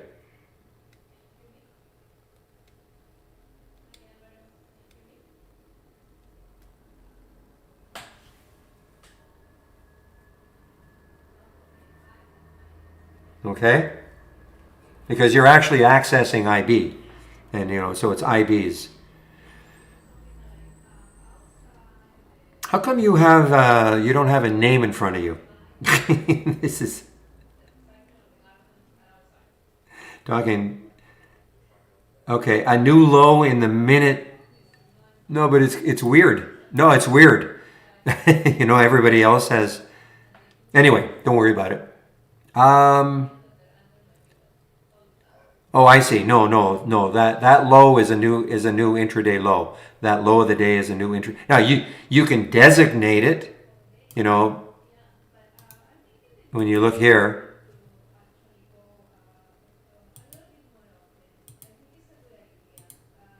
days. So okay, if you don't do anything, then it's a new intraday high. But here you can put okay a new 2 day high, 3, 4, 5, all the way up to a 52-week high, as an example. Okay, but if you don't put anything in here, then that is a new intraday low high, a new intraday low. Okay, are we good?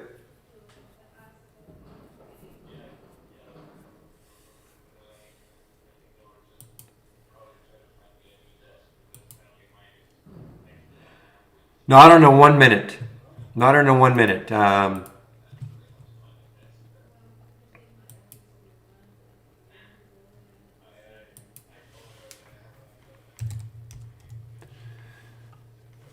So let me just show you.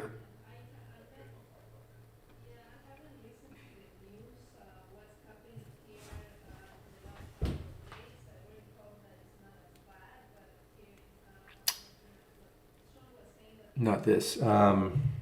Position, sorry. Position, yes. Position. That's what I'm. Now, this is not an alert. This is not an alert, okay? But you can find stocks, okay, the position in the 5 minute range as an example. So here, 5, 15, 30, 60. This is in the day, previous day, etc. So the lowest you can go is the 5 minute range. So if you use that filter and you put, 1% or something, look what it's doing.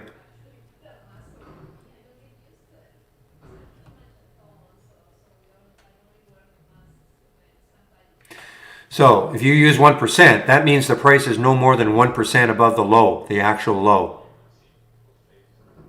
As an example, I mean, you might have to play around with it. I don't know how many you're going to get that are going to be right at the low. If you put 0, it would be right at the low.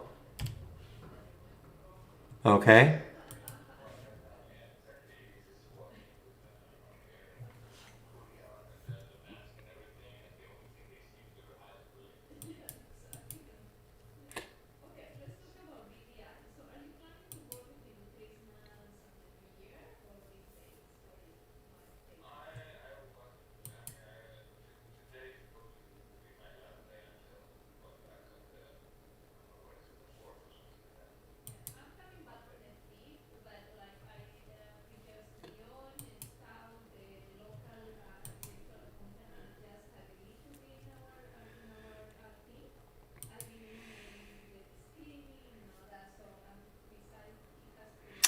All right, kind of looking at this MBIO to see if it can regain that 4 level. Nice big bottoming tail there down to 380. See if it gets back over 4. Maybe gives us a trade. Though I'm kind of disinterested right now in trading. I'm kind of waiting for that half day tomorrow, then the big day off on Friday.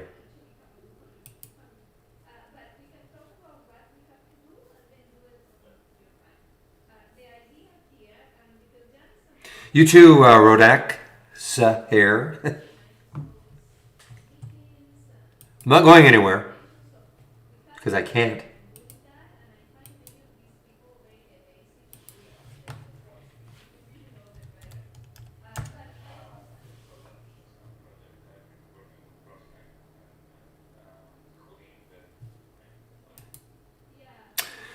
All right, have I caught up to all of the questions?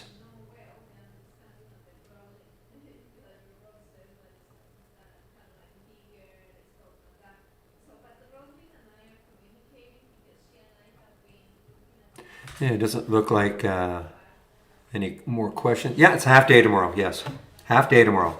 Repeat, half day tomorrow. 1 o'clock Eastern time. Market is done, as I am.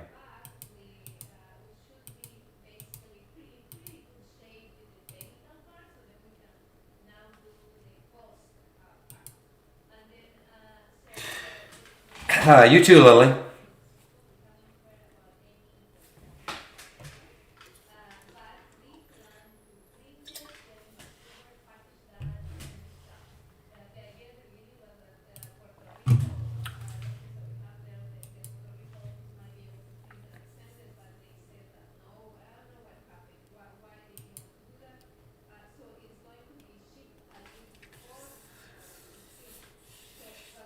Any thoughts about turn? Okay, let's take a look at it.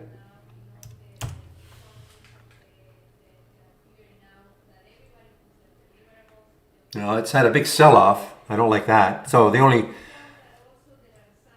29 million. So yeah, unfortunately, yeah, this is I'm on this. It is getting screwed up on this version I'm on, so I can't even see what they do, what the profile is.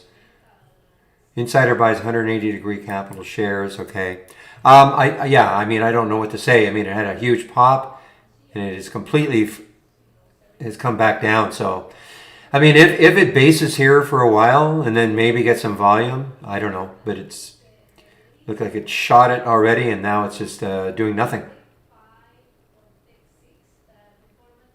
I mean that looked pretty exciting on the weekly because it took all that out, but. Meanwhile, CYCC continues. Big miss by me. Big, big, big, big miss. Should have been so focused on this one this morning after what it did yesterday.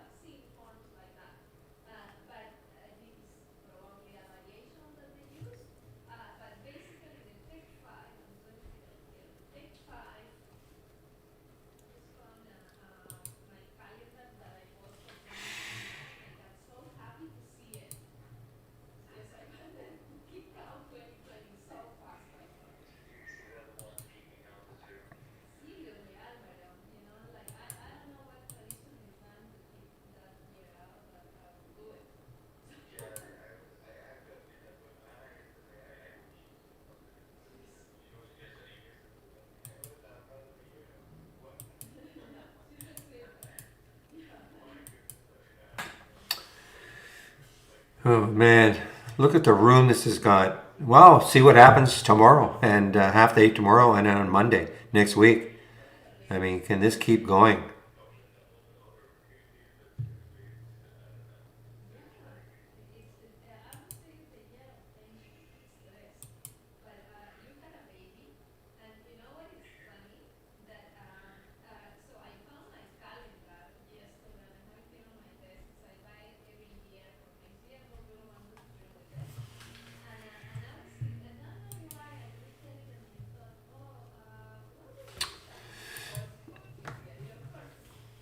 ID. No, this is a real cheap one. I don't know why it's showing up as in the blank checks acquisition, but that's a cheap one. THCA, Tuscan. We've seen this one before.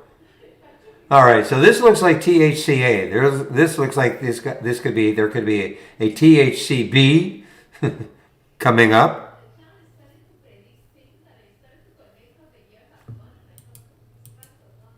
Yeah, I can't.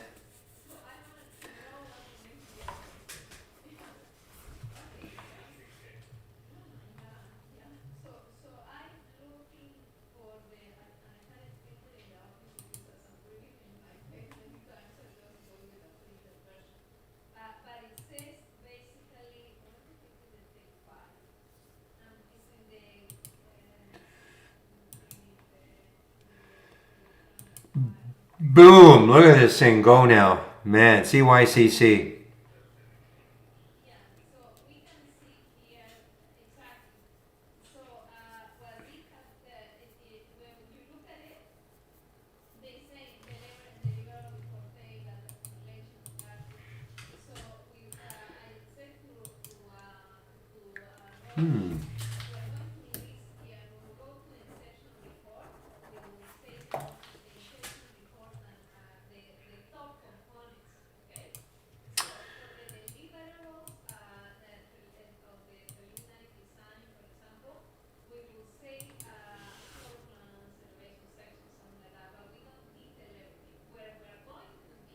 Aha.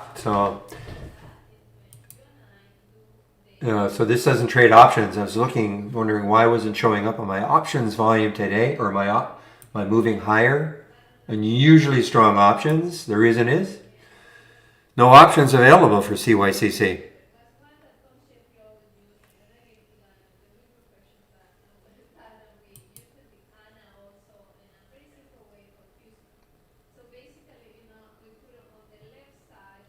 See, I just don't trust these. I just don't trust these at all. I don't trust that they'll hold. You know, that's THCA. It's a beautiful pop, decent volume coming in. I just don't trust that it'll hold. You are a crystal baller. Yeah, it just halted. Before I could actually get this up,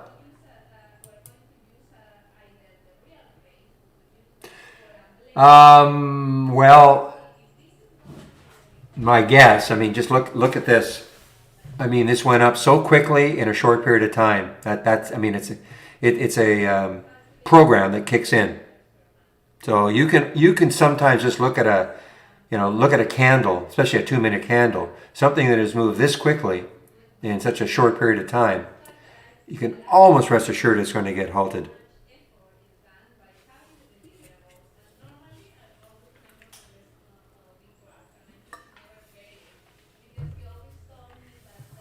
Is that on an IB chart? I didn't know that.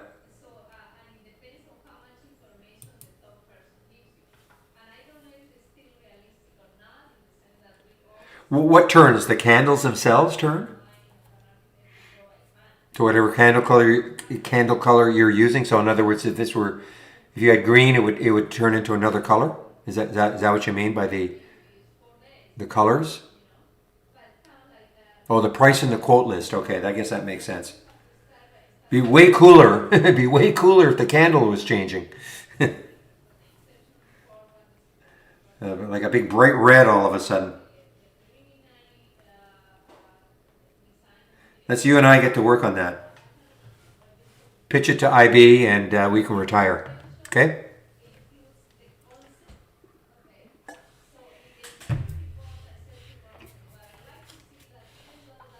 I'll let Grumpy take over the room.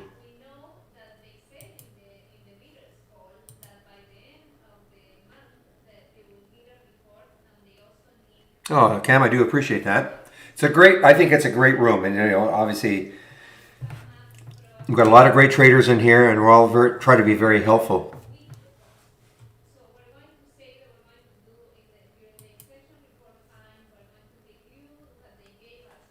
Are you in that one? Are you in that one?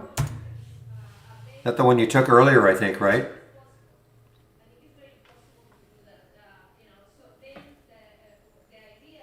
25.27. Nice. Just before the wow, just before right here. Good for you.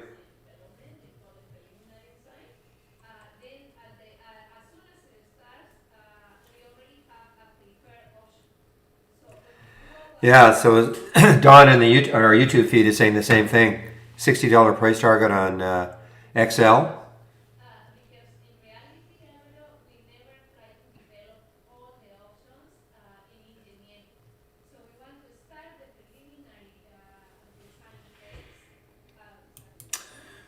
Well, why don't they come out with a $100 price target on IPOC? That'll make my next 20 Christmases.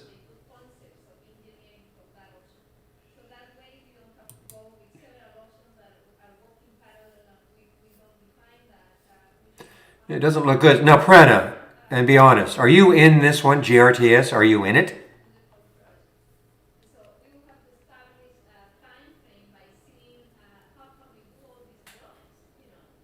Okay. And what's your stop?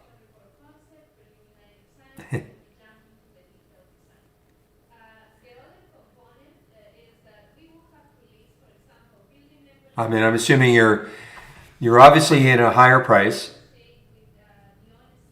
Oh, $397. So you got it on the pullback. No, I see. Well, I don't know where it's going, but your stop better be around here, 380, right there. It looks like there's pretty, good support that if it took that out, you should be out of the trade.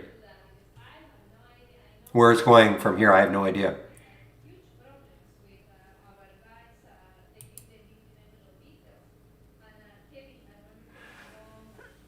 Okay, so excuse me. So a flying timer. Left click on the chart so Trade Ideas knows that that's the chart you're in, and then you literally just start typing. When you start typing, this box, the change symbol box, should show up, and then of course you can change, click on change, or hit enter on your keyboard.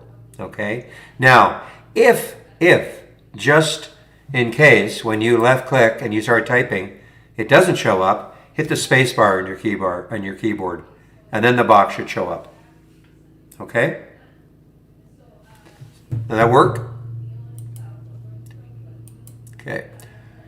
Wow, CYCC. I think if there were a brick wall, I'd run right into it head first.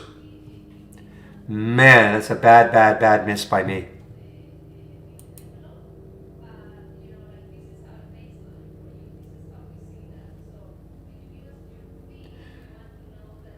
But I blame you guys. You're distracting me all the time, so I do absolutely blame all you guys.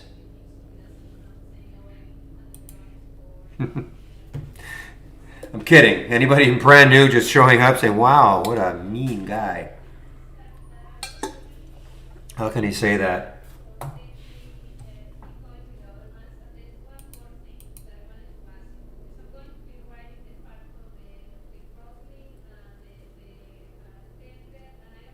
Oh, okay. When reading charts and technical patterns, so that's highly personal. When I don't mean you're asking me a personal question. You will. It really depends. I mean, there's no such thing as which time frame is the best. 1, 5, 30. No such thing. This is what I happen to like. For years I didn't even have a 2-minute chart. So for intraday, I was just using 5 and 15.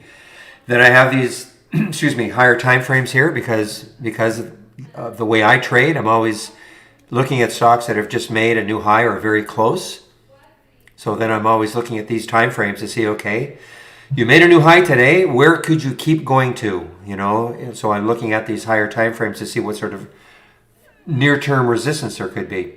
But it's, some people swear by 1-minute charts. Some people won't even look at a 1 minute or less than a 30. It's really all over the place. So there's no such thing as which time frame is the best.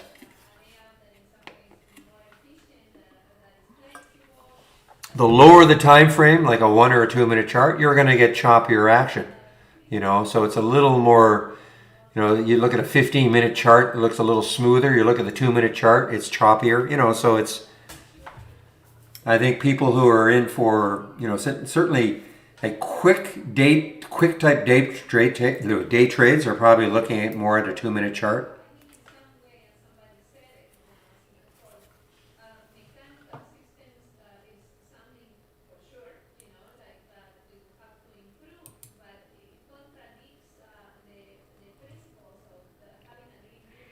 I wonder if William shorted that one.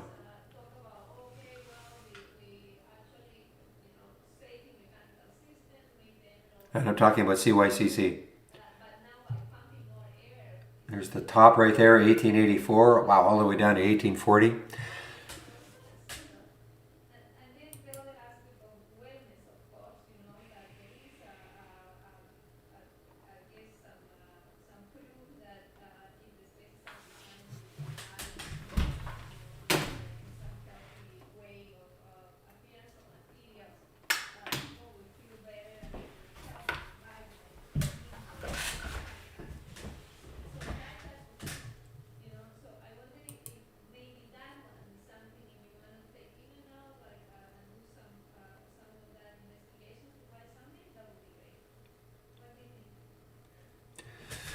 That's the old Mongo database, or that's pretty expensive, isn't it?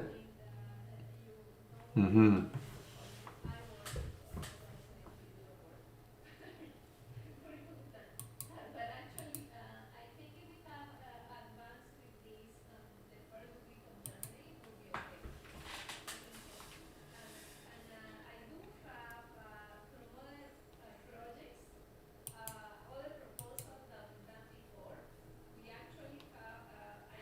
So a pretty boring day from the AI today as I'm looking at it. The RVI trade, I mean, if you got back into it in the Re-entry, that was pretty good. I mean, from 1404 all the way up here. Pretty straight all the way up before it pulled back. So from 1404 to 1480. But other than that, really, I mean, the tallow still kind of struggled. I mean, there it is, the 839. It did get up to 850. So I mean, if you were able to get it at 814 and close it up closer here, that wouldn't be too bad. But nothing spectacular. And I think there might be some AI alerts tomorrow, but remember it's a half a day, so.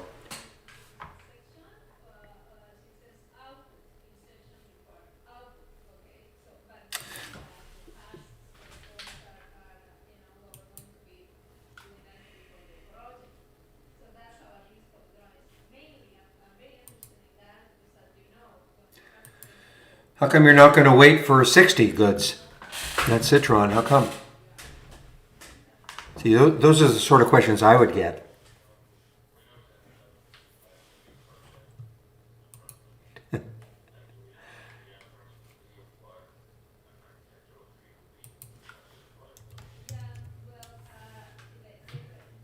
Well, I'm in at 3, so there's no reason for me to get out of it.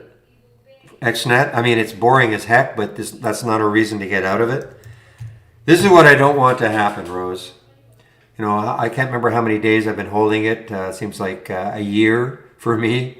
But anyway, I don't want to say, I'm so bored of it, I get out of it, and on Monday it pops to $5.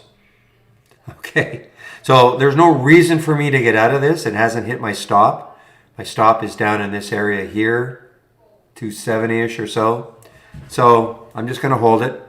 I mean, yeah, it could gap down, I suppose, but. And that's not a recommendation for anybody, including yourself, to do the same thing, but. Thoughts on, Green Power, that's the Vancouver company. Well, I mean, it's turning around. It's definitely, it's turning around. I don't know, were the other ones doing the same thing? NIO? Well, let me take a look at Green Power. Yeah, I mean, I know it's a Vancouver company. I can't see the profile or anything, but and it's not a U.S. company. See, this is a bug we've got. All the flags are U.S. I'm going to try something here. I know this is going to ruin all this, but that's okay.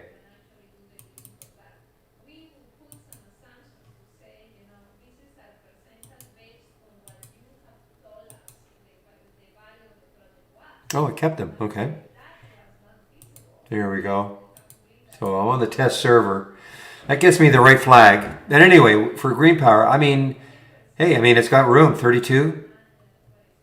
Whether it's going to continue next week, but it's definitely a nice move today to kind of get rid of all this. I don't know, was there news specifically to it? I don't see any news on it.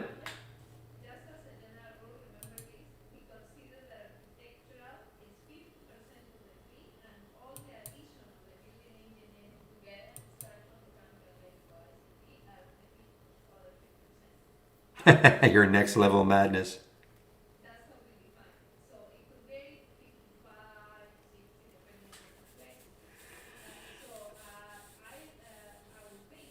Well, I had Kaiser. How I don't know. I mean, at 240, I have no idea. I mean, I've got three. I've got four. I've got three 32-inch monitors, so I have no idea. Not having any experience with a 49-inch monitor, I have no idea.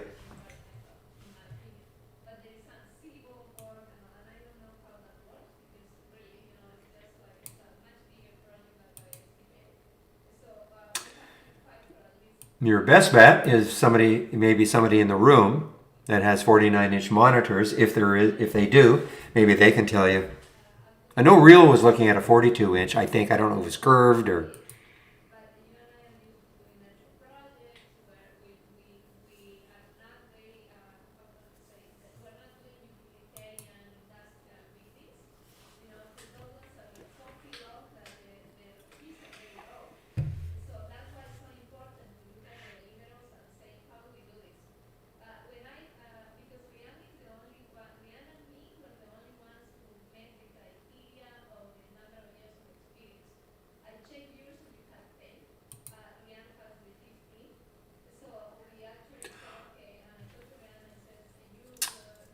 Well, again, Kaiser, some people have 10 monitors. Some people, I mean, I would personally, I would not have more than, personally, not more than three, but that it's a personal thing.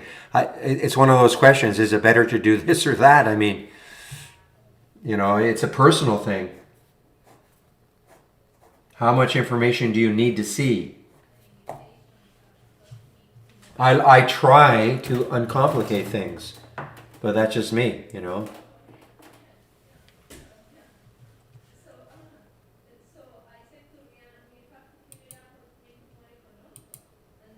If I weren't moderating a room, I could probably get away with two monitors, two 32-inch monitors.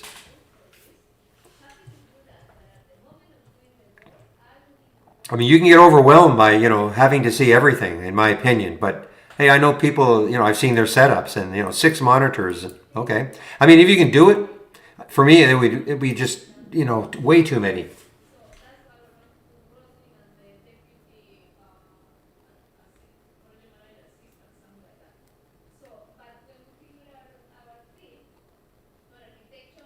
Yeah, so Pete, I'm not Pete asked a question. Maybe anybody in the room who is familiar with crypto and all,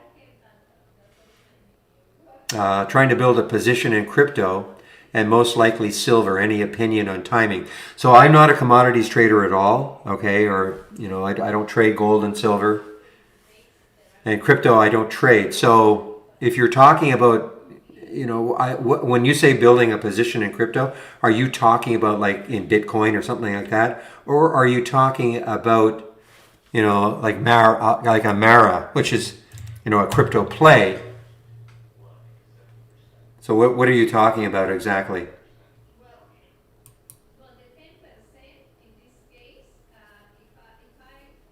If you're talking about Bitcoin itself or any of the other ones, then definitely not the person to ask. But GBTC, I mean, okay, so I look at GBTC. What do I see?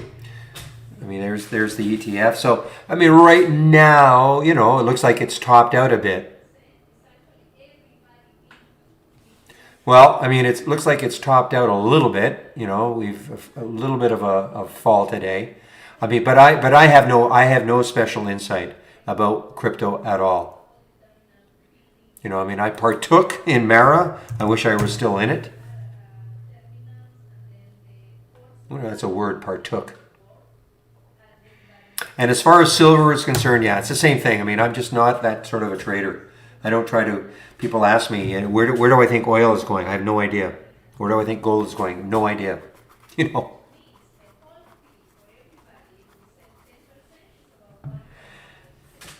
just popped up, guys, and I don't know. Maybe we'll have a late dayer. FRSX. That just really popped up. There's the high. 527. And that's at 9:30. So this will show up. Yeah, this will show up here if it took out 537. Or 527. That's the high. It has to make a new high.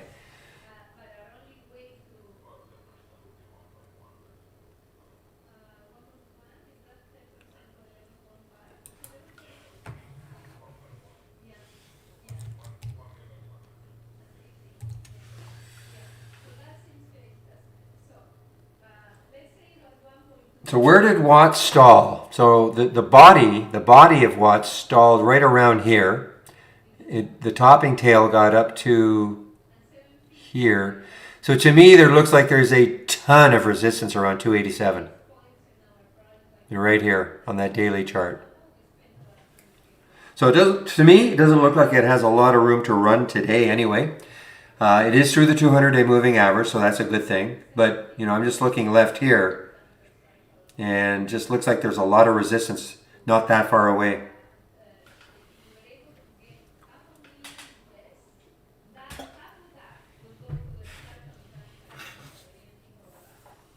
I mean, you really follow. I mean, there's still people saying Bitcoin will be 100,000, but I have zero insight into that. I missed that. I missed it. I mean, I traded some stocks, that were in the sector.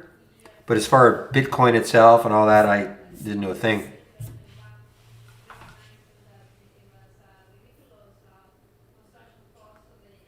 Actually, Pete, no, I don't have any particular sector. I don't trade ETF. I've been asked a question again. What type of securities do I like to trade? Any particular sector? ETF, mega, large, small, micro caps. Do I have any favorite types? Um, yeah, so I don't trade ETFs at all. Number one, I don't have a favorite sector. Whatever sector is hot, when EVs were hot, we were all into that sector for a while. The SPACs are hot now. Whatever the hot sector is, I'll go there. Personally, I like stocks under $20. That's just a personal. So I guess they're not mega caps or anything like that. That's just me though. I don't trade OTC. I don't trade anything under $1. But again, that's just me.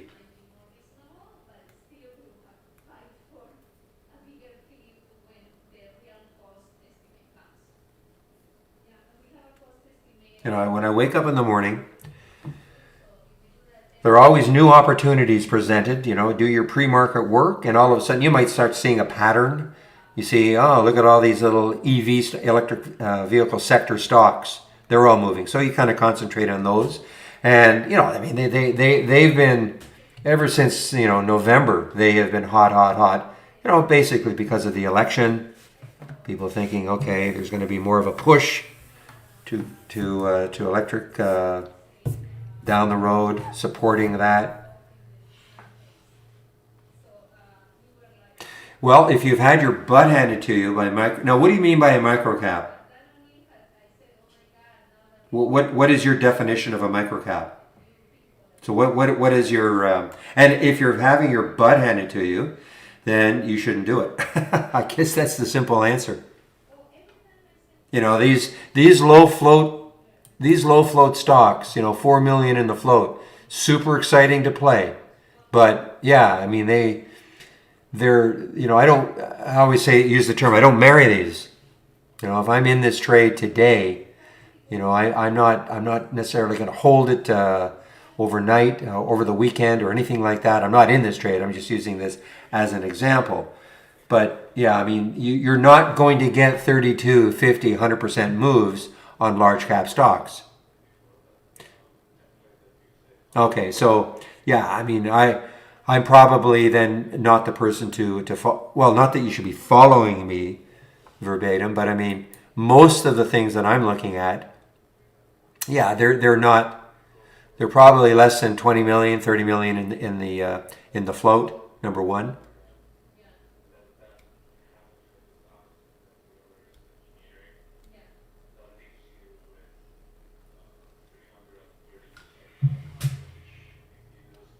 So, we've got a market. I don't know how many shares outstanding there are, but let's just say even if they're 10 million, so you've got an 80 million market cap on this.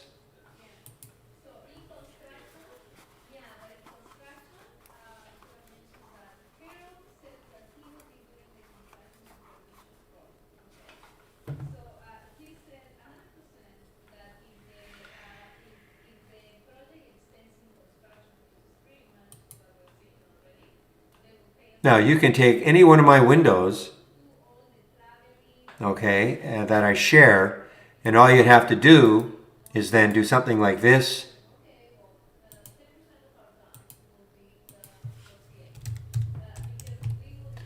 So,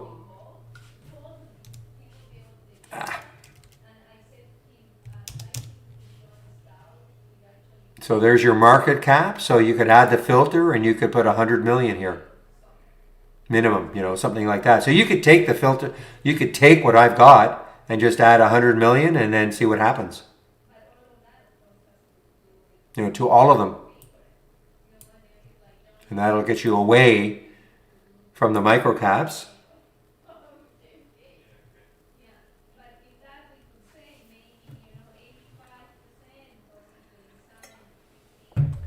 And all those scans are available right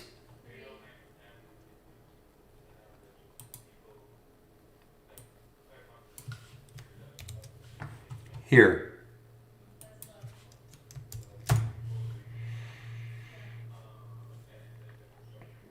Okay, so right there. So all you have to do is click and then click on the scans that I've got. Scans tab, and then you'll see all the scans, and then you can load load whatever you want, and then just make that adjustment. Just add. Oh, okay, okay.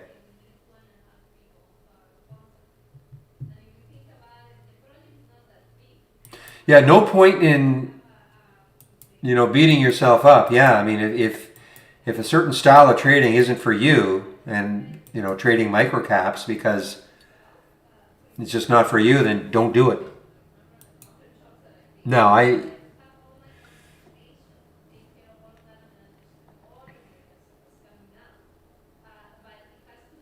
this is 40 million in the float, $2 stock, almost meeting your. It's almost 100 million. Dr. J5, all right.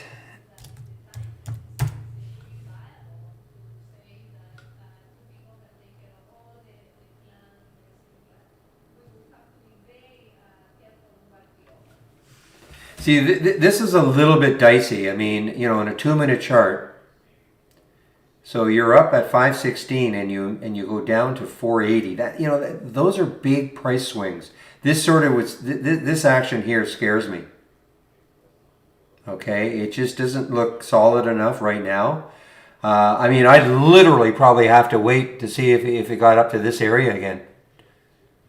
When you see this, tried to pop up, but now that bar is red again. I don't know. It's a little bit too choppy for me. Even on the fives, you've got a nice boom and then immediately down again. So there's real indecision right now.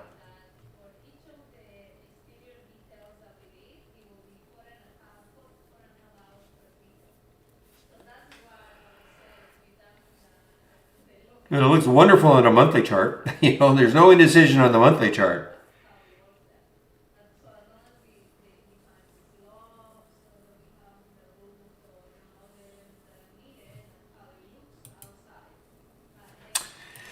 GHIV. I'm glad you pointed that out. How silly of me not to realize that was GH number 4.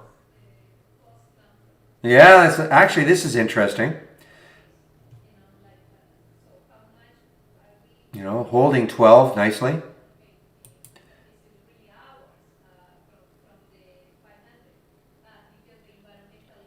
Well, at least you lived and learned before you completely blew up your account, Pete. That's the big thing. Okay, give me a moment, please.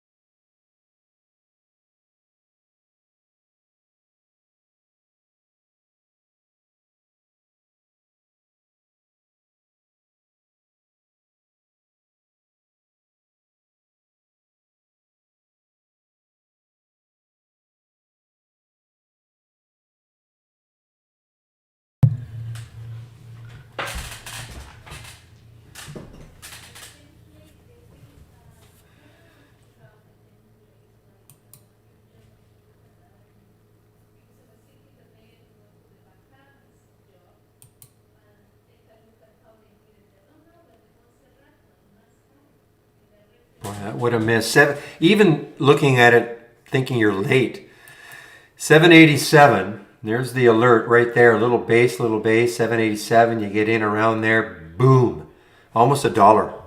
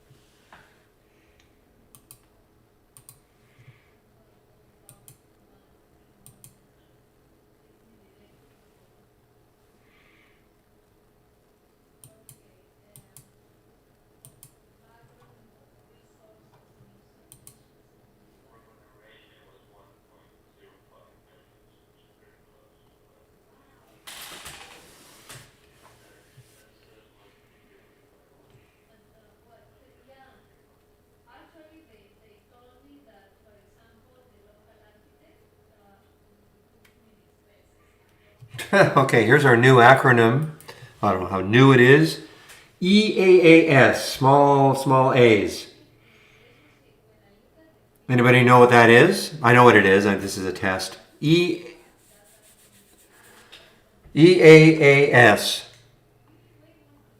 And no looking it up.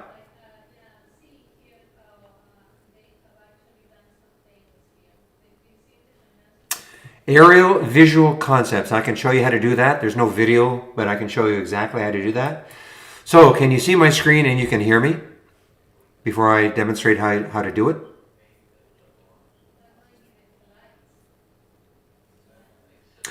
Electrification as a service. EAAS. That's what that...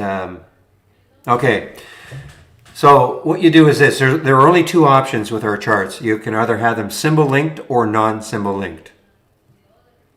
Now, okay guys, FRSX is back up. I'm going to keep an eye on it. Okay, so you can only have two options. So if you right click on the chart and go down to properties, see it says symbol linking. So you either check it or you don't check it. So obviously I have these checked. These are all checked. 1, 2, 3, 4, 5, 6. Okay? That's why when I click on a symbol, excuse me, that's when I click on a symbol, they all change. So that's how they're grouped together like that. The SPY is unchecked. So that's why it doesn't change. So only two options. Checked. So again, right click on the chart, go to properties, and then symbol linking. Checked or unchecked. That's it. Okay?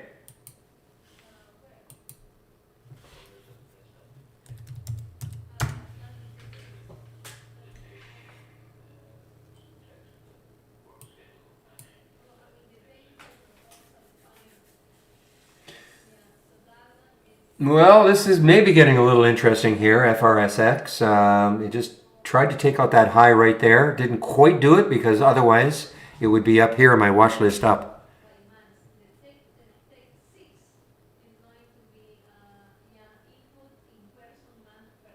But it's still pretty whippy.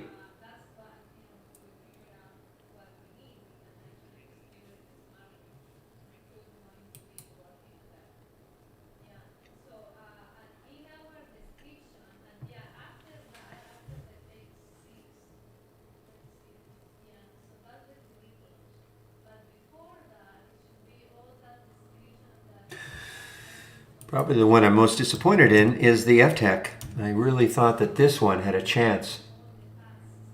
Still is, I mean, it's still basing on the 15s. The only thing, you know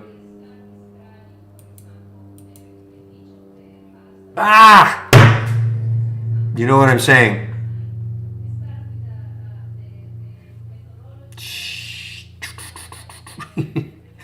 Okay, I still want to have a job, so I can't say what I want to say, but I wanted to get this FR. Just as I shouldn't have typed in the FTEK. I'm going to take this one right here, 518. Now, let's see if it pulls. And I would have been out of it. I would have traded out of that so quickly if I could have.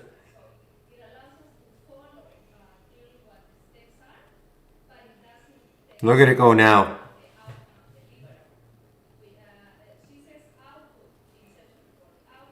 Wow. Well, maybe the same thing can happen to FTech. Look at it go now.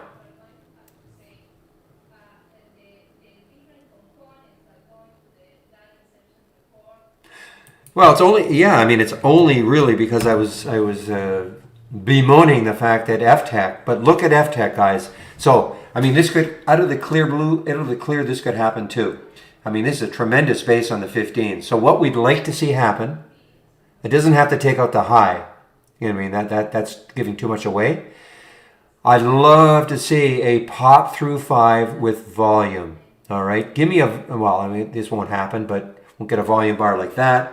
But give me something that's above all of these. Maybe up on this level here. A lot of volume pouring in, popping through 5. I'm in it. Not telling you to do the same thing, but So in fact, what I'm going to do is just put an alert just around 5:10, just in case it happens. You know, it's a low float situation, 17 million in the float. It's just that, you know, the volume is completely tapered off.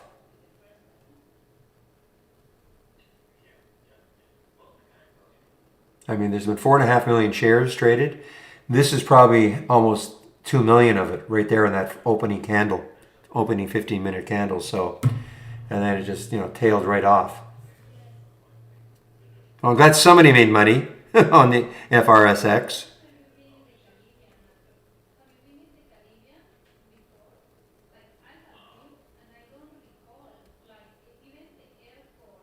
No, I have no strategy. I rarely, I don't do that, Pete.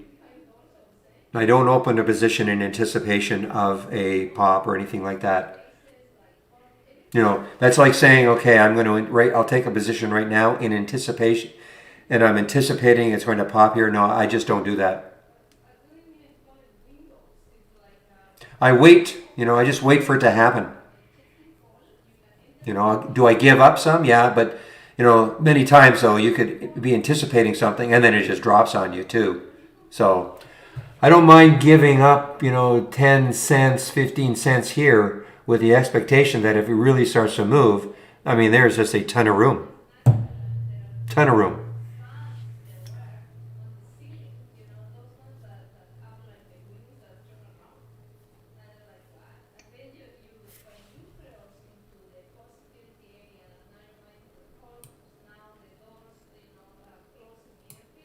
Yeah.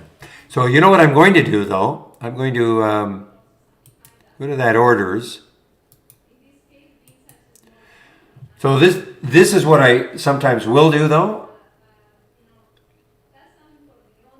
The only problem is I run the risk that it could happen on no volume. But I will put an anticipatory order of FTech just over 5.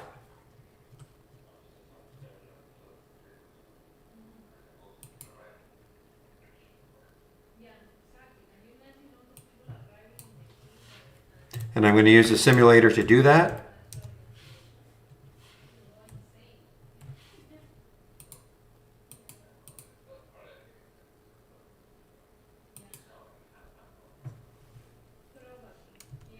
Get out of here.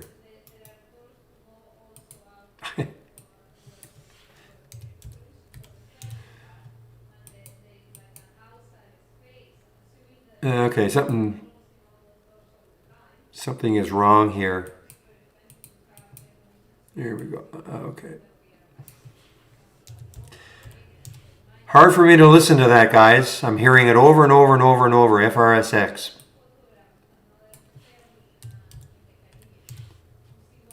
You know what? I got to go back. This test server is not allowing me to do this.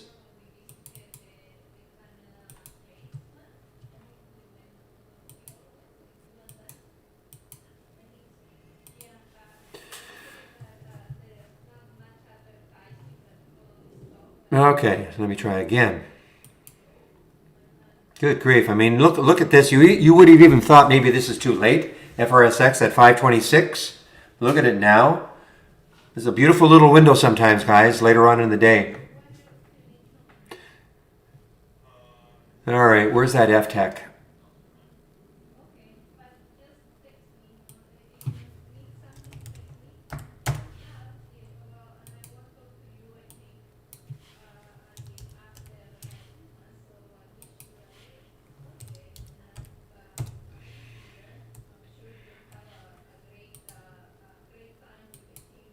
Okay, finally. Jeez.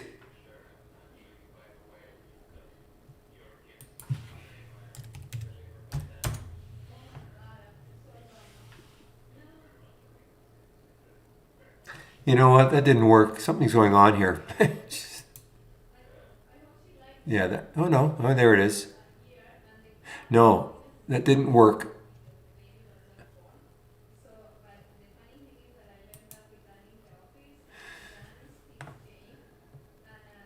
You know what? I'm going to get rid of all these things. Sorry, guys. I'm trying to figure out what is going on. This is this. I do know there's another development version out, and I think it's probably because this is a little buggy right now.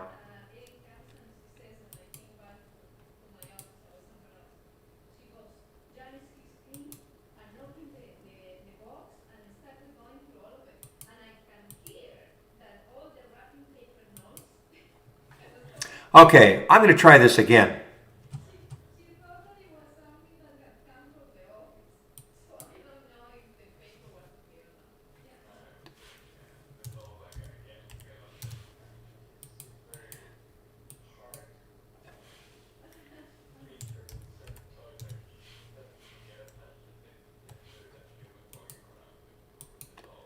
Okay, there we go. So there it is. So anticipatory order 505 for FTech. You run the risk though that if it pops up but it's not on volume. Again, this is in the simulator, so let's just see what happens. Time is it right now? 2:23. So we'll just see what happens.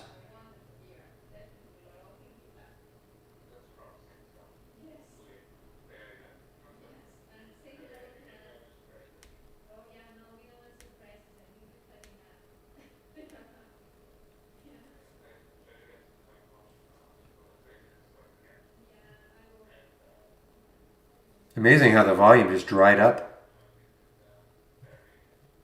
Okay, I'll be right back.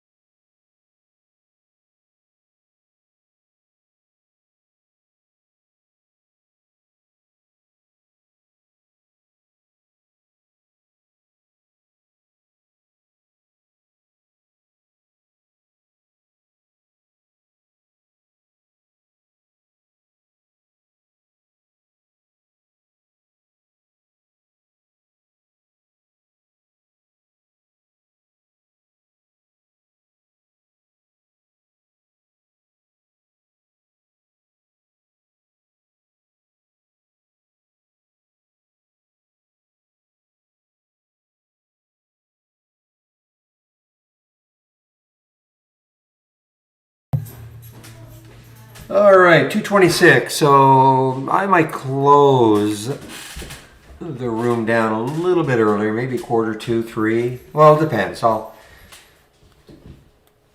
there are any questions, I'll always stick around for questions.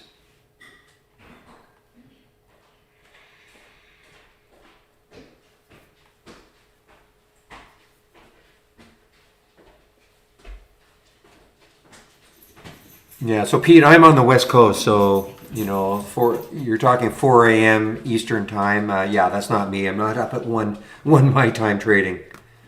I'm on the West Coast, so earliest. I don't trade in the pre-market that much, but obviously if I do get up at 4, I mean I can start looking at things. I see the things that are popping.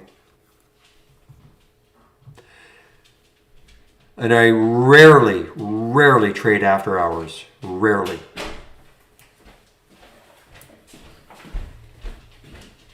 I can't remember the last.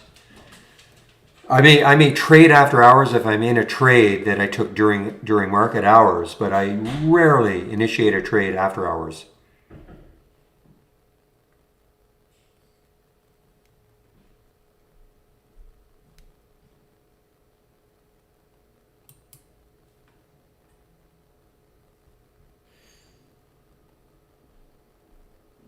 Nice. Thank you. That's not a bad. I'm assuming there's no virus there, Matt.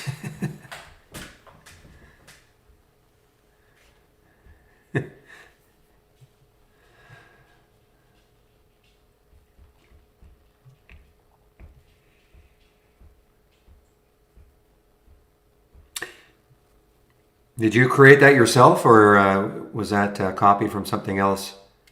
Either way, it's nice.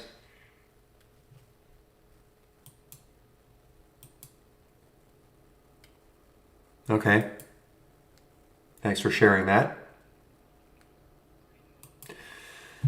Oh man, look at this go now, FRSX. Come on, maybe you know what? FTech could do it, guys.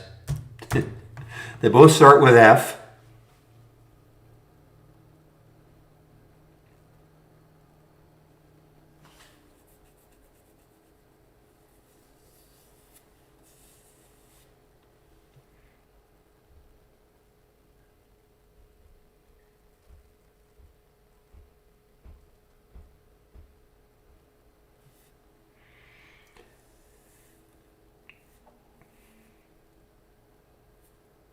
Yeah, typically, Pete, I wait at least 15 minutes. I mean, it's not a hard and fast rule, but typically I wait at least 15 minutes after the market opens before I take a trade, initiate a trade. I have taken trades in the pre-market, probably taken more trades in the pre-market this year than all years combined. No reason, real reason, but look, the pre-market is almost like the market now. I mean, in the old days, the pre-market, you'd see stocks moving, but it was very, very little volume.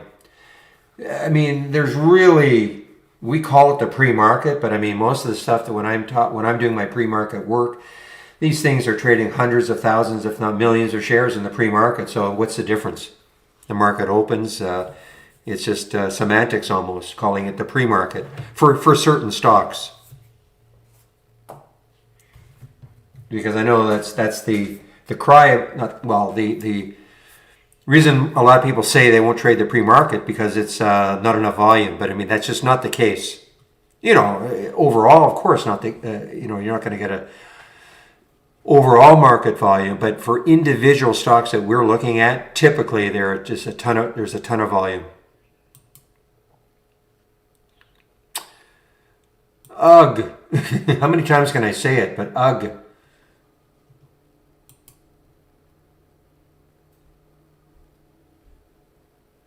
Well, as intraday traders, we want the volatility, of course. Now volatility, not from like you're always looking for stocks that are volatile in terms of abnormal volume. Look at this: 24 times normal, 101 million shares, 31 million in the float.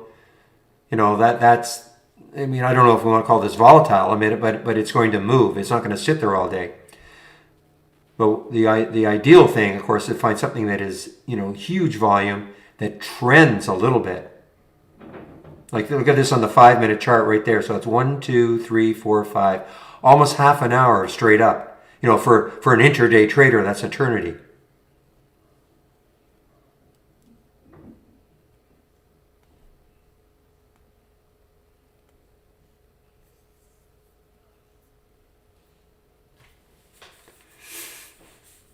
Okay, well, I mean, we have our after hours channel. I mean, I know most of the ones that are moving in after hours, you can find them in the after hours channel.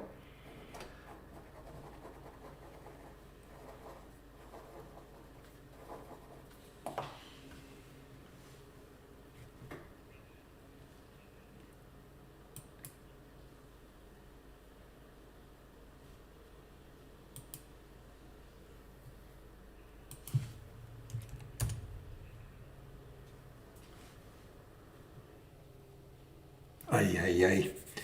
This is hard. You guys know what I'm talking about. This is all she's saying. FRSX, FRSX, FRSX. This reminds me of clean energy yesterday. Exactly like clean energy yesterday. Kind of, except this is a little earlier.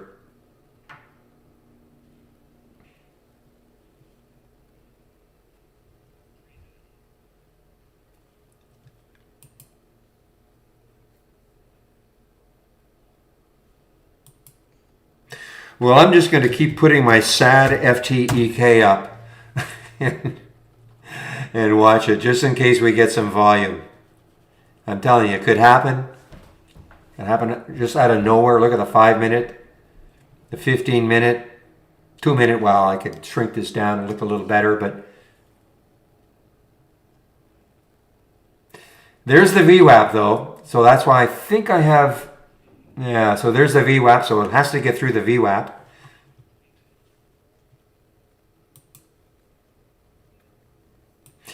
Yeah, so this could hit 60 today. Citron's target could hit 60 today.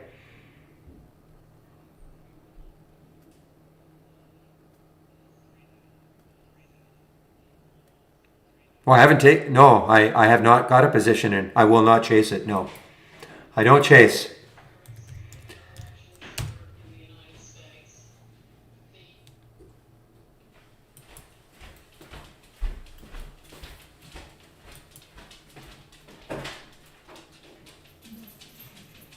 Did I? Yeah, okay. You see, John.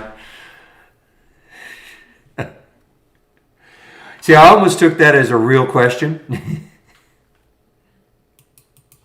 Then I had to look to see who posted it.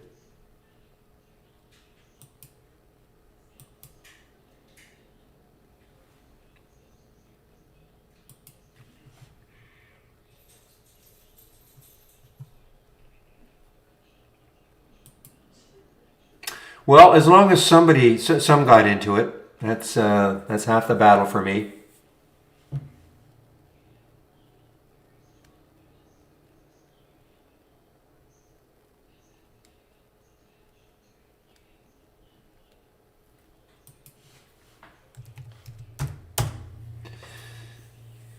All right, guys, so I'm just going to put this in here now.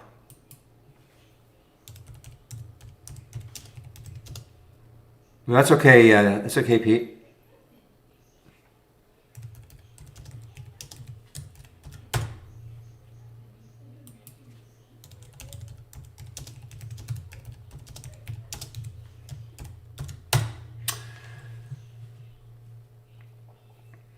Okay, and one last torturing you with promo codes and subscriptions and all of that.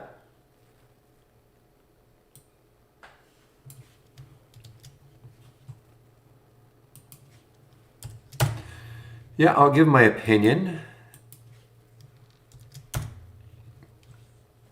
Just let me get these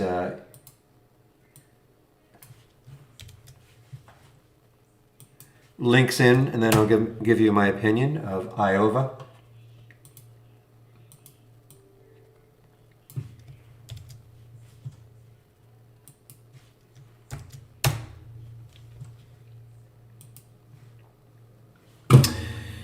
You too, Kaiser. Okay, so Iova. I haven't seen that one for a while. I used to see it every now and then. Iovance, yes. Well, it's out of the range that I like to trade, number one. So, but let's take a look at it. 15-minute chart, really choppy looking. I don't see anything special today. I mean, it's only trading basically normally one. Okay, it's big float. But obviously it's close to a high, an all-time high. So are you in this? I mean, you know, from the aspect of almost being at an all-time high, I mean, it's obviously a very strong stock. So composite rating is 88, 100 being the tops. So anything over 80 is, you know, technically and fundamentally pretty sound, things like that. So, but if you're, you know, I'm certainly, I know you're not asking me to predict if it's going to take that high out. But I mean, it looks pretty good.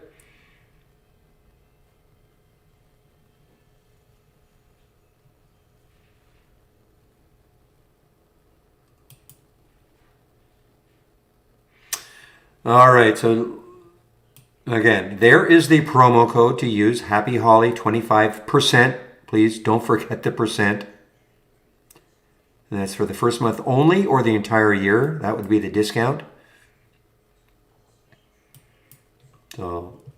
So obviously don't use that promo code right there. So click on Get Trade Ideas and pick the plan you want. You can always start off with a standard monthly. get the 25% off. It'll be about $88 for the month. And if you don't like it, then, just sort of unsubscribe. Just say, hey, don't bill me for the next month. If you do like it, you want to upgrade, you can always do it. As long as you do it within 30 days, we'll honor the 25% promo.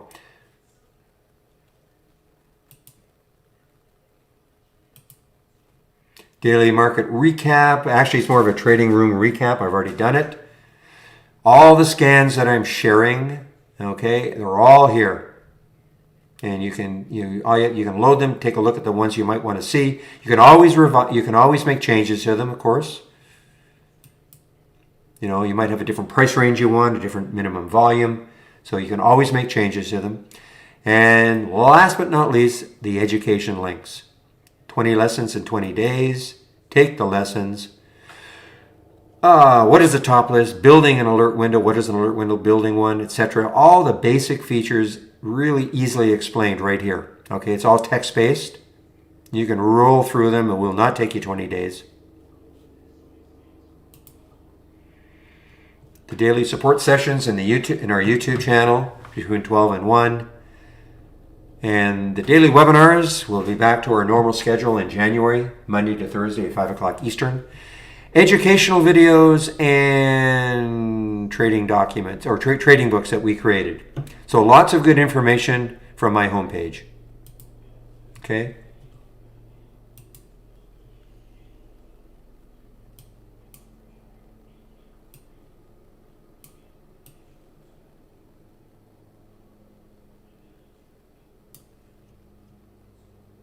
That's good to hear, Pete.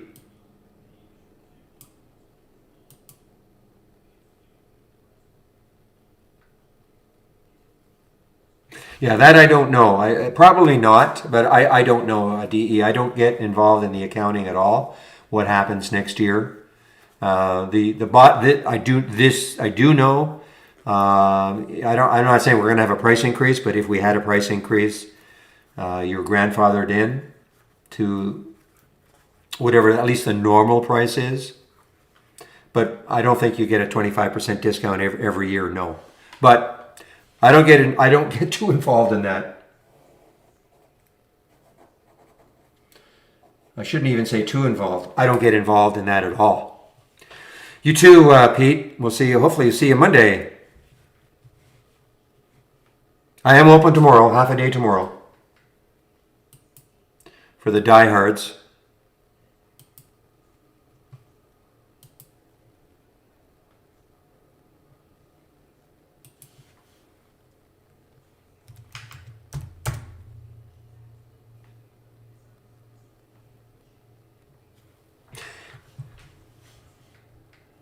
Okay, this is all I'm doing. It's 2:41. I'm just going to keep it on this chart. On the FTech chart, see if it pops.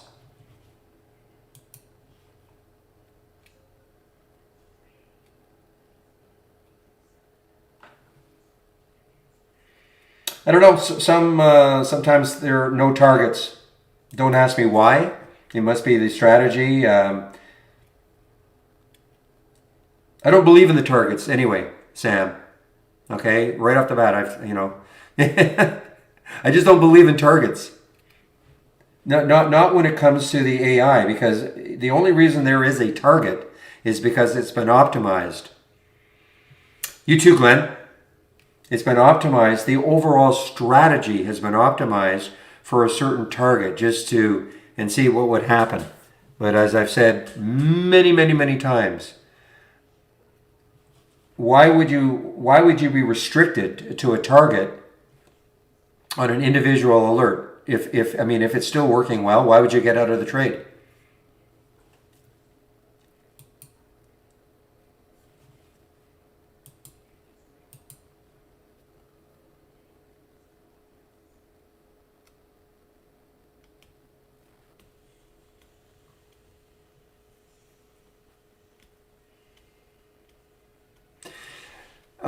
Sanchez. So there are a lot of people who use Fibonacci. I don't. Okay, I don't. But that doesn't mean you shouldn't. No SMS alerting. No, Pete. I know it says on our website, but it's you wouldn't like it. So I always just say no. Yeah, no.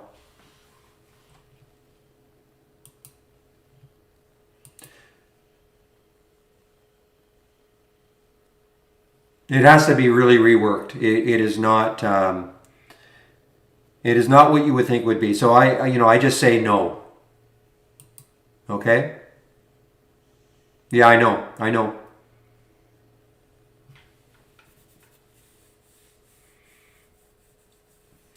So yeah, I mean, lots of people use Fibonacci. I don't happen to use Fibonacci's, but I mean, there are a lot of people who do.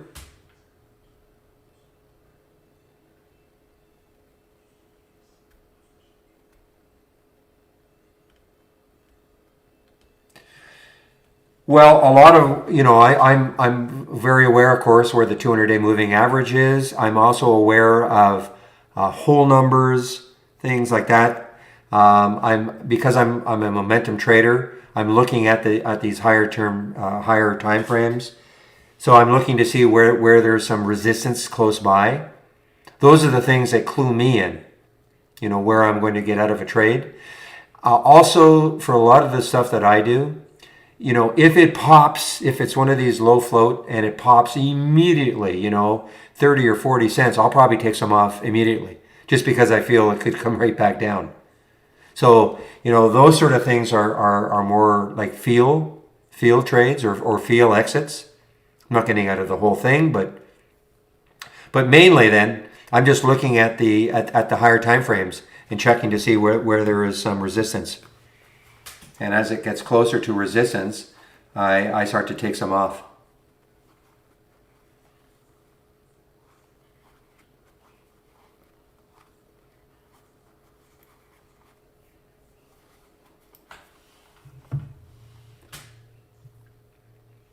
But that's only because I'm a momentum trader, so that I don't have to worry about intraday resistance. Because most of the time, except for this one, the FTAC. I mean, if I get into this one, it's gonna take volume. I'm not taking unless there's volume. But there's the high of the day. Well, obviously, I'm gonna, I would probably take it if there was volume and a pop through 5. I could put a stop right here, but probably not much more than 10 cents away, because looks like there's obviously support right here. So that's about the only time, I won't take a trade near the high of the day. Especially when it's what I consider kind of a one-off. That was a very, very, very fast pop up here and then right back down.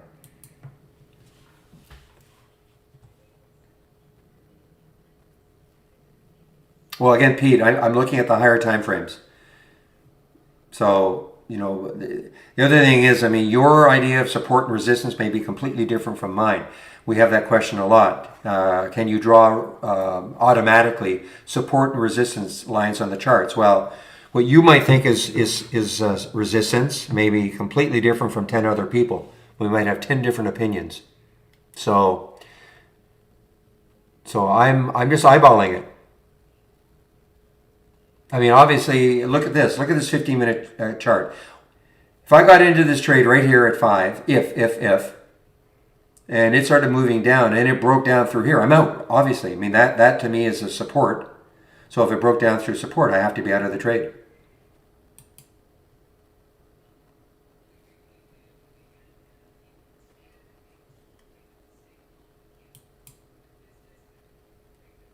Well, that actually is on a 15, 15-minute chart.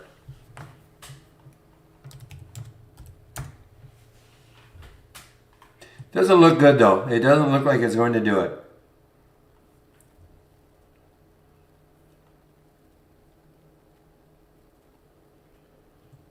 See, a little red candle forming.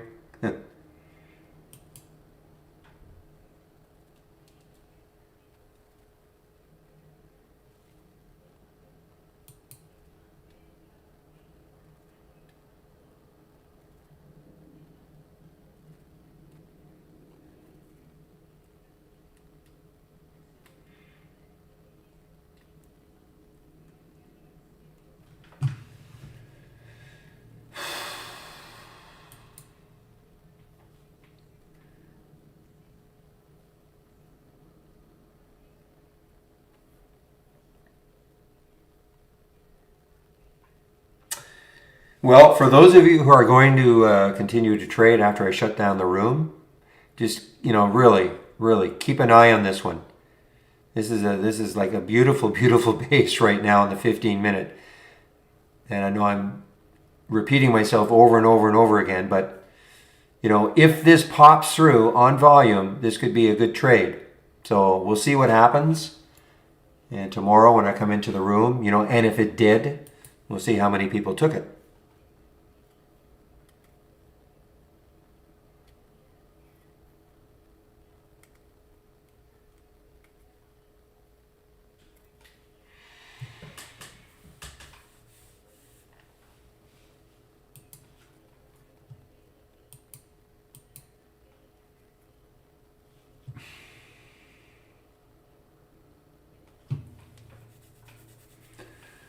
A merry, healthy, happy. That covers it, Xanadu. You too. Thanks for all your contributions this year.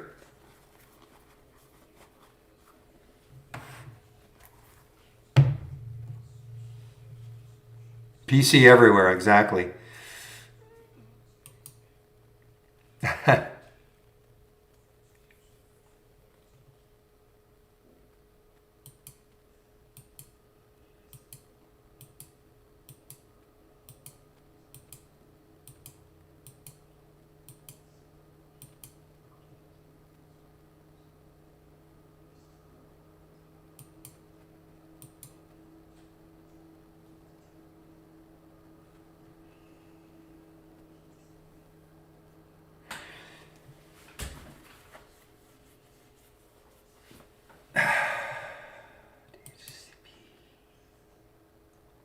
Wow. Some of these moves, 18 to almost 20, 2-minute chart, just almost straight up. Boy, these SPACs are just... I should take a look at that. There we go. Oh, this is electric. Okay, I thought it was SPACs. Still good, still good.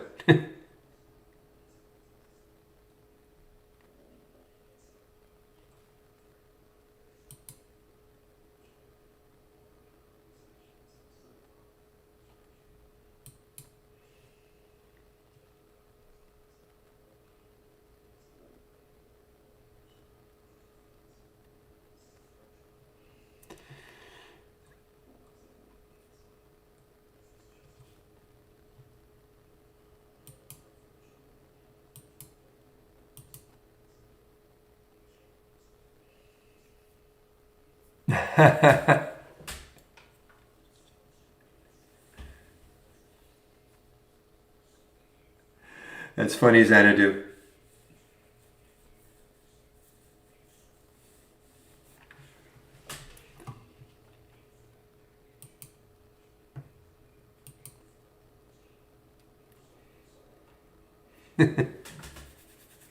It's hard to get away from it, though, isn't it? I mean, if you're not into Christmas, it's pretty hard to get away from it.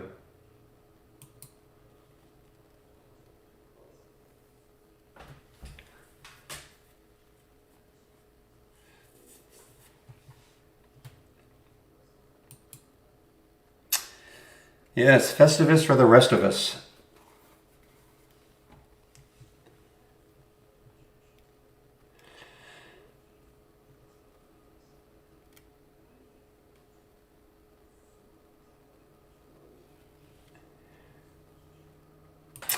This FRSX. Okay, so it did hit 6 something. Let's see where it hit. Right there. So the next high looking left. Excuse me, 824. I mean, it still has tomorrow. You never know. I mean, you would have thought yesterday was the big day. Look at that candle. Look at the volume. Look at today. I mean, the candle is wider, and it's probably 2.5 times the volume of yesterday.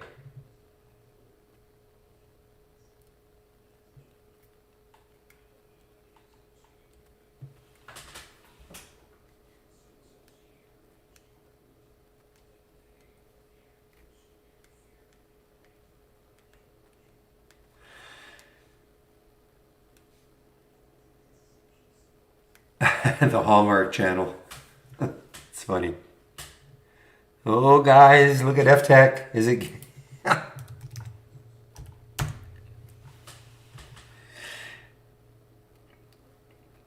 The anticipation. The anticipation.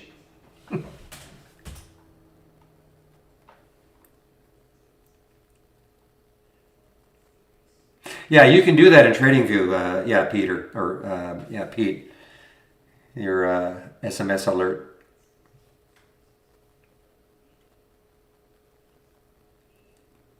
It's amazing. I mean, that's an amazing amount of consolidation for a stock that is, trading. It's trading a fair amount. I mean, 4 million, 17 in the float. It's not abnormal or anything. Now, a lot of that is because, it's comparing over here too when it had this day over here and this. So it's kind of getting skewed a little bit, I think. But the bottom line is that, I mean, it is just the big pop and then nothing. But I'm telling you, we get a big volume pop, this is going to go probably crazy. Well, not crazy, but I mean, it might approach, the high of 550.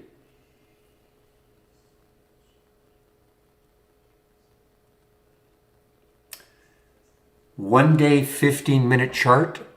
Are you talking about this? This is not. Yeah, we can't do like what you're talking about. This is today, 15-minute. This is yesterday. We don't have like a 1 day, 15-minute chart.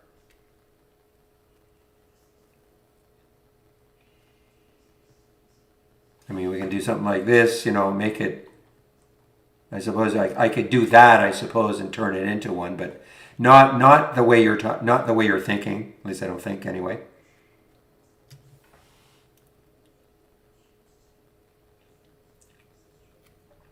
All right, guys, I think I'll wrap this up unless there are any other questions. Again, I'll stick around if there are questions.